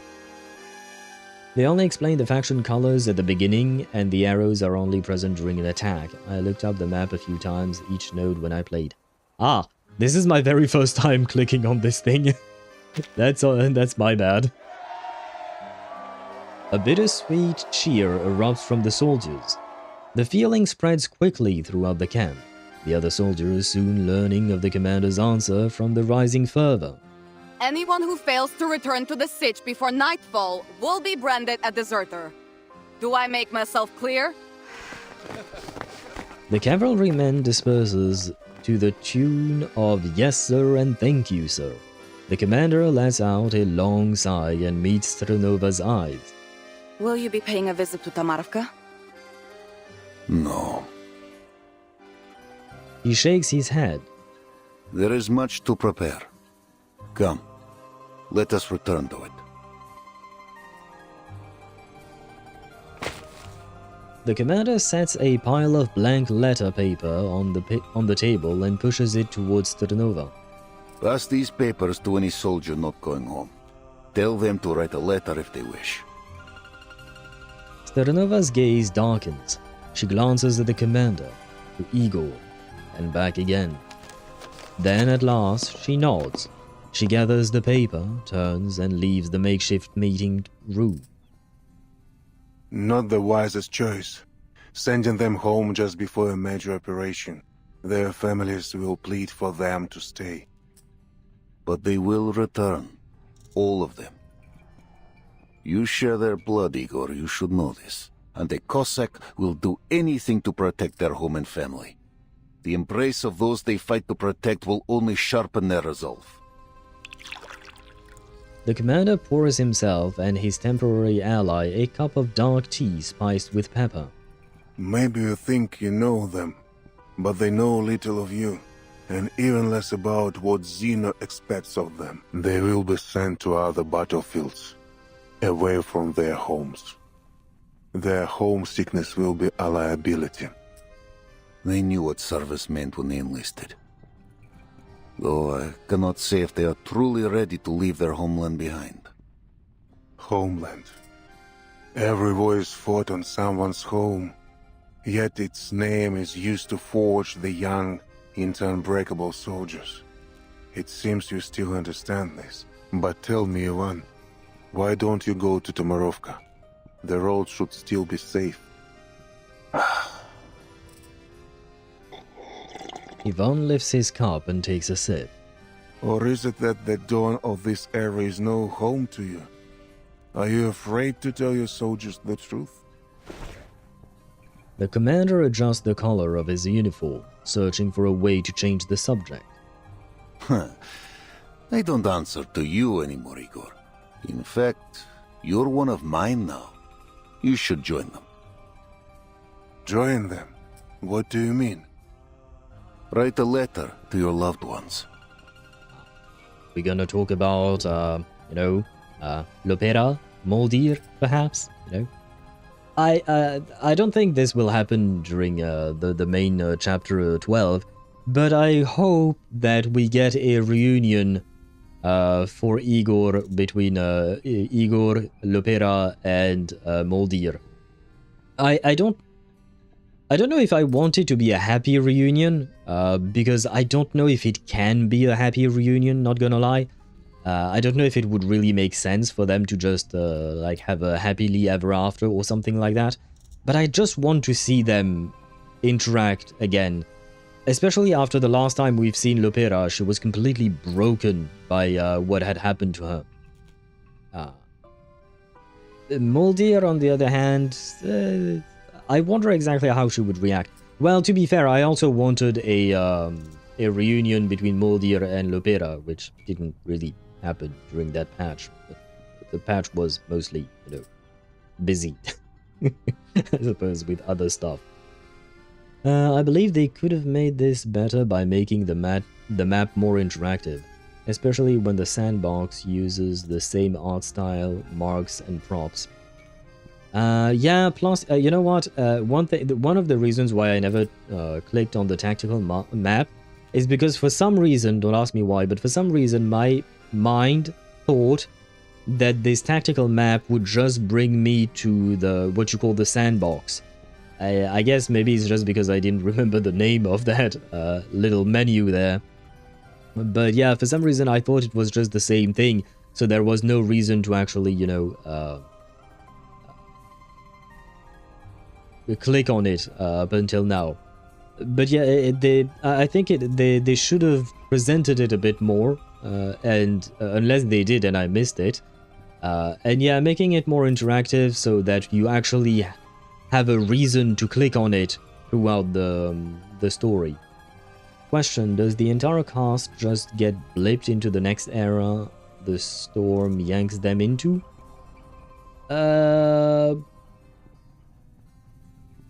No. It's more like the storm happens all around them, but there are places where you are safe from the effects of the storm.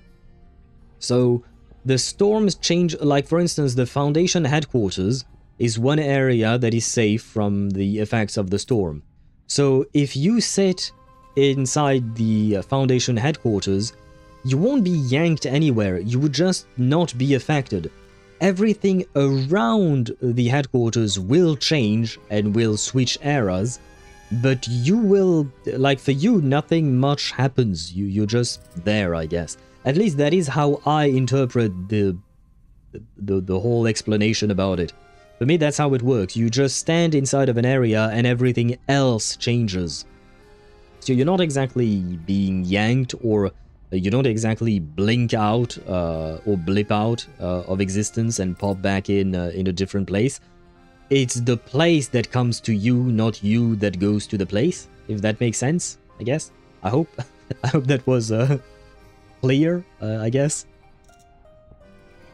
The unexpected proposal renders Igor silent. Krutov bears a grudge against you. It is clear. If we fail, he will show you no mercy. So, anyone to bid farewell to? Or is this era truly just a fleeting whim to you? Igor drinks the hot tea in one gulp. He rises and pulls on his coat. I'll leave you to your work. After this battle, Igor, I hope never to see you again. Taking a few sheets of letter paper from the commander's desk, Igor steps out of the tent. The commander remains standing, as if waiting for something to arrive. Soon, the radio link to headquarters chirps, its alarming tone as expected. Vice Admiral Barakov, is the Timekeeper safe? Yes. She says our mission in Belgrade is mostly complete. Good. We'll relay this to the Foundation Committee. With that settled, your orders are to pull the Cavalry Corps from the region, effective immediately. Immediately? We were given 2 weeks to secure Belgrade. A warlord and his bandits, aided by Manus Vindictae, have been running rampant on the Dawn. We are working to neutralize this threat before redeployment. Manus Vindictae's forces are concentrated on the Western Front. Our manpower is already stretched too thin. We can't afford to hold the Don River. Not while there are more important strategic goals. I feel like he shouldn't have taken this call. Maybe he should have let the phone ring and not answer the call. The decision is set. No 2 weeks. 5 days. That's all I ask. We will resolve the threat here and ride to Hungary without delay. You're gonna visit Sparta. And how do you plan to resolve the threat? With Igor's rebels? Did you really think you could hide your coalition with Igor and his traitors? You and I only turned a blind eye for the Timekeeper's sake, but the Timekeeper has finished her work, and you are still collaborating with them. Are you prepared to face the committee if they demand an explanation? Vice Admiral Barakov, do you read me? Ivan Ivanovich, you understand what I'm saying, don't you? You'll obey orders or you'll face the consequences, Ivan. To protect our home and kin. That is why I stand with Igor's rebels. That will be my only answer. to the tribunal. I guess for them it doesn't, I mean to the Foundation, they don't really care, because what Igor and even Ivan are doing is trying to protect people, right? They're trying to protect the citizens of Belgrade. But to the Foundation it doesn't really matter, because eventually a new storm will happen and all of these people will be stormed away, so it's kind of like a pointless endeavor to try and save them from what's his face, Krutov. I don't agree with that, but I'm just sharing what I think the perspective of the Foundation is. So what, an entire concrete bunker building complex just spawns in another era?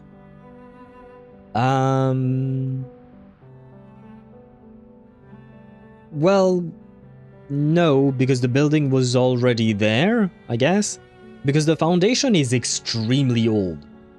I don't know how old their headquarters specifically are, but the Foundation itself as an organization, if I recall correctly, it is very, very old. It has been there for a long-ass time. And the thing is, for now, we haven't... what'd you call that? We haven't moved past a century. Like, at most, the... what'd you call that? In terms of main story, I think the earliest we've gone back to is 1914 or 1930. Well, 1914, I think. So it is not impossible for the building to just already be there. Like, for instance, the building I live in has been there for more than 100 years. So even if I went back to, like, wait, we are in 2026.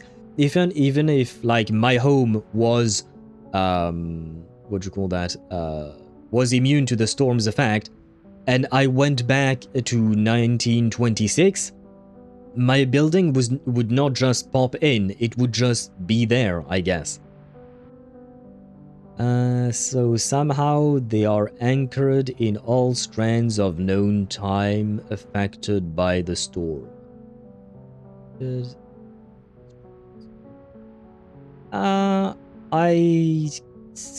Yes. I guess so. You could say that in a way. Yeah. Not sure. Maybe. Not sure. Because I don't know exactly what makes a place immune to the oh, never mind, it's a ritual. Because we saw that in the on the apparent island. The natural storm shelters are already immune, so they'll just endure the storms and stay in place indefinitely. Though it is possible for a shelter's protection to diminish, we saw that during the main story. Right, with the apparent island that I just mentioned, right? With the apparent island, we saw that the protection diminished indeed. So wait, so does that mean is the Foundation headquarters a natural storm shelter somehow for some reason unexplained?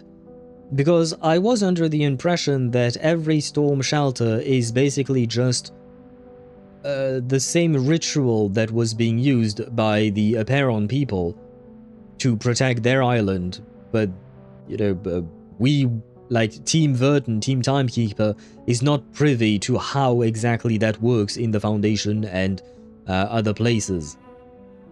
So does that mean that there are just places that are unaffected? And for some reason, very conveniently, might I add, the Foundation headquarters is also, what do you call that? Also safe.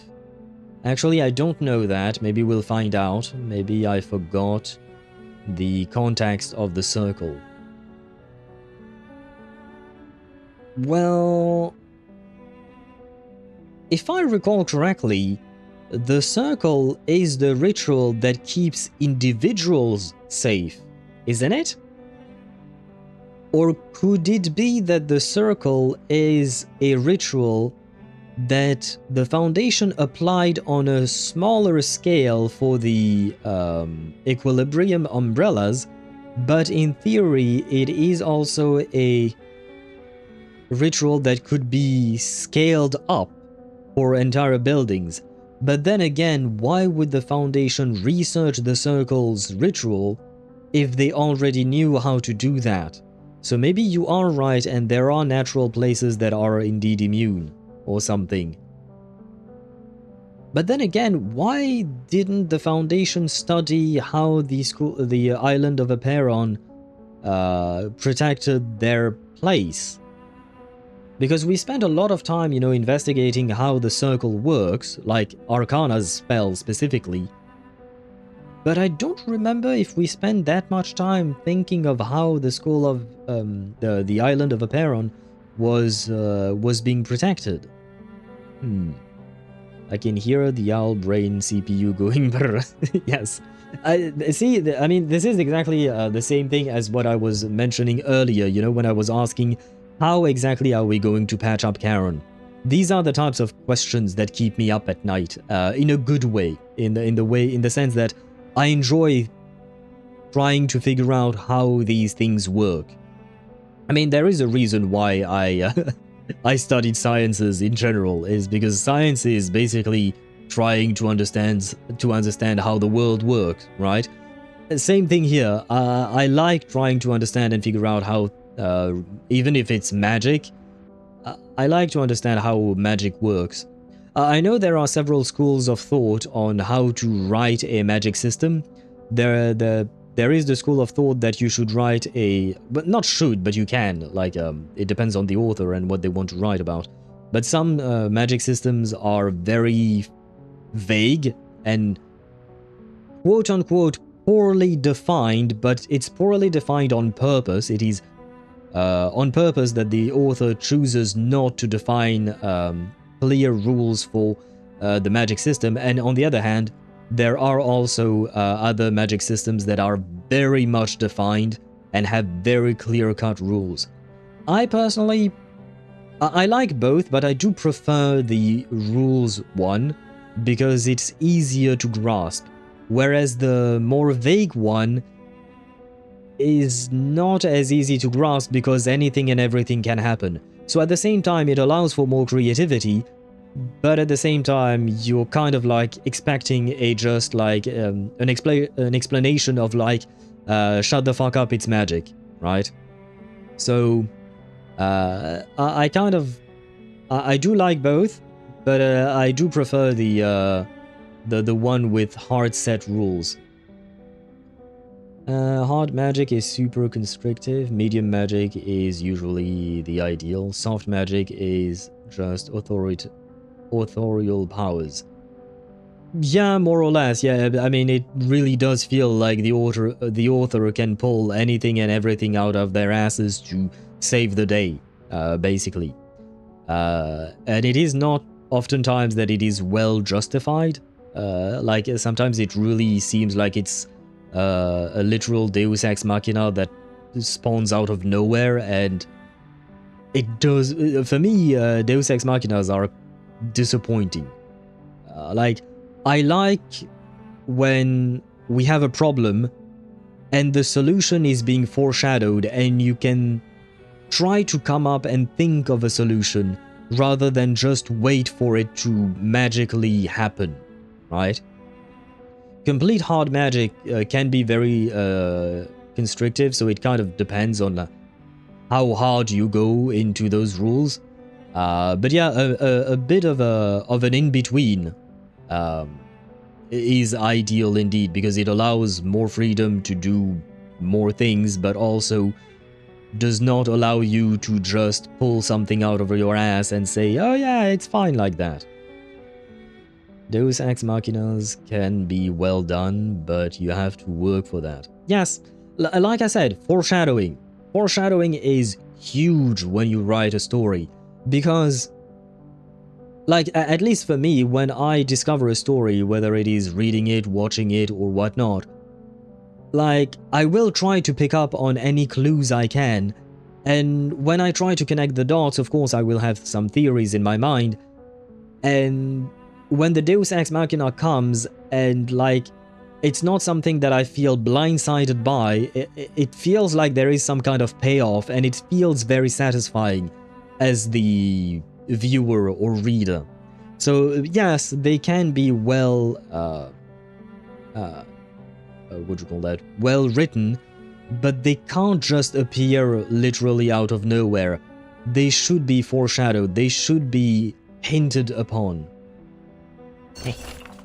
Mounting procedures and posture. First opening, Operation Order Brief, top secret, except order. Colonel Smirnova's Operation Order Brief. Operation Order Brief. In accordance with Xeno Military Security Protocol, this brief has been encrypted. Operation Order, hashtag Operation Frozen Horseshoe, Omega, Spear Light Cavalry Division 0500, Mission. You're ordered to form a rapid strike team with the Shashka and Shield units, hereby designated Omega. Strike Team Omega will coordinate with Horse Hunter forces with the Old Citizen unit to establish an Omega formation. Like, is the Omega formation like the name of a formation, or is it just because it looks like the letter? I doubt it's the latter. I hope it's not the latter. But I don't know what Omega formation it is supposed to be. Omega formation battlefront. Advance upstream along the Golden Bank of the Undercurrent waterway to launch a surprise assault. Your core objective is to restrict enemy deployment space at all costs. 2. Enemy intel. Our forces and Horse Hunter forces suffered infiltration attacks in southern town. We have confirmed the enemy's new attack target. Enemy Black Locust forces are massing on the Golden Bank of the Undercurrent waterway. They are expected to cross in full strength and launch a general offensive against southern town. According to reliable intelligence, enemy Black Locust forces are expected to mass for attack within the next 24 hours. However, the exact strength of the troops committed to the Dark Bank of the Undercurrent waterway remains unknown. 3. Execution. Rapidly ford the Undercurrent waterway. Before enemy forces complete assembly, execute a flanking maneuver from the narrow wing. Ambush and eliminate all encountered units. Penetrate enemy rear positions and sever supply lines. All combat units must reach the Old Tree Riverside sector and assemble before the autumn harvest. 4. Coordination. Horse Hunter forces and the Old Citizen unit have been integrated into the Southern Town Defense Network and will conduct diversionary attacks from the Dark Bank. Long Tail forces will provide supporting fire and cleanup.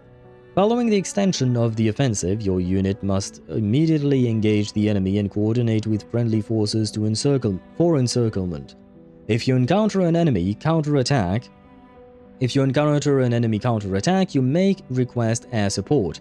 Due to logistical constraints, the Scout Short Sword Camp will assist in securing abandoned horses and equipment recovered during operations. 5. Command and signals. Maintain status quo until next classified order is received. That was a lot of reading.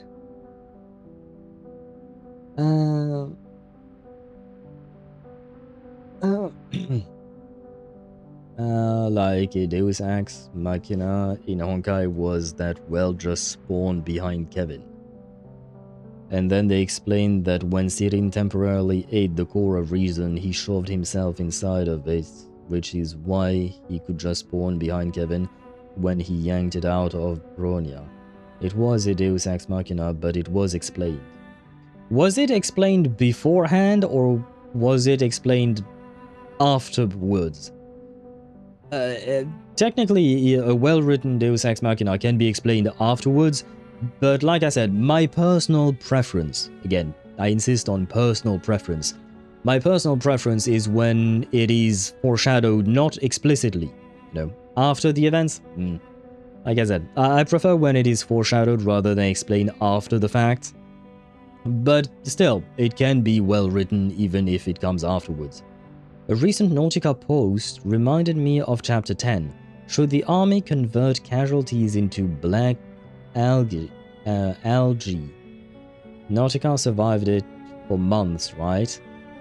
And phone died? Oh, welcome to YouTube side data. Should they convert? Morally speaking, I would say no. Dan, to answer your question, morally speaking, I would say no. Realistically speaking, rationally speaking, I should say, depending on how desperate they are, I could see it as a possibility, right? Because one way to kill an army without having to actually fight the army is to starve them, right? That is basically what happened to Napoleon when he tried to conquer Russia. He went in there, the Russian just retreated again and again and again, while torching the plantations that they had, the fields of grain and whatnot. And as Napoleon continued to march towards inland of Russia, he no longer had, proper supply lines. Like he spread himself too thin, right? And so, with very little efforts, the Russian won against us, the French. So one way to win a war is to starve your enemy. So if you don't want to starve, you might sometimes have to... And to get back to that point, if I recall correctly, it was said that during that campaign, at some point, Napoleon's cavalry started eating their own horses in order to just survive. So it's kind of what you just mentioned, turning casualties into black algae, is turning your own resources into food, if you want to call horses resources, but you know what I mean. But if I recall correctly, I think my history teacher, like 17 or 18 years ago, told me something like that, where, yeah, they started eating their horses in order to just survive, and eventually they just went home, because, like, I think he lost most of his army without really truly fighting the Russian. Like, I mean, there were fights, but yeah, most of the strategy was just wait him out, basically, and it worked. But at the same time, when an army is desperate enough, they might do what you suggested, Dan, and turn casualties into potential food. I think, yeah, there was also a movie that came out maybe 5 years ago or something like that. In the last 5 to 10 years, there was a movie about survivors of a plane crash. Basically, there was a small plane that crashed into the Himalayas, and the survivors turned to cannibalism to survive. And, well, they did survive, I think. I didn't watch the movie myself, but if I recall correctly, it was inspired by real-life events. So, when people are desperate enough, they might do something like that. Again, morally wrong. You wouldn't want to eat your fellow human being, in theory. But when your stomach is churning because it's completely empty, like you mentioned before, Dan, desperate times requires desperate measures. Sometimes, I guess. Where was I at? It made sense with the power set of reason. I'll take your word for it because I don't know the whole context of that situation specifically. Technically, the Russians also froze and starved his troops to death, hence the phrase scorched earth. Yeah, they did burn the fields behind them while they were retreating. And yeah, he also froze because Napoleon, the dumbass he was, for all his smarts, he was kind of a dumbass in the sense that he did not plan properly for the Russian winter. The Russians, on the other hand, were very much used to it because, well, they lived there. But the French, we were not used to it at all. We did not know how bad it would get. And yeah, the French froze and starved to death, and like most of Napoleon's army was dead when he decided to eventually return because it was a doomed attempt. Pony. I don't think they, because I'm guessing here, I don't know, I've never owned a horse myself, but I would assume that even cavalrymen in the military would get attached to their horses, so I would assume they wouldn't be too happy about eating their pony. Let me tell you, you can't plan for a Russian winter. Believe me, you physically can't plan for it. Well, you can be better prepared than what Napoleon was prepared for. He was not prepared at all for it. Now then, stage 14. The night before war. The fires of war burn ever nearer. Children of the dawn, it is time to unite.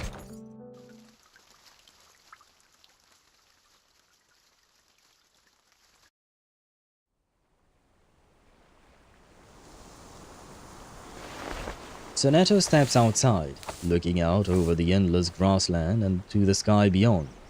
The afternoon wind rushes from across the steppe, carrying an unseasonable dryness. It gently rustles through her hair, the weariness from her relentless schedule, the weight of the coming war, and the tension she bears from her responsibilities are, for a brief moment, faintly eased. Greetings, Miss Sonata.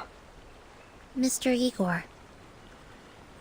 Their greeting is awkward, yet it does not stop the tough old admiral from leaning against a tree not far away. He gently closes his eyes, as if listening for something. How long has he been standing there? Sentinel swallows the question before it reaches her lips. What are you doing out here? There is a sound as the wind brushes over the grasslands. I find it eases my mind. Sonata focuses in on the same sound. After a moment, she resumes her questions. You're here for the Timekeeper, is that right? Is she still resting? What she saw in the amber room must have impacted her greatly.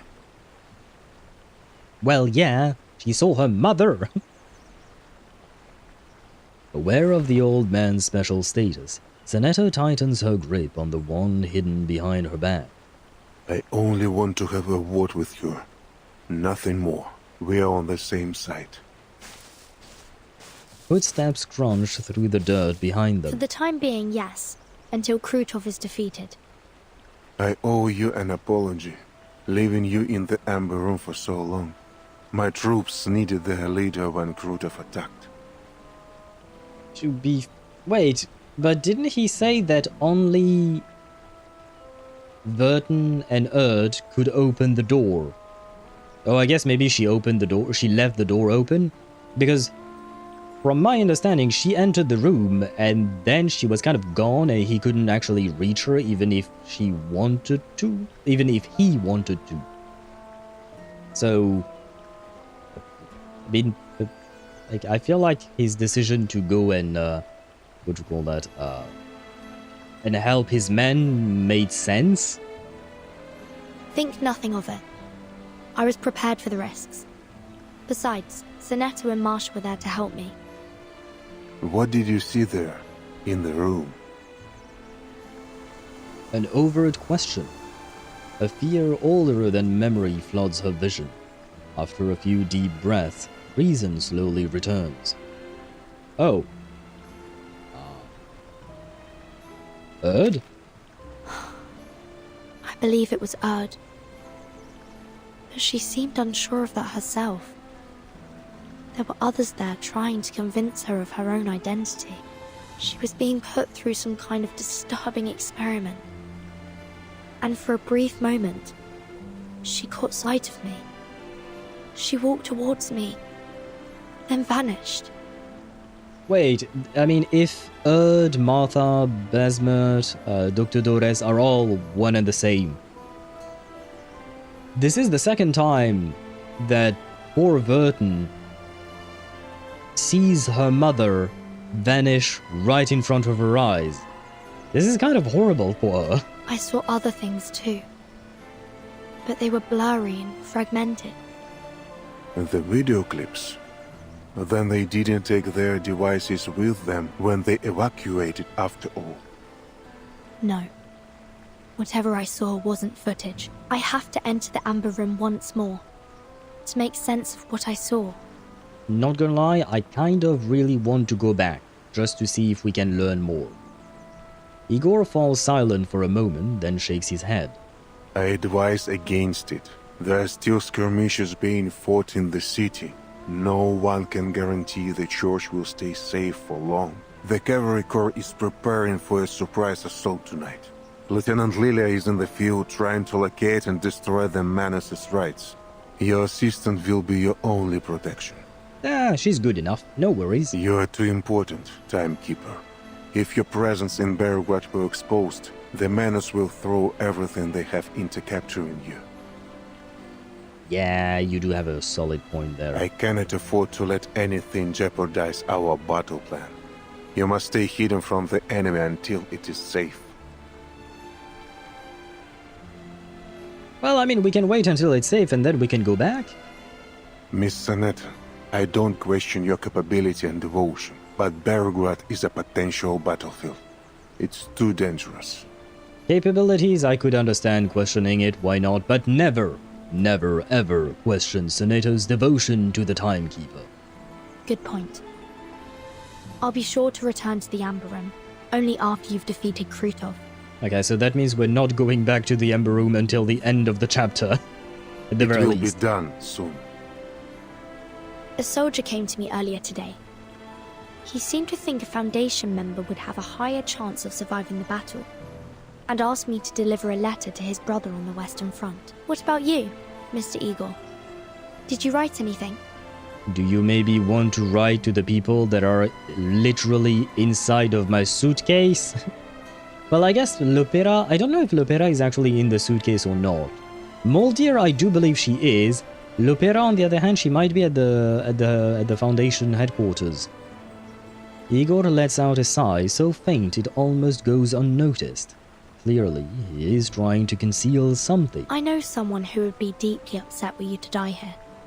She intends to end your life with her own hands. Is that Lupera or Moldier? No, it has to be Lupera, right? It can't be Moldier.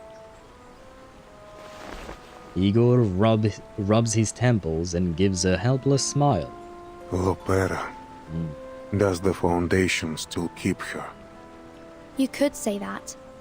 She isn't allowed to return to her position as a soldier yet. Not until Zeno's review is finished. Igor nods, signaling he wants to hear more. She's made somewhat of a life for herself at the Foundation. Made friends, and got into some trouble. They've assigned her an instructor to work on her dice game obsession. She has a dice game obsession? I didn't know that. Oh god, where was I at? I wanted to try and get as much done as possible of the story before the ads run, which they are going to in just a moment. Tale as old as times, when the ancient Romans lost 3 legions to the Germanics and permanently retreated behind the river Rhine, they blamed the rainy weather. I mean, weather can indeed be a huge factor in the decisiveness of a victory, or maybe even defeat, right? Weather conditions are a huge factor to take into account.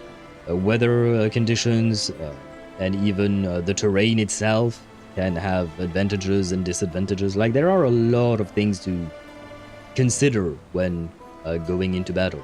And I speak as a non-professional. I very much lack the knowledge. I wouldn't dare to compare myself to an actual military general or even a soldier in general. I think they would have more knowledge of military tactics than I do. No, I don't think. I know they would have more knowledge than I do. But the fact is that, yeah, conditions, these circumstances truly do matter. Oh my guy, 95% of the European population can barely tolerate -90 for long. Russia at peak and a cold can hit -45 on a good day. If it hits -50 degrees, everybody but the toughest Russian is screwed. It's like, yeah, but also like if a human, like as long as a human being can survive, they can survive. Again, preparation here is key. Like, for instance, you don't send astronauts into 0G just like that. You train them for it. You can train your soldiers for the cold as well. And it is technically speaking something that is done. Now, if you do prepare a campaign in a country that is in the negative temperatures all the time, my take is that you should prepare for that indeed. Now, to be fair to Napoleon, 200 years ago, 300 now, no, 200, a little over 200, anyway, they didn't have the knowledge that we have now, but still, it requires long-term planning and stuff like that, but it can be done. Is that a left? Wait, Emmy, where did you see a left? Where did you see a left, Emmy? I'm not entirely sure. I mean that, like, physiologically, most European bodies can't tolerate much lower than -25 degrees. Training helps. Like, the human body is very adaptable. You can train a lot to change the way your human body works. You can really accomplish amazing feats with the human body, but it does require a lot of preparations. Hence why I keep saying preparation, which Napoleon and his army did not have at all.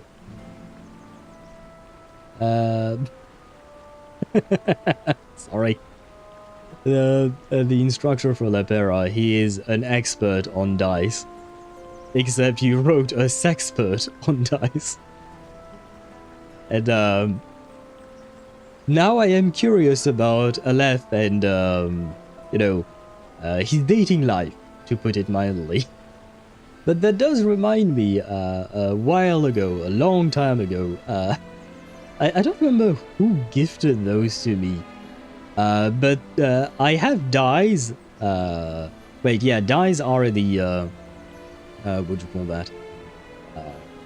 Dies are the plural of a dice, right? But yeah, I have dies, and on them there are no numbers. There are actions to be done. I don't remember who gifted those to me. Ah, fuck. To be fair, it's been a very, very long time. But yeah, the sexpert on dice, that's what made me think of.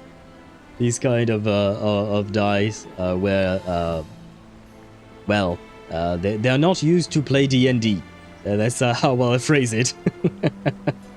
They're not used to play D&D. Not saying it's not adaptable, but plop them down like Napoleon's army. Kinda no shit they died so quick. Yeah, but I feel like you're answering me besides the point I'm making. Yeah, Napoleon's army failed because they had absolutely no preparation whatsoever to the kind of climate that they were going in. So yes, I agree that plopping an army like Napoleon did in the Russian territories is a very bad idea. Hence why I keep repeating preparations, preparations, preparations. That's my main point. If you ignore my main point, then yeah, sure, it's very difficult indeed to operate there, but my main point is to prepare to fight in those conditions. And the French were not prepared to fight for those conditions indeed. Dies are plural of a die. Then what is a dice then? D-I-C-E. Wait, what the fuck? Google, help me. Dice, meaning. A small cube. Okay. So what is a die? Dies, meaning, plural. Oh, to die. Yeah, no, not to die. A decay. No, very, be very eager. Oh, dying to do something, yeah, no. Having an orgasm. Ah, apparently there are several meanings. One is to, you know, to die, to lose your life, right? Another one is to be very eager, to die for a drink, to be dying for a drink or something like that. And the third one, archaic, to have an orgasm. That's not what I... Yeah, never mind. Oh, wait, dice is the singular form of dice? Ah.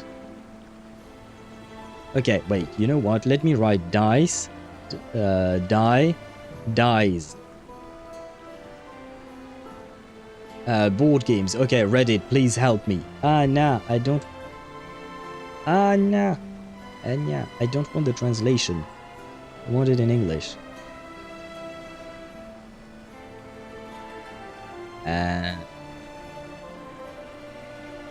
Nah, I don't have the answer.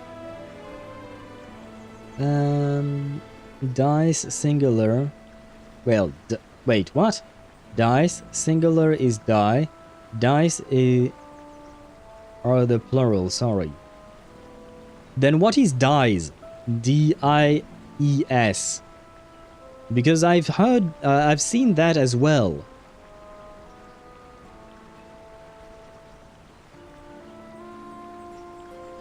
Okay, according to Scribber.com, I have no idea what that website is.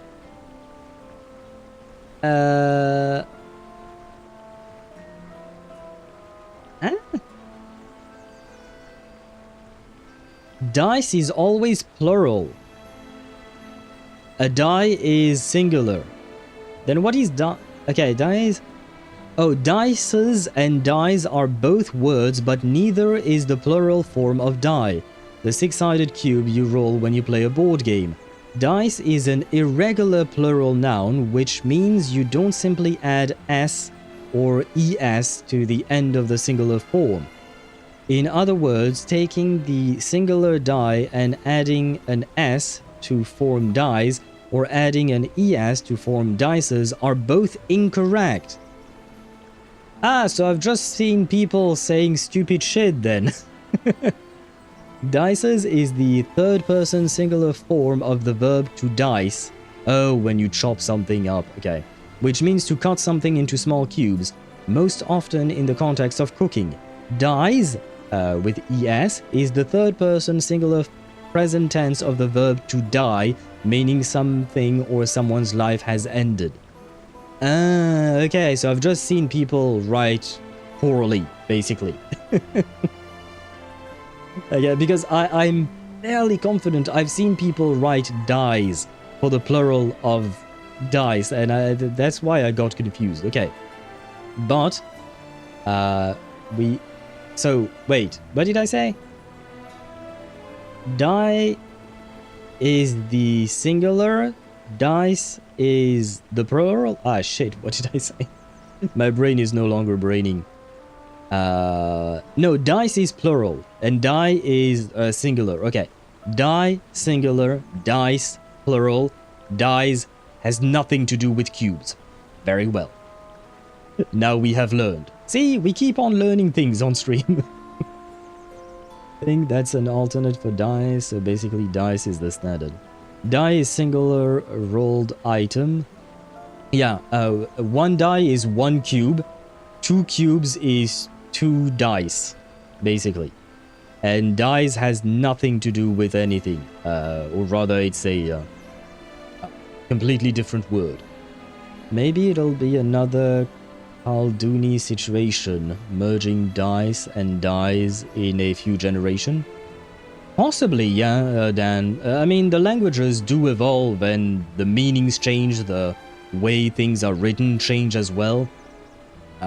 So that could very well be the case. Yes, that is a sentence. Ah, well, I think my brain just died. But we have successfully overcome the ads, so we can continue. Vera, so typical of her. There's something I'd like to know, too. He doesn't seem very concerned about the fact that his adoptive daughter wants to kill him. I mean, to be fair, she has her reasons. English, why you sound like bullshit? Because it is bullshit. Every language sounds like bullshit when you look a bit too closely into them. My dice are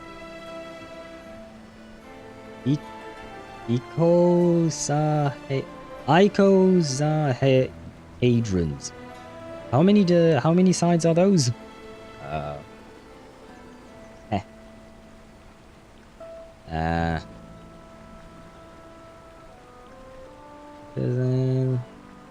Yeah, but how many?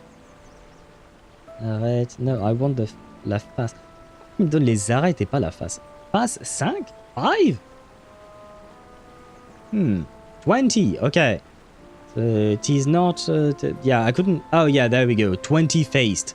Because it gave me the number of ridges. I don't know what they are called in English because this is written in French. I don't know the English word, but it wasn't giving me the number of faces online. But I eventually found it, and you mentioned it as well. Yeah. I just call it a D20 because, you know, life is easier that way. But I suppose the proper geometrical term is icosahedrons. Yep, I probably won't be using that because that's a bit too much of a mouthful to write. Not to write. So, well, I mean to write. No, it's okay to write, but to say. Hence why we need to bring back Old English. Depends how old you're going back to, man. Because Old English is not in any way better than modern English at all. Because I do watch videos on linguistics, and I do find it very interesting to see, you know, the origin, the etymology, the origin of words, and how they have evolved throughout the centuries. And Old English is just as much bullshit as modern English is. Ask away. Commander Ivan invited me to his home in Tamarovka for a lunch. A lady hosted us. He introduced her as his mother, but something seemed off. She is indeed Ivan's mother. Then, did Commander Ivan request shelter for her from the storm? Yes, a request made not long after their reunion. Igor folds his arms across his chest, frowning. Not even the most capable diviners could have predicted the advent of the storm. As you suspected, Ivan's mother, like most at the time, was reversed during the first storm. Right, I'm an idiot. The word is reversed. I kept saying being stormed away, but yeah, the word is reversed. It's literally the name of the game. God damn, I'm a dumbass. Sometime after that, Ivan rediscovered her. He told me that he knew it was her from the wrinkles on her face and her tender smile. He literally said the exact same thing to us, word for word. And to be fair, Sotheby swore the same thing when she met Mr. Duncan. He was certain that, by some miracle, his mother had survived the storm and returned to him. An improbable scenario, don't you think, Timekeeper?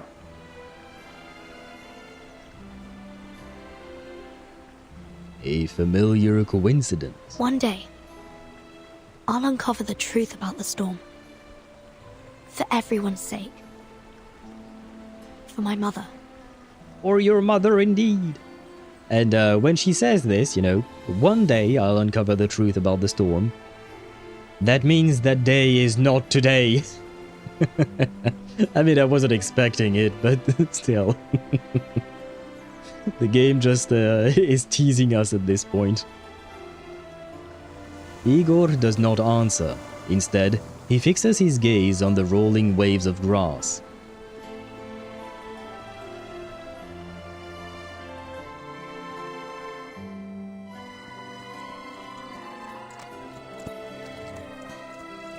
Night falls over the steppe. Amid the chaos of pounding hooves and shouting voices, Sternova lifts the tent up. Colonel Sternova, is the Corps prepared to ride out soon? Yes, our forces are assembled. We're ready to go. As for the Griffins, 3 of their air defense squads have been stationed in Bidigrat, while the rest are heading to Visakagoria, the mountain north of the city. Visakagoria. Yeah, I'm not gonna try and say that again. Is Igor marching with his army? No. Both Igor and Commander Ivan will stay at the command post in the siege. I'm here to check on you at Lieutenant Lilia's request. Oh. She said you're good at slipping away and making people worry. She knows us best. She knows us very, very well. Wait, is Vertin immune to the storm hence she's the Timekeeper? Well, I say immune. You don't have to put a quotation mark on it. She is immune to the effects of the storm. She is completely immune to them. Nothing happens to her. Especially like in chapter 10, we learned that the storm is not actually the storm. The storm is just a byproduct of the real goal that the Manus Vindictae has, which is to cause a flood, but like a flood of biblical proportion. A flood that would, well, flood the entire world. And the, the storm is just a byproduct of that. And, basically when the storm happens, you will see, drops of water. Instead of falling down like normal rain, it will go upwards. It will go from, the floor to the sky, right? So you will see the rain move upwards. And that type of water is what will eventually storm you away, amongst other things. And during chapter 10, Arcana attempted to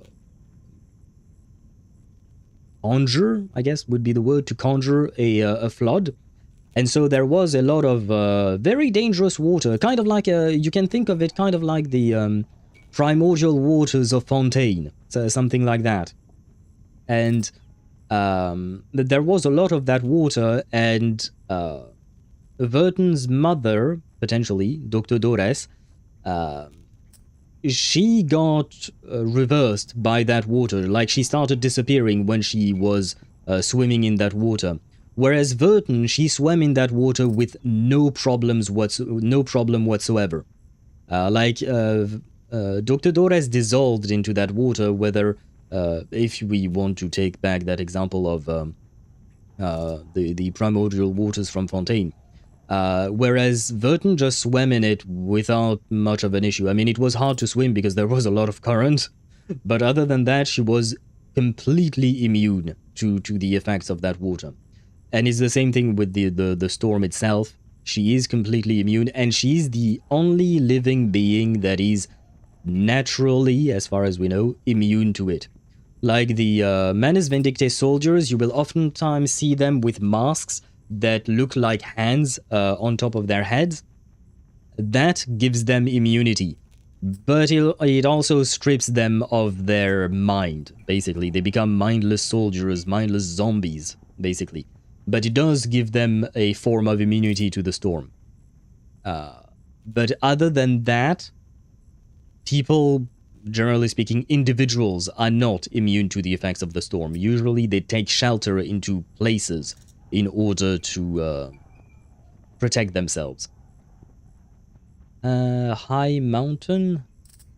Bisico High Gorige. Oh, the name of the place, it means high mountain? Okay, interesting. Very similar to Wuwa's Retroact Rain.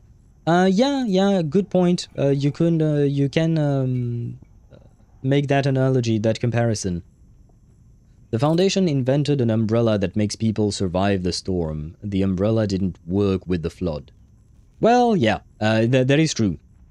In the same veins of the Manus Vindictae masks, the Foundation eventually developed their version, which is an umbrella. And thankfully, as far as I know, it does not strip you away of your humanity and mind. But that's pretty good. But as Emmy mentioned, the umbrella did not work with the flood. But to be fair, I mean, if you're just talking about how water works and how umbrellas work, umbrellas are meant for things falling upon you. They're not meant for what's on the ground, you know what I mean? I know that's not the point, and that is very stupid, but you know what I mean, right? Umbrellas should not be working against a flood. Also, during a regular storm, there usually is a storm syndrome. That is a good point, yep. An affliction related to the ills of an era, usually with mass hysteria, people eating gold, veins turning into wires, old oil paint people, yep. The storm syndrome is what happens right before and at the start of when a storm hits. There will be what they call this the storm syndrome, where people will, like, yeah, most people will not realize what is happening, but observers such as Vertin can see that something is terribly wrong. Like Dan mentioned, people eating gold, like that was in one of the first few chapters.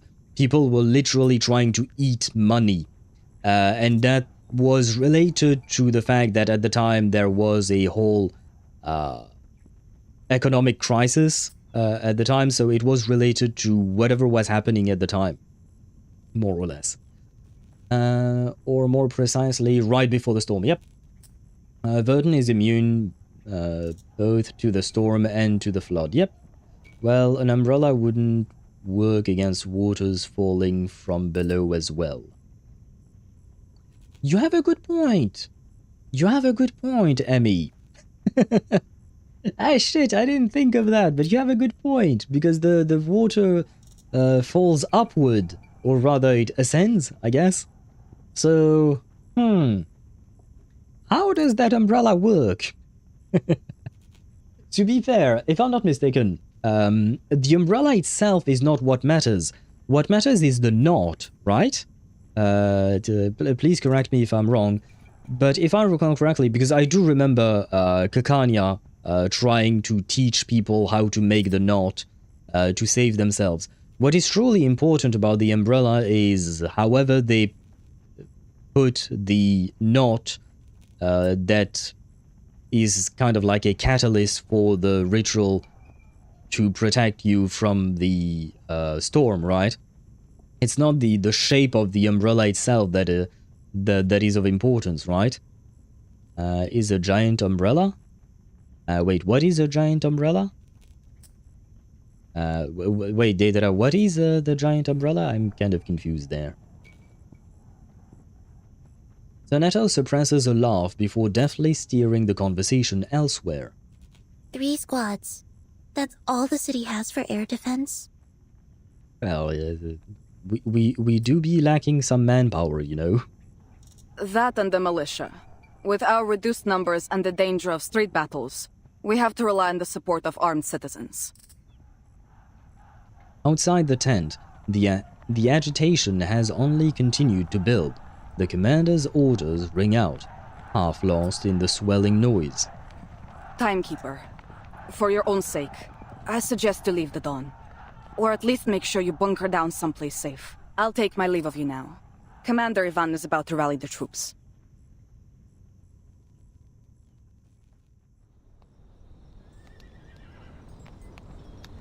Beneath the night sky, a hushed yet fervent atmosphere settles in. The soldiers' fighting spirits render them restless. Think, I get to fight a real war. Boże, my hands won't stop shaking. Well, he kind of sounds excited, which I guess I can understand, but wait until you get a bullet to the head. Promise you that will calm you down real quick. Keep your head on straight, you Durak, or you'll get yourself killed. Yeah, There's there you nothing go. romantic about war. I agree with Mr. Xeno Cavalryman too. I've fought alongside many soldiers like you, dreaming of glory, victory, and the praise of our people when we returned home. Yeah, but there is the big if. If you return home, not when. If you return home. But I returned alone. The rest died on some god-forsaken battlefield, along with their dreams of glory. I visited their graves before I left. Hope their spirits are with me. I went home to see my girl. Hey! Bro has a girl! Nice! Maybe you can teach, what's his name? Sergey. Maybe you can teach Sergey how to pick up girls. You didn't promise you were going to marry her after we win the war, did you? Good question. No, I didn't say anything at all. I just looked into those beautiful eyes of hers. She understood the rest. Good, he did not raise a death flag for himself. The thing protecting Manus from the storm, or was the Foundation, I don't know which one. It's not a giant umbrella. There are individual umbrellas for, well, people of the Foundation. Manus Vindictae uses masks. Masks that cover their eyes. That's how they protect individuals. As for protecting places, I am not sure how it works. I do not know how it works exactly. Don't die, cute NPC. Well, I hope he won't die. I mean, it's not like I have any reason to wish him to die, but like, wars are brutal, so my hopes aren't high. You know how it works? It has the Hoffman knot, which is the graphic form of the Manus ritual, which is powered from pneuma present during the storm. Right, yeah, that I forgot, but yes. Through the device invented by X with the protection of to the side effect copied from Six's scrolls. Right, yeah. So, taking all of that into account, that does mean that the shape that they created it in, like creating it as an umbrella, does not matter. It's all the things that you mentioned that truly matters. So they could have made it a different shape, right? Though I suppose an umbrella is quite convenient to carry, because at the end of the day, you have to be able to carry that shit easily enough and make it readily available to yourself in order to protect yourself, right? So the shape mattered somewhat, but technically speaking, they could have made it a different shape. At least someone got laid. We don't actually know if he actually got laid or not, to be fair. Though, if I were in his shoes, I think, yeah, I would probably want to get laid before I get sent off to war, because there is a chance I might not come back, you know, so might as well go out with a bang, as they say. We knew it could be the last time we'd see each other. All right, that's enough, lover boy. Commander Ivan's about to give his speech. But the kid, and I call him kid on purpose because he looks really young, you know? He looks really young. And, well, we just learned earlier that Lilia... I don't remember her last name, I'm sorry, but, you know, the character... Well, Lilia, the character, was inspired from a real-world Lilia, and girl died at 19. Not 19, sorry, 21. 21. She died at the age of 21 during the war, so, you know, wars are not nice. Let me assume, let me hope. Sure, why not? He could have gotten laid. Maybe he even had a threesome, who knows? Also, isn't the umbrella still a Foundation secret? Umbrellas are pretty casual, not bad for hiding a storm immunity core. It is secret technology, so I don't think they would readily share how it's made. I don't know if the existence itself is secret in the sense that, like, technically speaking, the storm itself is a secret. Look, the people in those eras, they do not know that the storm exists. Only the people who survived previous storms know that the storm exists. So those people, the normal people who will get reversed eventually, they don't even know that there is a need for something, right? So maybe they could have hidden it in a different form as well. Maybe they could have just made it a cane. Maybe they could have made it a suitcase or something. Because there is that too. The Vertin suitcase is also immune to the storm for some reason. I don't believe we know why the suitcase is immune. Attention all troops! Call the roll! Strong, unified voices rise from the formations, joined by the thunder of horses stamping the ground. All soldiers have returned to their posts, sir. I knew there were no cowards in the Corps. I expected nothing less. Listen, riders! You've seen the ruin Krutov and his bandits have wrought. You've seen those black-hearted cowards burn Cossack homes and kill our kin. I'm going to cut off that clown's head and hang it in my backyard. That makes for very poor decoration, but I understand the sentiment. The young voice sparks a burst of laughter. Then fists and shouts of approval are thrown into the air. Вы видели, как они грабили и топтали нашу землю, наш народ и наши достоинства? As far as I know, or rather, Zhuk yesterday, she said that the Russian that was spoken in-game was not native or fluent, as far as I can remember the way she phrased it. But to me, I mean, anything sounds good, I guess, because I don't speak Russian, so I don't really know what it sounds like. I couldn't detect whether or not it's, what do you call that? Good or bad. Oh, maybe I should ask my best friend. She's learning Russian. She's been learning Russian for the past few years. Maybe she could tell me, because her teacher is Russian. So my friend is used to hearing Russian sounds, right? Because her teacher does speak in Russian. Shit, I'm gonna have to ask her to watch a 5-hour VOD when we're at the 5:35 mark. Okay, I'll try to tell them to. I'll try to tell her to like look at this specific voice line from Commander Ivan and tell me what she thinks. The suitcase is the only example that works only for arcanists and not humans. True, I forgot about that. True, yeah. The suitcase only Wait!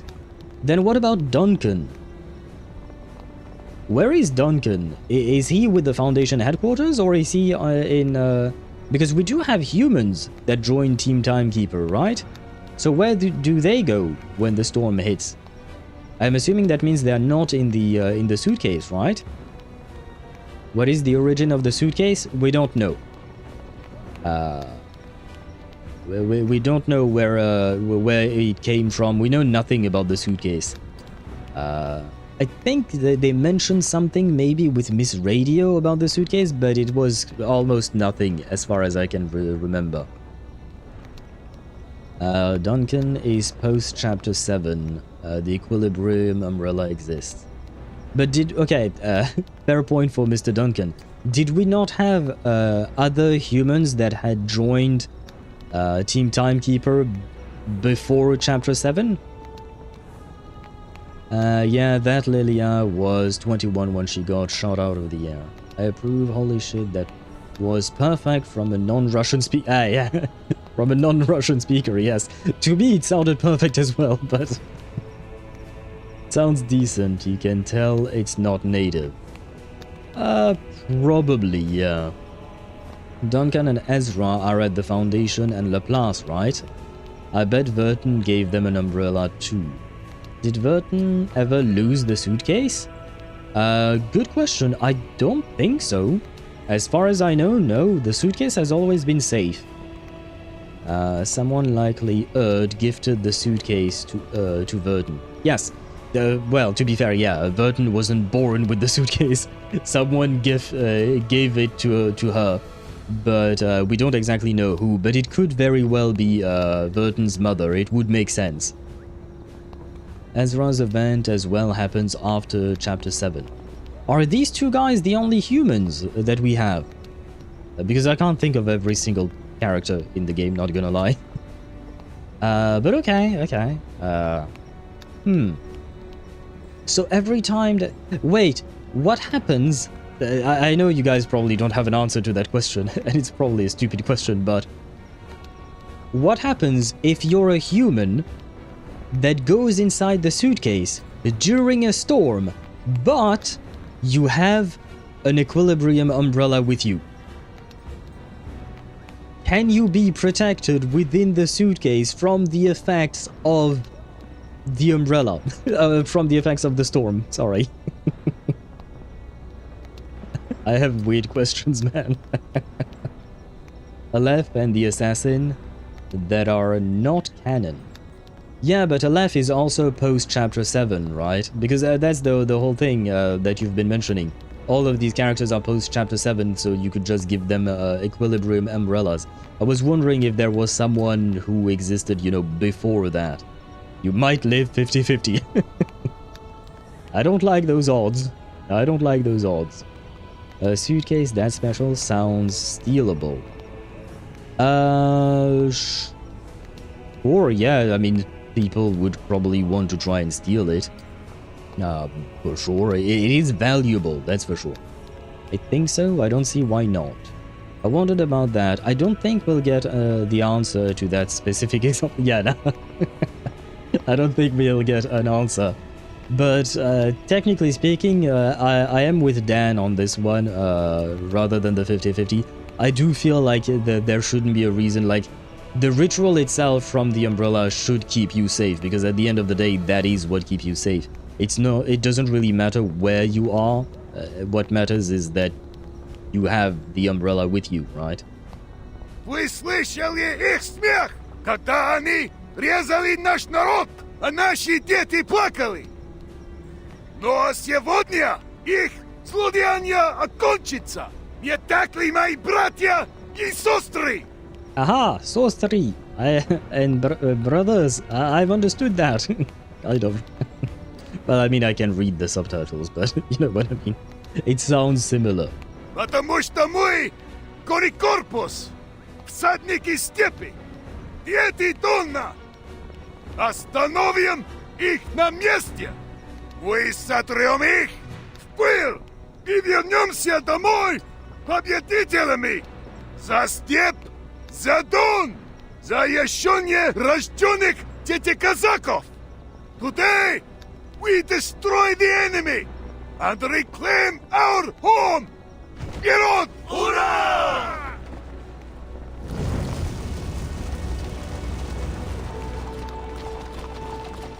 This land, the great mother of the Cossacks, trembles beneath the vigor of her sons and daughters. I'll grab a screenshot. It's a pretty view. A sad view, but a pretty view nonetheless. And by the way, I wanted to say I really like the voice acting in this patch. It's really good. And that reminds me of another thought that I had, which is that is it me, or is the writing better with these two chapters, Chapter 11 and Chapter 12, than it was during 2.x?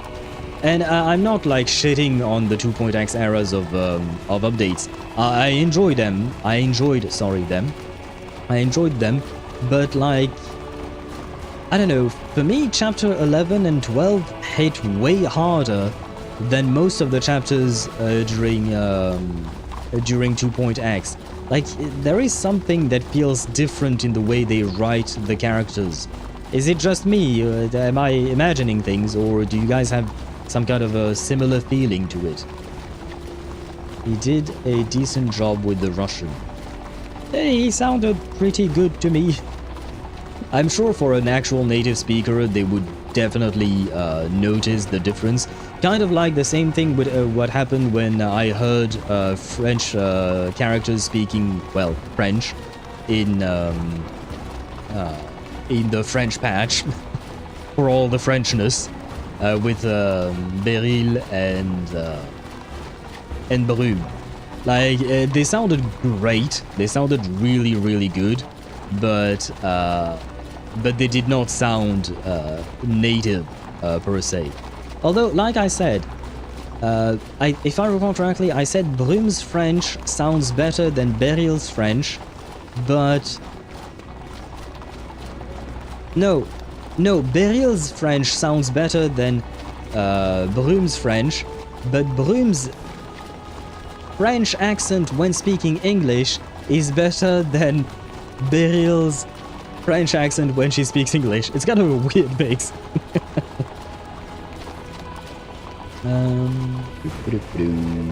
It's kind of easier to write Slavs. No offense to any Slavs in chat. Isn't it like the actual proper word though? Maybe it's the subject matter, war stories? Maybe. But like even chapter 10, I mean, I guess chapter 10 was kind of a special one because it was the ending to that arc. But like, no, like even chapter 7 and chapter 6, technically speaking, I know that it was about the start of World War I, but I don't really consider those war stories, personally. And yet, they hit really hard. Like, I feel like it's mostly about the way they write the characterization for the characters, I feel. The way they write the characterization for the characters feels more personal in some way, I think. I don't know exactly how to describe. I have a hard time finding the words to truly describe the feeling. And it's not like a big deal or anything like that, but it's just like... I don't know, I am getting really hyped up about this story, basically. It's all I'm saying. And Felicienne? Shit, I don't remember, actually. I remember I loved her voice acting, because, like, the voice actress really captured the essence of who Felicienne was as a character, but I don't actually remember her French. Shit, I would have to listen to her again. But I will say, the best French I've heard in the game is Matilda. Her French is, to me, sounds like a person who is completely fluent in French. She does sound stiff and formal, but the way she says every single word she says, Matilda is perfection. They're simple people, as offensive as it sounds. But why are you saying they're simple? Like, what's the context for that? True, chapter 6 is still my favorite for two reasons. Marcus and the other characters in general. Mine is still chapter 7, but not by much. Both chapters for me, they go hand in hand. You can't really separate them. They truly go hand in hand. And they are my favorite chapters in the entire game. And they are one of my favorite stories in, like, the past 5 years. Ever since I started playing gacha games, basically.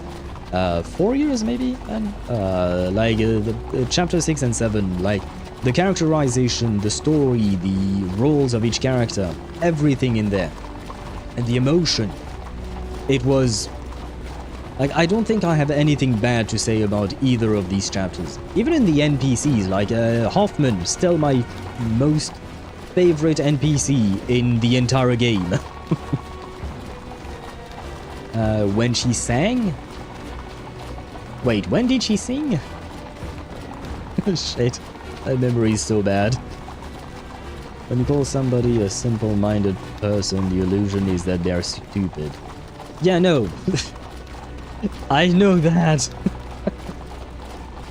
I know what it means. I'm asking you why you're saying that right now. I'm asking the context of why you're saying that right now. Like, yeah, why? That was my question.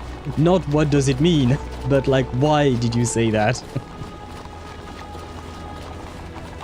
At the commander's order, the cavalry formations make their march, the scouts at the front lifting their torches high. The flames of glory burn bright, setting the curtain of history ablaze.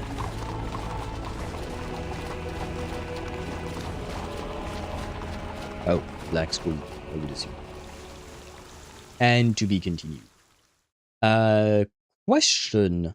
Do you guys know if Brume has voice lines where it's actually Felicien talking? Because maybe I can take a listen to that real quick, just to answer Emmy's question. Of my training. Where is Broom? Broom? Broom? Ah, Broom. Bonjour, Vertin. I like your hat. I have one. It's in here. Voice. Do we have any hint at what? Yeah, never mind. I think so. Ah, wait. If anyone here needs a lift, you know who to call. I may not have driven much outside of Paris, but if I can survive those roundabouts, I can handle just about anything. Yeah, no, that Just one tell I've me where already to go heard, actually. and I know consider it it does. done. Doesn't word bond night. Hat and hair, sleeves, clothing, torso. Intimacy? You're one of the few people around who lets me ramble on about all the nonsense that goes on in my life. I find most people prefer more heady subjects. Literature, the arts, etc. But there's beauty in the small hands things and too. sleeves? Ah, wait. Hands and sleeves. This one. Oh, you're knocking at the door of Felicien's room. It's hardly a mere room. It's a suite.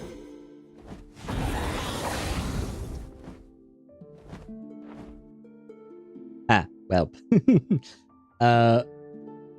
Wait, let me hear that again. You're knocking at the door of Felicien's room. It's hardly a mere room.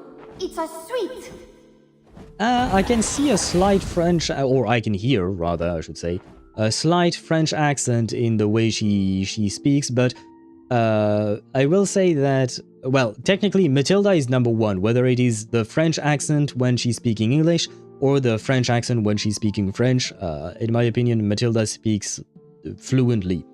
Brume is really good at doing the French accent when she's speaking English. Oh, that young lady runs her own ghost hunting business.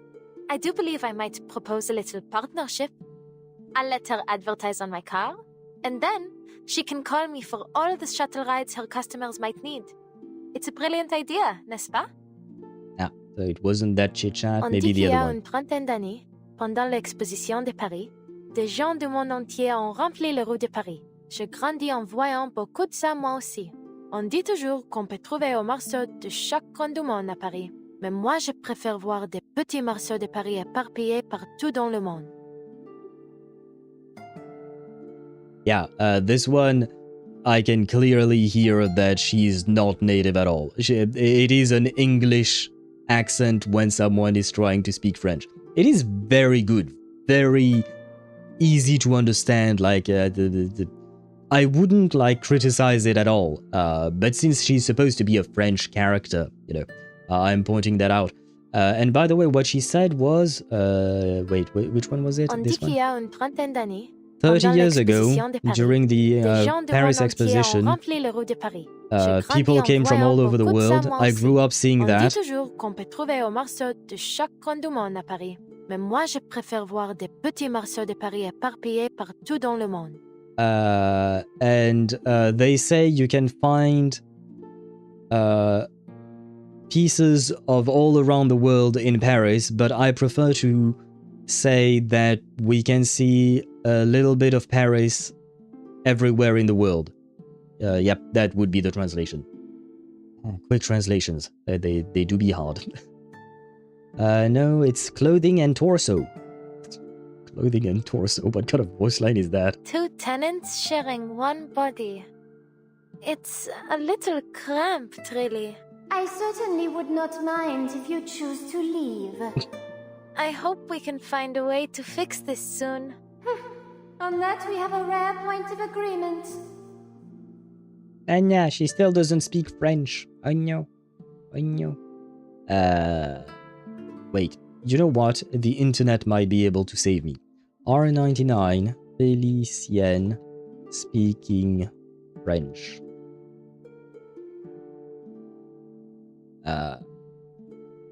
Can I even find something?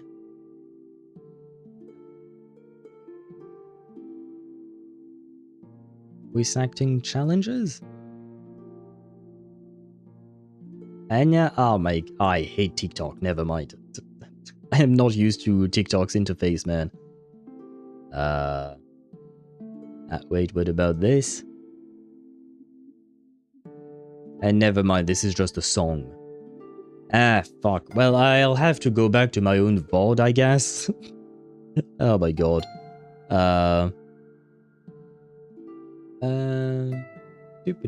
Where was I at?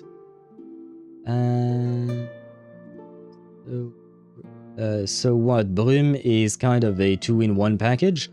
Because she's got a soul on her. Can't she just take Felicienne off? She can, but if she does that, Felicienne dies. Permanently. And she doesn't want to do that because Felicienne might hold the key to bring back her best friend, aka potentially her girlfriend. Brume's girlfriend, I mean. She had a best friend in the story, but that best friend kinda sorta died, and Felicienne knows a lot about the process, I guess. And technically speaking, Felicienne came back from the place where the best friend died, so she might be the key to finding a way to bringing the best friend back. So Brume does not want to kill Felicienne, so she is keeping her. Okay, wait. God, I have... Holy shit, I have nearly 400 videos on my channel. Well, they're mostly live streams, but still.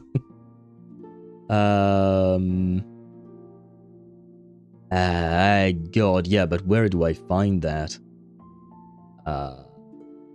Okay, maybe at the very start. Oh god. Oh god. Yeah, but then there is all of my building characters. Oh my god. Wait. No, they're not speaking French.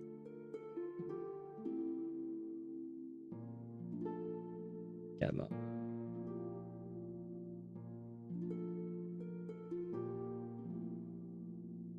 Come on.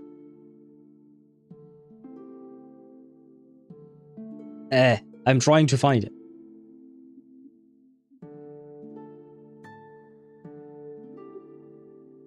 Okay, I just heard her say one word, and it was enough. The word was la durée.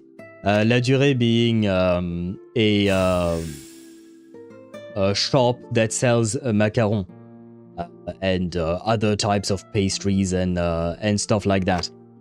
I'm too lazy to try and scrub the entire video. It's a 6-hour VOD. I'm too lazy to try and scrub the entire VOD to find her speaking actual French. But the way she said la durée was 100% with an English accent. Like the R was 100% an English R and not a French R, like coming from the back of the throat. So yeah, it was it was what it was. But like I said, if you want the best French in town, you have to look no further than... Knock first! Now walk out and wait till I say, come in please! I don't know if we can hear her speak French anywhere.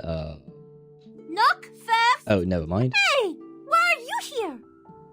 Wait, does it mean Sonetto is also?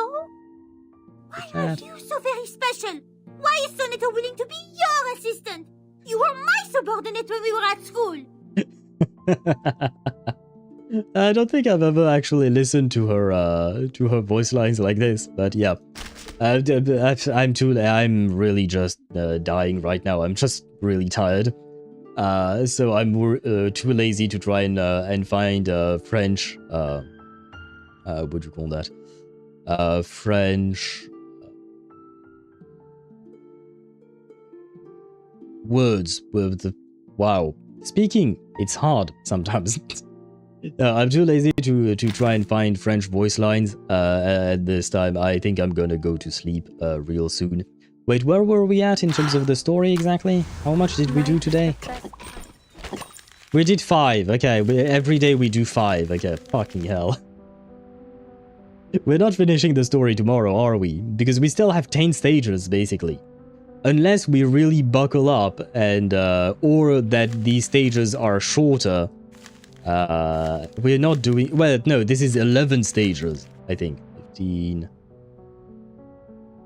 Yeah, it would be 11 stages.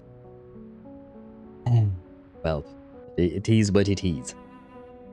Congratulations on your lot of videos. Thank you! Also, did you stop doing endgame content videos? Yes, I did. I did because, honestly, while at first I enjoyed making those kinds of videos, but at some point it just became very repetitive, not gonna lie. And I kind of ran out of things to say during those videos, because the important part is, you know, the commentary I give in there. And I kind of ran out of things to say. Sparta_4 says Titan's Owl's belt Kappa. Wait, why? My belt is tightened. I have a belt. I am wearing a belt. But yeah, I ran out of things to say. Or rather, I felt like I was just repeating exactly the same things. And what do you call that? And the problem is, I was always using the same characters because I'm very much bound to the characters I have on my account. Because, like, I did that for several types of endgame. But for instance, if you take, for example, I Win to Lose Gaming, he makes videos such as those for Spiral Abyss specifically, right? But the thing is, for instance, he can showcase 4-star only runs and stuff like that. He can showcase a lot of various things. My accounts are not as well built as his Genshin account, for instance. And usually my accounts are focused mostly on 5-star characters. So my 4-star characters are just meant to be support, so they are not really well built. And because of that, it was very difficult for me, because I did try, but it was very difficult for me to make 4-star runs and 4-star suggestions. I still tried to do it, but it would consume a lot of time because I would struggle to make it happen. And not gonna lie, I didn't particularly want to spend the time to build my 4-star characters. Plus, I like unlike I Win to Lose Gaming, I don't spend Primogems to build my characters, you know, to refresh resin and stuff like that. I can't afford to do that. Bro has a very well invested account, I not so much. And just because I saw what you wrote, Deidara, you can rename the videos Finon Destroys X. Yes, that is the other problem, is that I started building vertically, pulling for constellations, eidolons, and stuff like that. And yeah, right now, like, the thing is, at this moment, most of the teams I would use in Honkai Star Rail, for example, are Amphorius teams. There are pretty much no character... Well, there is Archer and Saber that I would use, but other than that, all the teams that I use are Amphorius teams, because all of my other characters have been power crapped to hell. So it is very difficult for me to give suggestions as to what to use when I myself cannot use those characters because mine simply don't work, because I've tried. And again, it takes a shit ton of time to test all of these things, all of these teams out, eventually just to tell myself, well, it wasn't exactly worth it because it didn't really work out. So, technically speaking, I've been wondering about what to... fucking hell, we have ads. I wasn't planning on that. Sparda_4 says Side 1, Team Iron Tomb. Side 2, the rest. Well, yeah, usually it's side 1, Team Iron Tomb, side 2, Team Castris. It's basically that. That's usually how it goes. Sometimes I will use my dot team, rarely I will use my archer, sometimes I will use my demos, but it's kind of hard to play with my demos because I kind of really want to have Cyrene with him because she is a big upgrade for him. But the thing is, I don't want Cyrene to be out of my Finon team. And to get back to the point I was making earlier, it's not fair to me to showcase E2 E2S1 Finon, E2S1 Cyrene, E2S1 Ceridra, and E0S1 Dunhung. It's not a fair team because most people won't be investing that heavily like I did, right? Plus, you know, at some point I am going to, what'd you call that? I am going to E6 Finon, and I will keep using it, right? So, like, yeah, it is kind of complicated. Manus Vindicte strikes again, the end of a flowing feast. Wait, what? Wait, you found an example? Wait, let me listen to that. Wait, did I still have my thing open? I do, okay. Where was it? Sorry, it took me so long to get to your message. Manus Vindicte strikes again, and you said 1 hour, 2 minutes, and 17 seconds. God damn, how did you manage to do that so quickly? I mean, I am impressed. I'm impressed that you managed to do that. 1 hour, 2 minutes, you said. Sorry. Should be able to hear that. Let me switch scenes for a second. I will be honest, we are done playing the game today. We will continue tomorrow. Okay, let's... it's kind of weird watching myself. It's kind of strange, but why not? And let me grab back my my chat. There we go. Just for a quick second. You hear in the back. Wait, you said 1 hour, 2 minutes. Of death as long and chaotic impacted by the screams around, and it should happen here.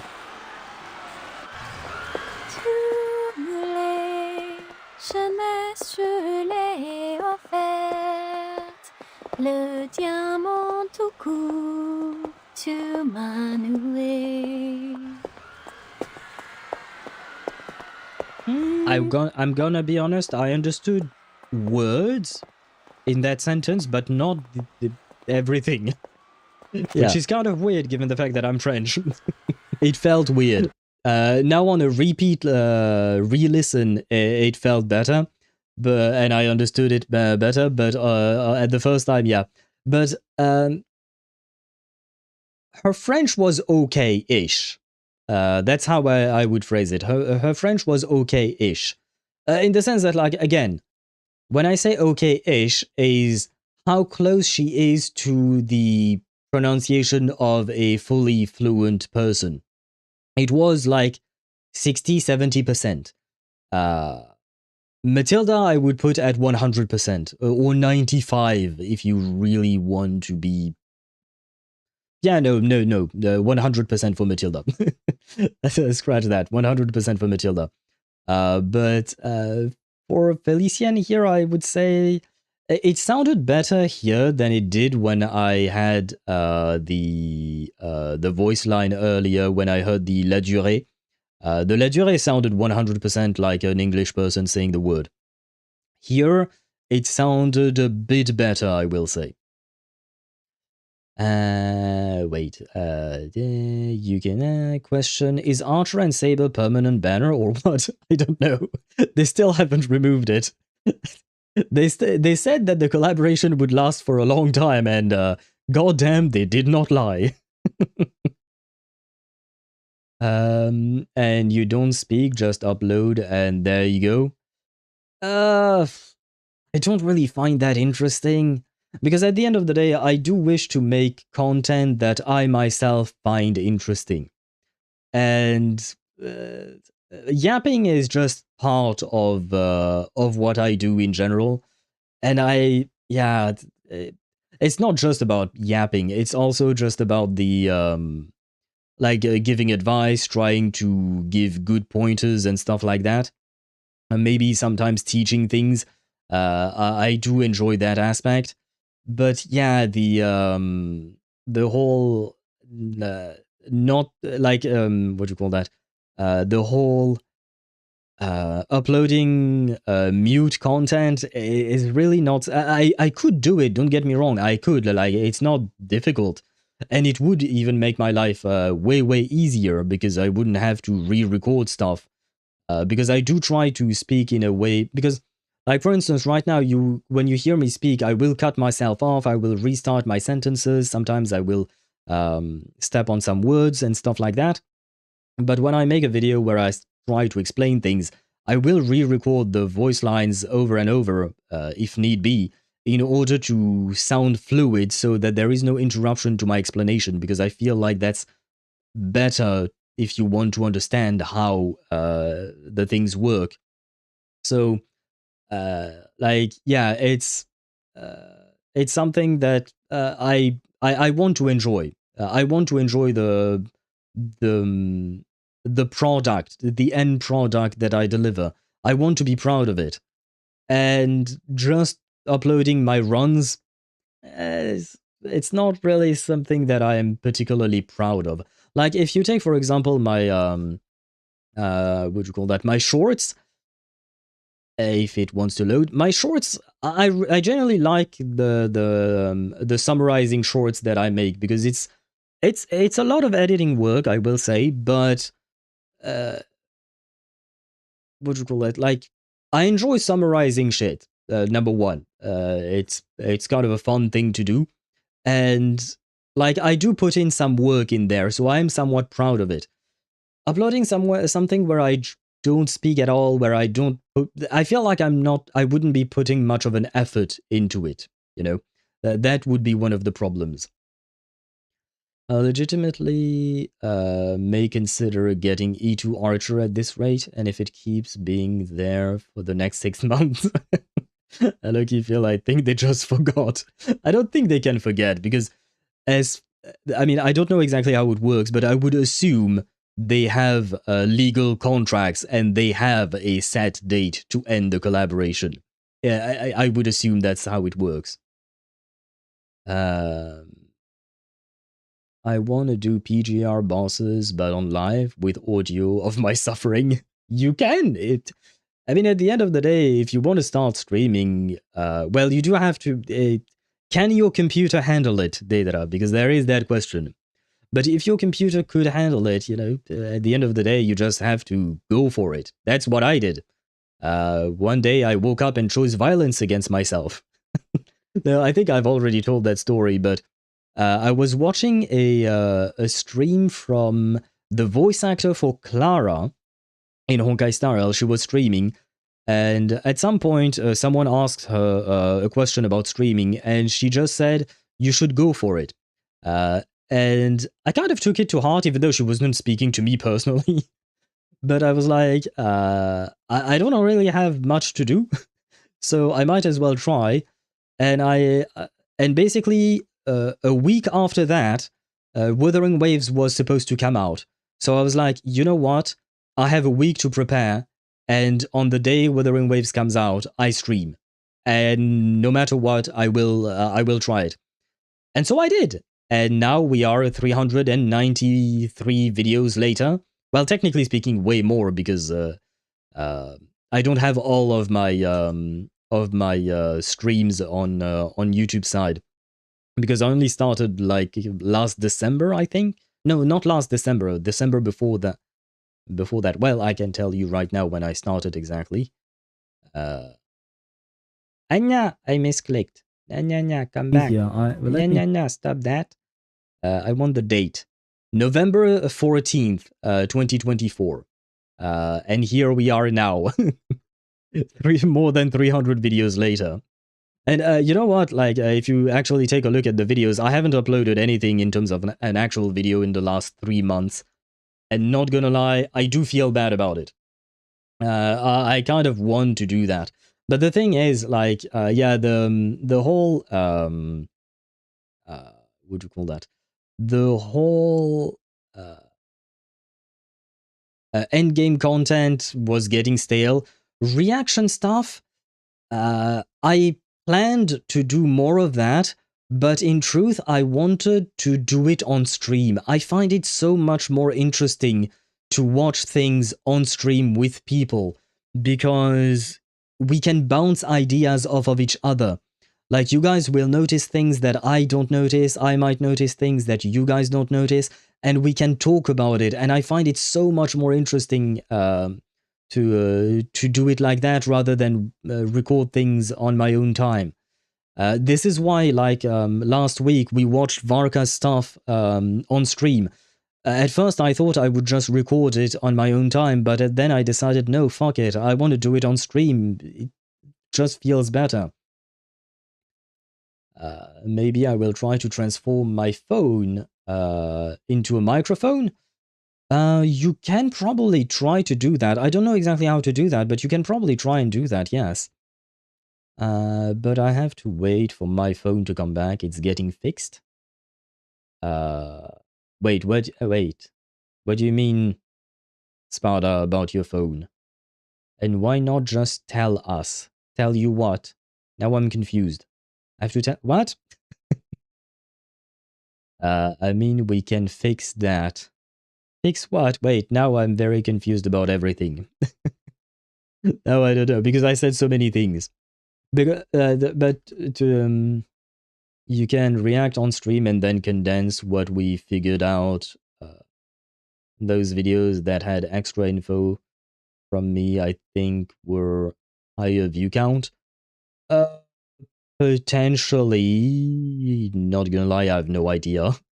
I don't really pay too close attention to my view count because I am very tiny, so I'm just like, we'll get whatever views we can get, basically. But one thing I kind of want to get back to, and I don't even remember where it was when did I, yes, these videos, these two videos, I only did 2 of them. But that's something that I kind of want to get back into doing. It's just that it took me a lot of time to make these videos. Like, it probably took me like somewhere along the lines of 60 hours to make that that specific one. Those 2 videos are basically just recaps of Wuthering Waves Prologue and Wuthering Waves Chapter 1 Act 1. And I wanted to make a series out of it because I genuinely enjoyed the process, because it's not just a recap. It's a recap, but with my own brand of humor in it, basically. It's my stupid way of recapping it. It still makes sense, and it still gives you a proper idea of how the story went, but it was really fun. I really enjoyed the part of writing a script, then reading out the script, and then editing all of it. But yeah, it took me about like 60 hours to edit that video, which is, in the grand scheme of things, it's not that much. But then again, that would mean that I wouldn't have the time to cover all the games that I already cover on stream, right? So I would have to choose a specific game that I would do summaries for, basically. And I have a hard time choosing. That's the part I've been stuck on for the past 3 months. What to do with the video side of things. For the shorts, I do the summaries. For the live streams, I do poll sessions and stuff like that. I have it figured out. For the streams, I enjoy the streams the way we do it right now. Of course, as always, I'm open to feedback, and if you guys have suggestions and things you want to see and whatnot, I am open to it as well. But yeah, I have to admit, I have been struggling with what to do exactly. And sometimes, you know, time gets past me. Like, I don't see the time, and then I'm just like, is it even worth it to put out a video on that specific subject, even though that subject that patch happened so long ago or something like that? I'm just like, what the fuck do I do? I did see some Varka quest, and my point of view changed a bit. it made try streamers and myself too. Ah, you cried on Varkan Squad. Oh, so you enjoyed it more on a repeat viewing. Okay, well, as long as you enjoy it, you know, it's nice. Like for me, that's the most important part. Enjoy the story, enjoy the characters, right? So if you find a way, whether it is a first watch, a second watch, a third watch, that will make you truly appreciate the story, go for it, man. Because, yeah, for me, stories are kind of everything. I love stories. But we can fix that. We can talk about Ashvale's trailer when that drops. Sure, yeah, we can do that indeed. Honestly, Wuwa needs it the most. Shit can be very complicated given how Kuro does things. True that. True that. Reverse is very easy to follow for me. Genshin as well. HSR as well. Yeah, we're not gonna talk about that in terms of deep lore. Not touching that shit with a 10-foot pole.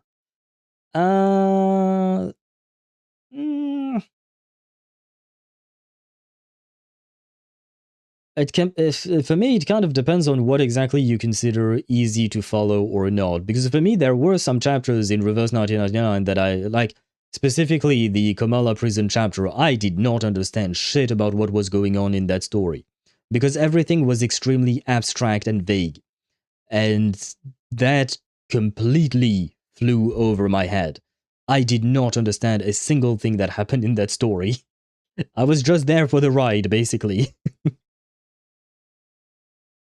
Also, Emphorius 3.7 is on 19 record.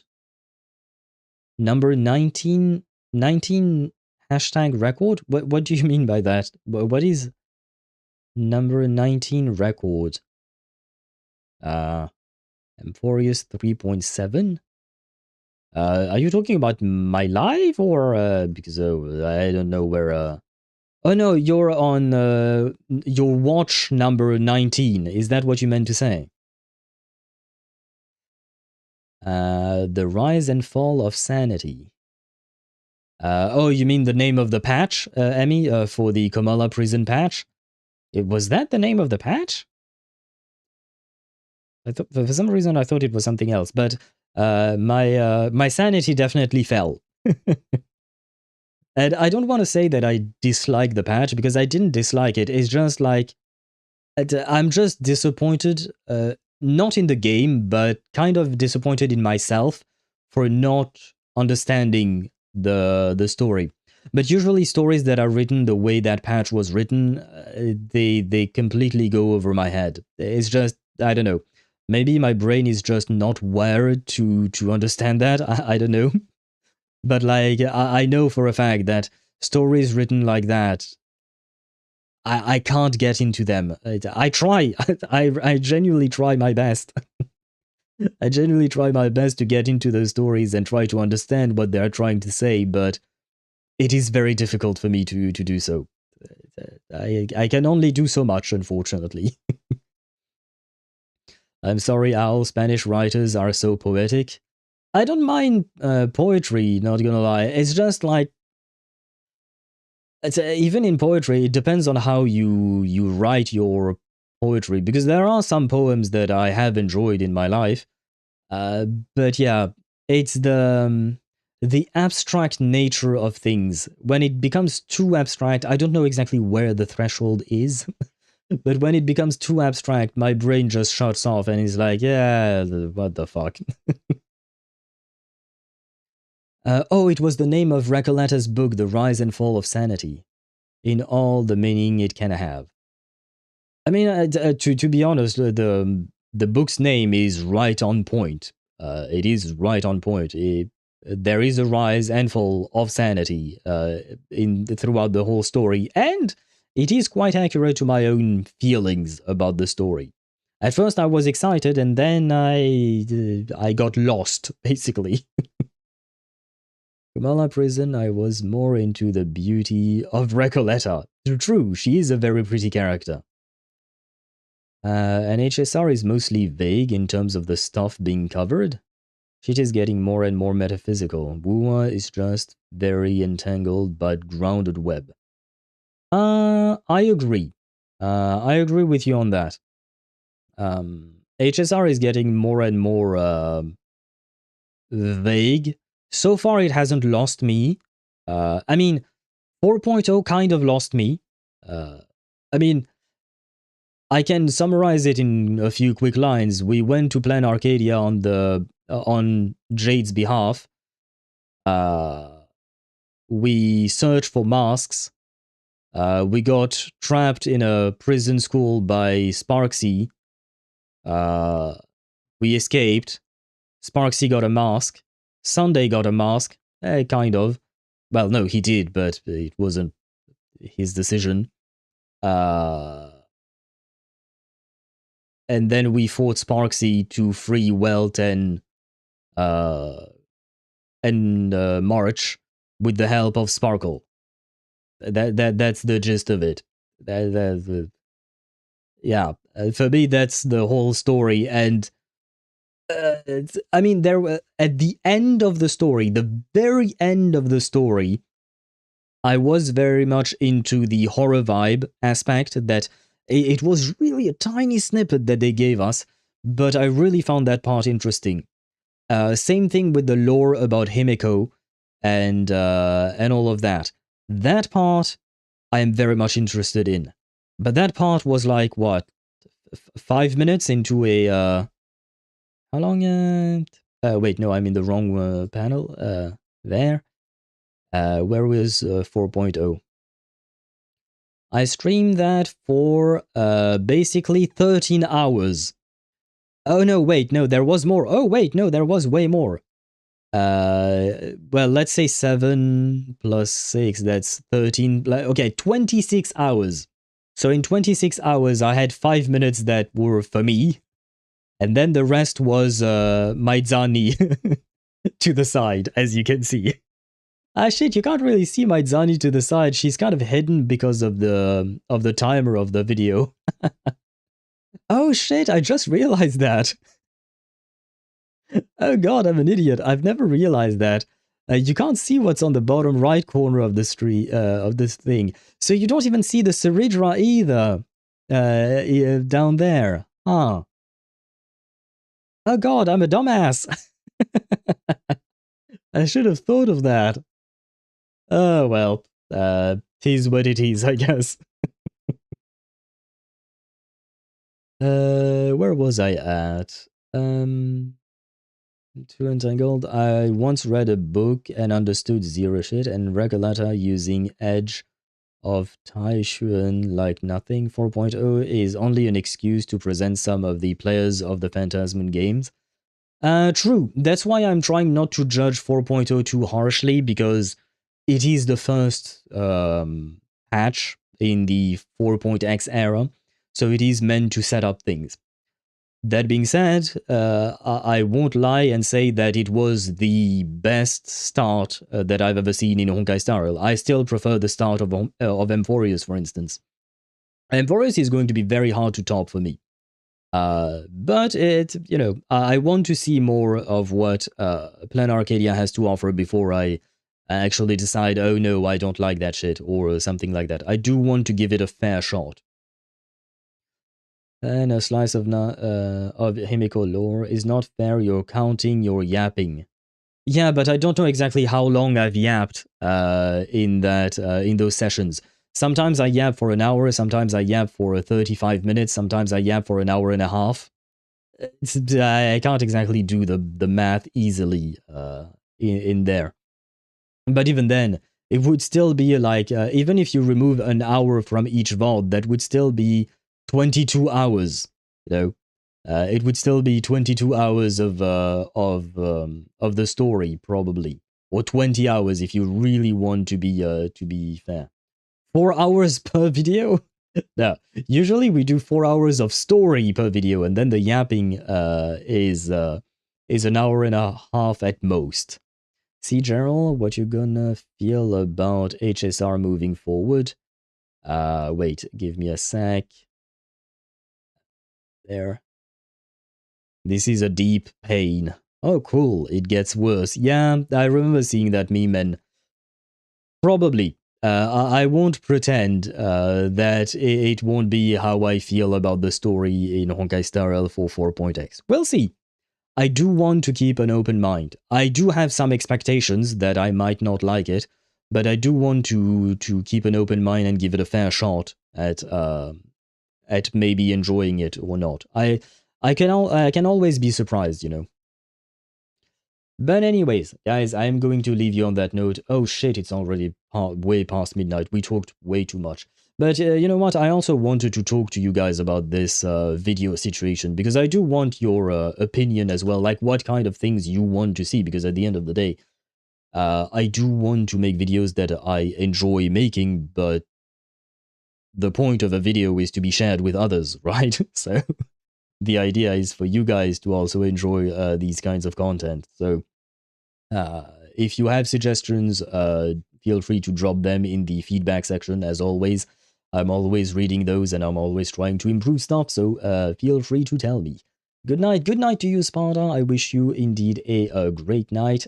Same to you, Deidre, Emmy, everyone. I wish you all a great rest of your day, or a great night indeed. And I shall see you all tomorrow at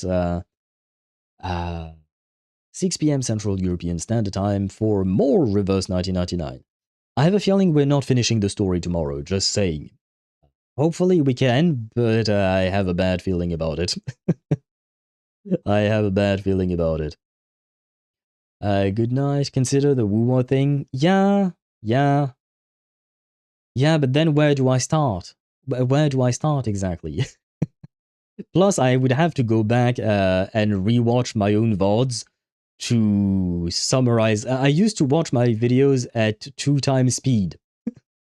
I used to go back to my VODs and watch them at 2x speed in order to take notes and then write a script to summarize, like these two videos I showed you earlier. Where are they? These two. I had to go back to my VODs and look at them and watch them like that in order to take notes, because I have to admit my memories has declined over the years, unfortunately. So yeah, where do I start for that? Do I go back to doing chapter 3 or chapter 2, or do I go to patch 3.0 and then 3.1 directly? Many things to think about, I suppose. And also, it's Friday the 13th today. I know there is the whole horror thing about it, but I don't give a shit. Like, for me, it's just another day. I've never seen anything much happen on a Friday the 13th specifically. At least I don't think so, as far as I know. We'll think about it after sleep.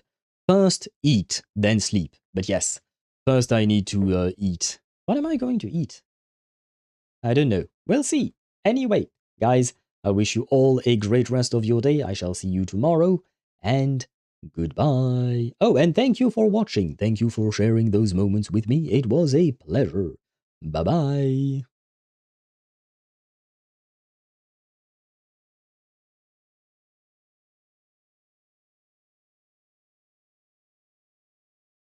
Oh wait, the music. There you go. Bye-bye.